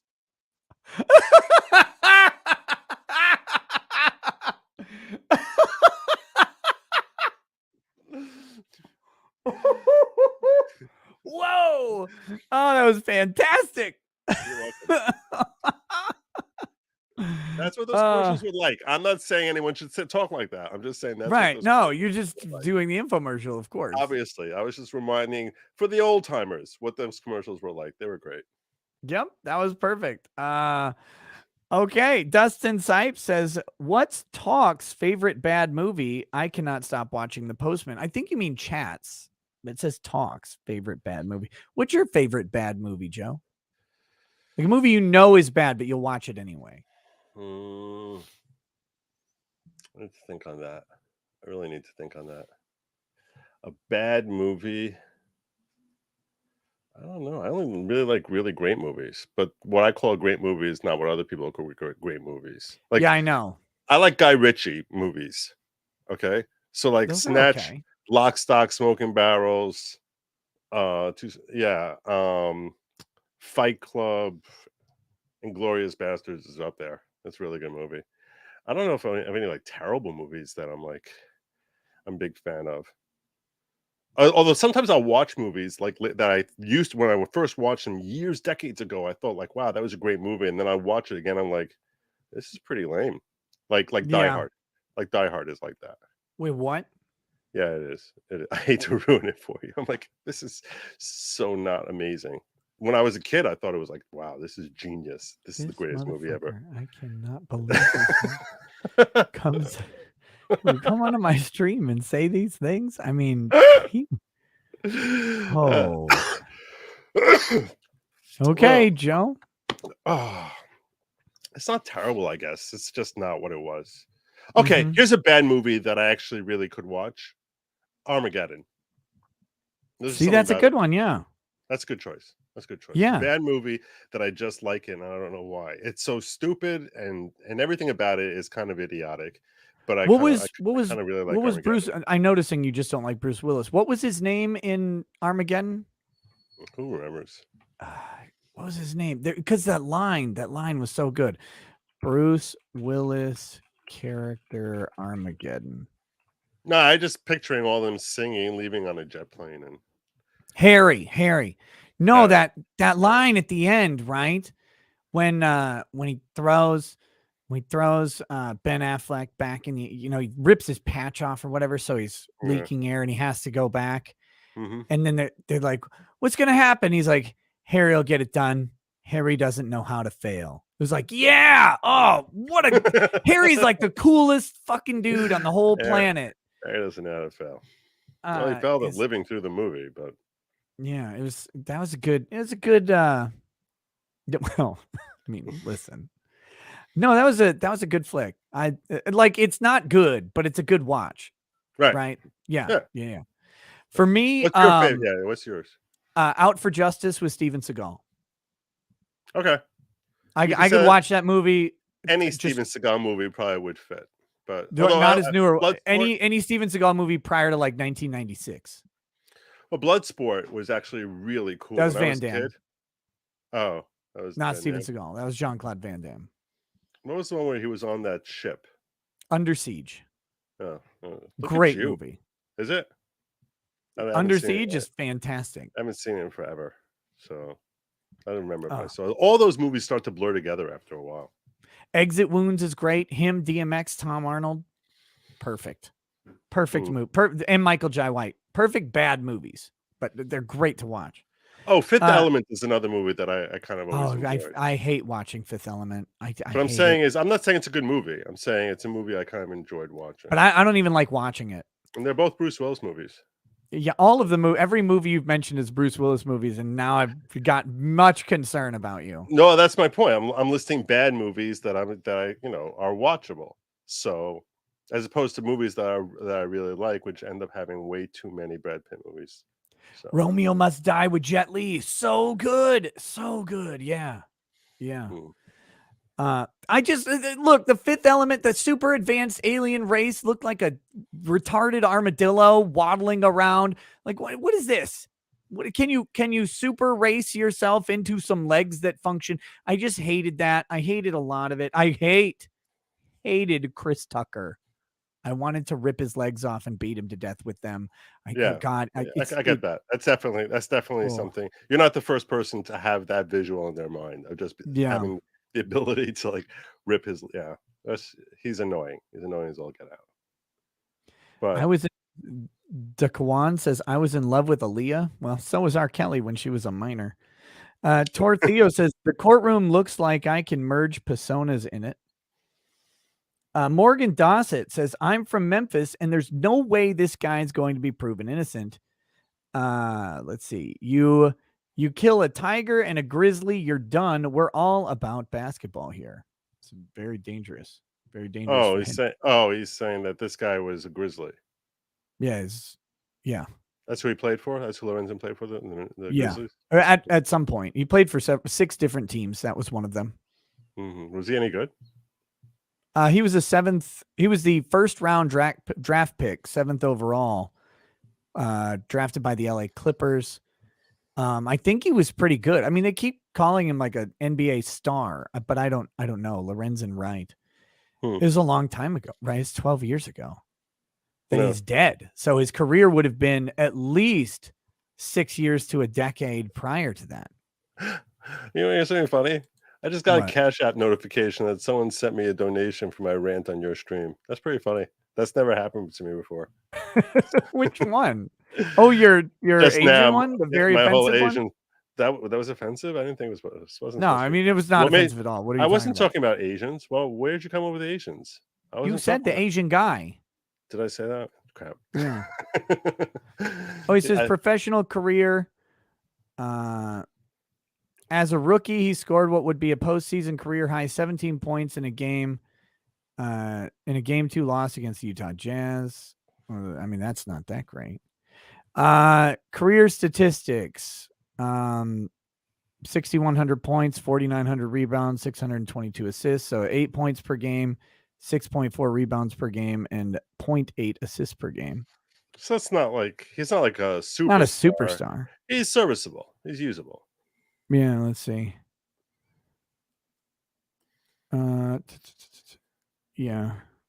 So, I guess he's less usable now, but at one point. So he played for the Clippers for 3 years, Atlanta for 2 years, Memphis for 5 years, back to Atlanta for 2 years, 1 year in Sacramento and 1 year in Cleveland. And now he plays for the Clipped. So the Clipped? Sorry. That's I was just making sure. Was that inappropriate? No, there is no too soon. There's no inappropriate. The dead don't have feelings to hurt. I had Legal Mindset on my show like a week ago, and he like we were talking about something that that completely fell apart, and he's like, "Oh man, that fell apart like a Ukrainian apartment building," and I'm like, "Oh my god!" He's like, "Too soon?" I'm like, "It happened 4 minutes ago." What do you mean? Is it too soon? There is no too soon, Joe. That's way too soon. Dance on the graves of the deceased immediately. Yeah, seriously. He's like, they're not buried yet. Those bodies are still so warm, and you can see their faces on TV. And he's like, woohoo, let's dance on it. Like, wow. That's right. It's cold. The end is near. Beware says, cook a peanut butter and jelly like making French toast. Good stuff. No, that sounds disgusting. It should not be done. Charlie D'Angelo, in all seriousness, I love your show, Nick, and hope my jokes aren't a problem. Here's to you, brother. Nope, can't be a problem. They don't bother me at all. Pincalo the Driving Ape says, has anyone pointed out it's wish.com? Will Wheaton, 200 Watt Studio. His mom is watching this. 1 bullet recovered from head. I can't imagine her pain during this dry judge. Oh my God, it's Dana, says happy Purim, Joe. Purim. Yeah. There you go. American Legend says 2+ years of MSP work and settling in feels great. Jensen Zeiger says plot twist. Kobe had him killed in order to be the best. Cynthia says, I'll fund your 23andMe, Nick. I'm betting on some serious Jew heritage. Want to split it, Joe? You don't have to. I already did I did one of those things a while back. There was no Jewish in there. I thought there would be, but there wasn't. So Leonard Clip says, as Richards, Your Honor, if it would please the court, could you please remind all witnesses and counsel of your court rule to get on the fucking microphone? The chat might wreak havoc if we don't. Come on. I rest my case. Brian Kenner says, current witness alias, Thick Ricada. Shut up, I can cook, sent a pear sticker. Gates of Above, would you agree or disagree? That is how you bypass any leading question objections. I did my homework. It's very true. Agree or disagree, Your Honor? Agree or disagree? Leading, but then you walk into an objection leading. No, that was the thing in the Curtis Reeves trial. Oh yeah. The guy would say, agree or disagree. This is some fucked up shit. And then the prosecutor would say, objection, Your Honor, leading. And the defense attorney would go, Your Honor, I said agree or disagree. And the judge is like, you know what? You're right. Overruled. It's like, what?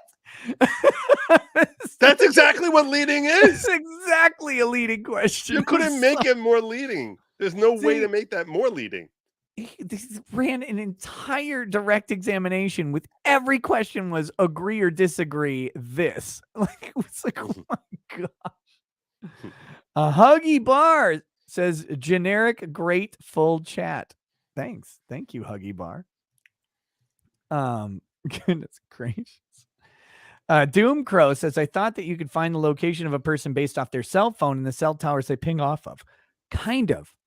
There are problems with using pinged cell phone towers because, like, let's say, hypothetically, you ping 3 cell phone towers and it triangulates your location. If one of the cell phone towers is busy at the time that your signal would ping it, your phone will ping off of a different tower. And so it can actually start to throw off the location of where you are based off of that. Like, you may still be in range. Does that really happen in hick towns, though? Like, where they don't have that many people talking at once? It all depends on the amount of people using the towers at the time. I mean, in New York City, that'll happen 50 times in a span of 30 seconds. But in somewhere like without and the sticks like this looks like it was. So I don't think that there probably is over usage issues unless the usage based limitation is like 4 people talking at once. Yeah. No? Who knows? I'm just speculating. I don't know. Well, we're all that's but I'm saying that's a problem with triangulation based off of cell phone in towers. general. Yeah. So that's why you typically want to use like the GPS data if you can, because it's more precise and less dependent on something like that. But and how defense attorneys will attack cell phone triangulation. That's another way they'll do it. Walter Deadman says Tan Jacket looks like he has another job in real estate. Not a good one. Not in the good part of town. Casey Moody says Buckaroo Bonsai. John Diaz says, Nick, have you seen Velocipaster? It's about a priest who's a ninja who turns into a velociraptor at night and kills enemy ninjas. I've not watched it. I've heard it's really good, but I haven't watched it. With a premise like that, with a premise like that, how could it possibly fail?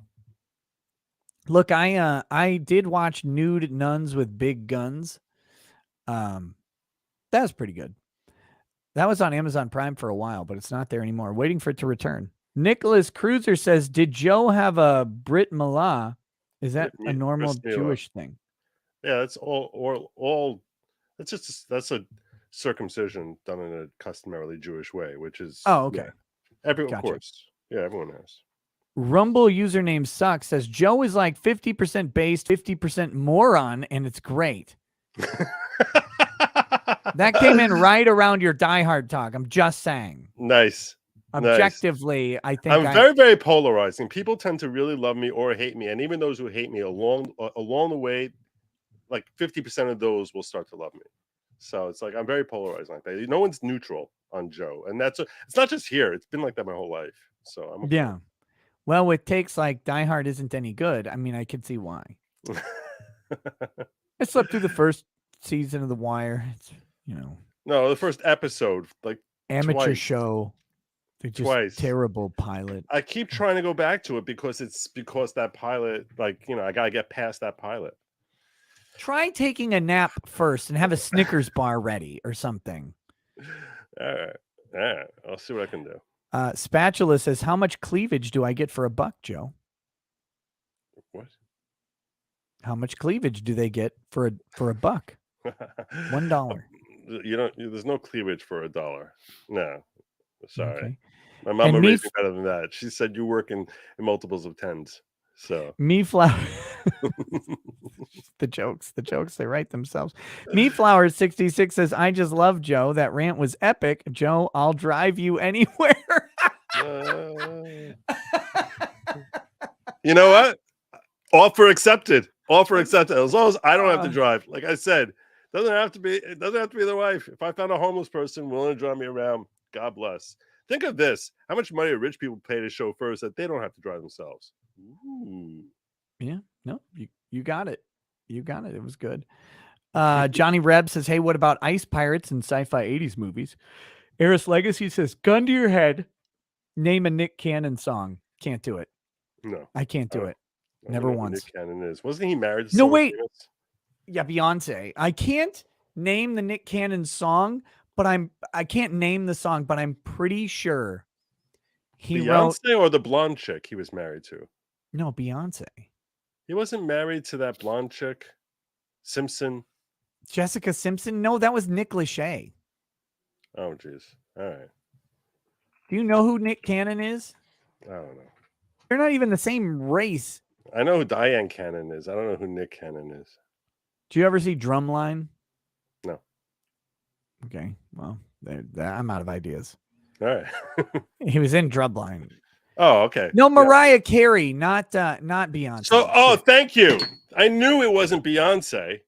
But you said that blonde chick, Jessica Simpson. Okay, I confused with Nicholas Lachey, but the bottom line is, I knew Beyonce didn't go with some dude named Nick Cannon. So he did a song that was like a diss track of Mariah Carey's new boyfriend or whatever after they divorced, and it was it was embarrassing. Was it bad? God, it was terrible. Bad. Oh yeah. It was like simp juice all over the place. It's like, I just spilled on my simp juice all over myself. Here, I'll record a music video. That's awful. Bad. Poor man. Okay, anyway, so that's oh wait, Veles says Nick R, Irish wristwatch, Nick R. Oh,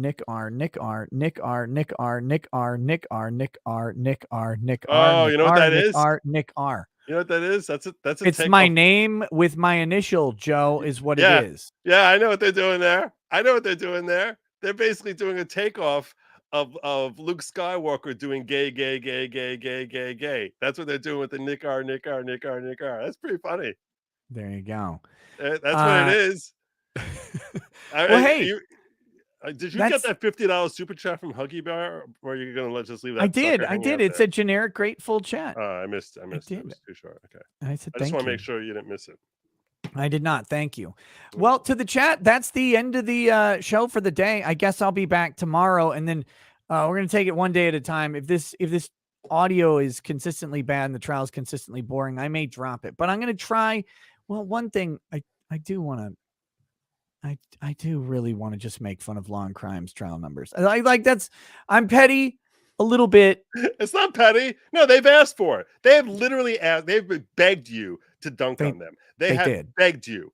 I mean, they've retained lawyers begging you to dunk on them. So yeah, every bit of dunking that you can give them, I don't know why you would look anywhere else. You should open and close every stream with a fair use analysis as to how great or poor their quality is. Who knows? Maybe maybe that'll help them and their quality will improve. We will help them. We're only improving their product by giving constructive criticism. Constructive criticism. 100% of the time. Yeah, completely constructive. I'm So gonna try yes, and join you.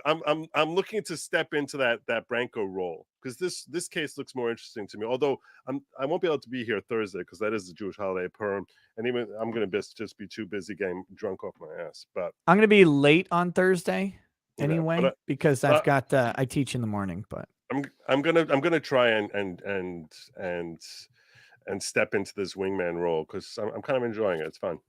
it's fun. We get to hang out and talk about whatever because Mhm. sometimes trial's really boring. So, well, thank you for hanging out with me, by the My way. pleasure, my And friend. thank you to the chat for hanging out with us. And we will, well, I'll definitely be here tomorrow. Sounds like Joe will be here tomorrow. I will also have a tonight show. There will be a show tonight. Daily Unbreaded, of course, happens during the night show, not during the day show. And so we'll see you then. In 5 minutes, I'm going to be on Legal Mindset, and then at 10 o'clock every night I live stream. So, man, you got a busy day today. yeah, and then tomorrow morning I'm back here with you. So I don't know when I'm going to get out of this chair, but it's a great living. It's a great way to live your life. As long as people sub, that's how it works. So Yeah, it's a lot of fun. All right, guys, thanks a bunch. We'll catch you soon. Peace. Peace.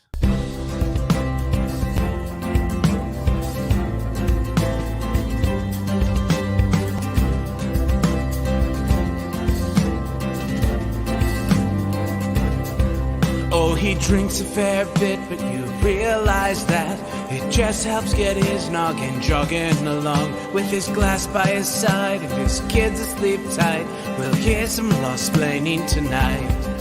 With his microphone muted, we'll laugh at this boomer until he explains it's all part of the plan. Watch his face become redder as he becomes meta, raging at idiots from Twitterland. From the white shores of Maine to the hills of Glenlivet, there's no one who explains the law better than Nick. So pour out a glass for the ones who have passed to make the law what we have now. Oh, his lady is fair, and she handles herself with the grace of one who has borne many children. As the wife of a lawman, she makes sure that he has the time and the place to provide for them there. So pour out an ardbeg, a bow, more of the brook. The spirits flow as the ones who get unemployed. So pour out a glass for the tea post on Twitter as we hear law-splaining tonight. From the white shores of Nam to the hills of Glenlivet, there's no one who explains the law better than Nick. So pour out a glass for the ones who have passed to make the law what we have now. Oh, the guests are all plentiful, from Dante to Drexel. They bring their perspective and spice to the mix. But the reason we're here and the one that we cheer is the one who is showcasing us his career.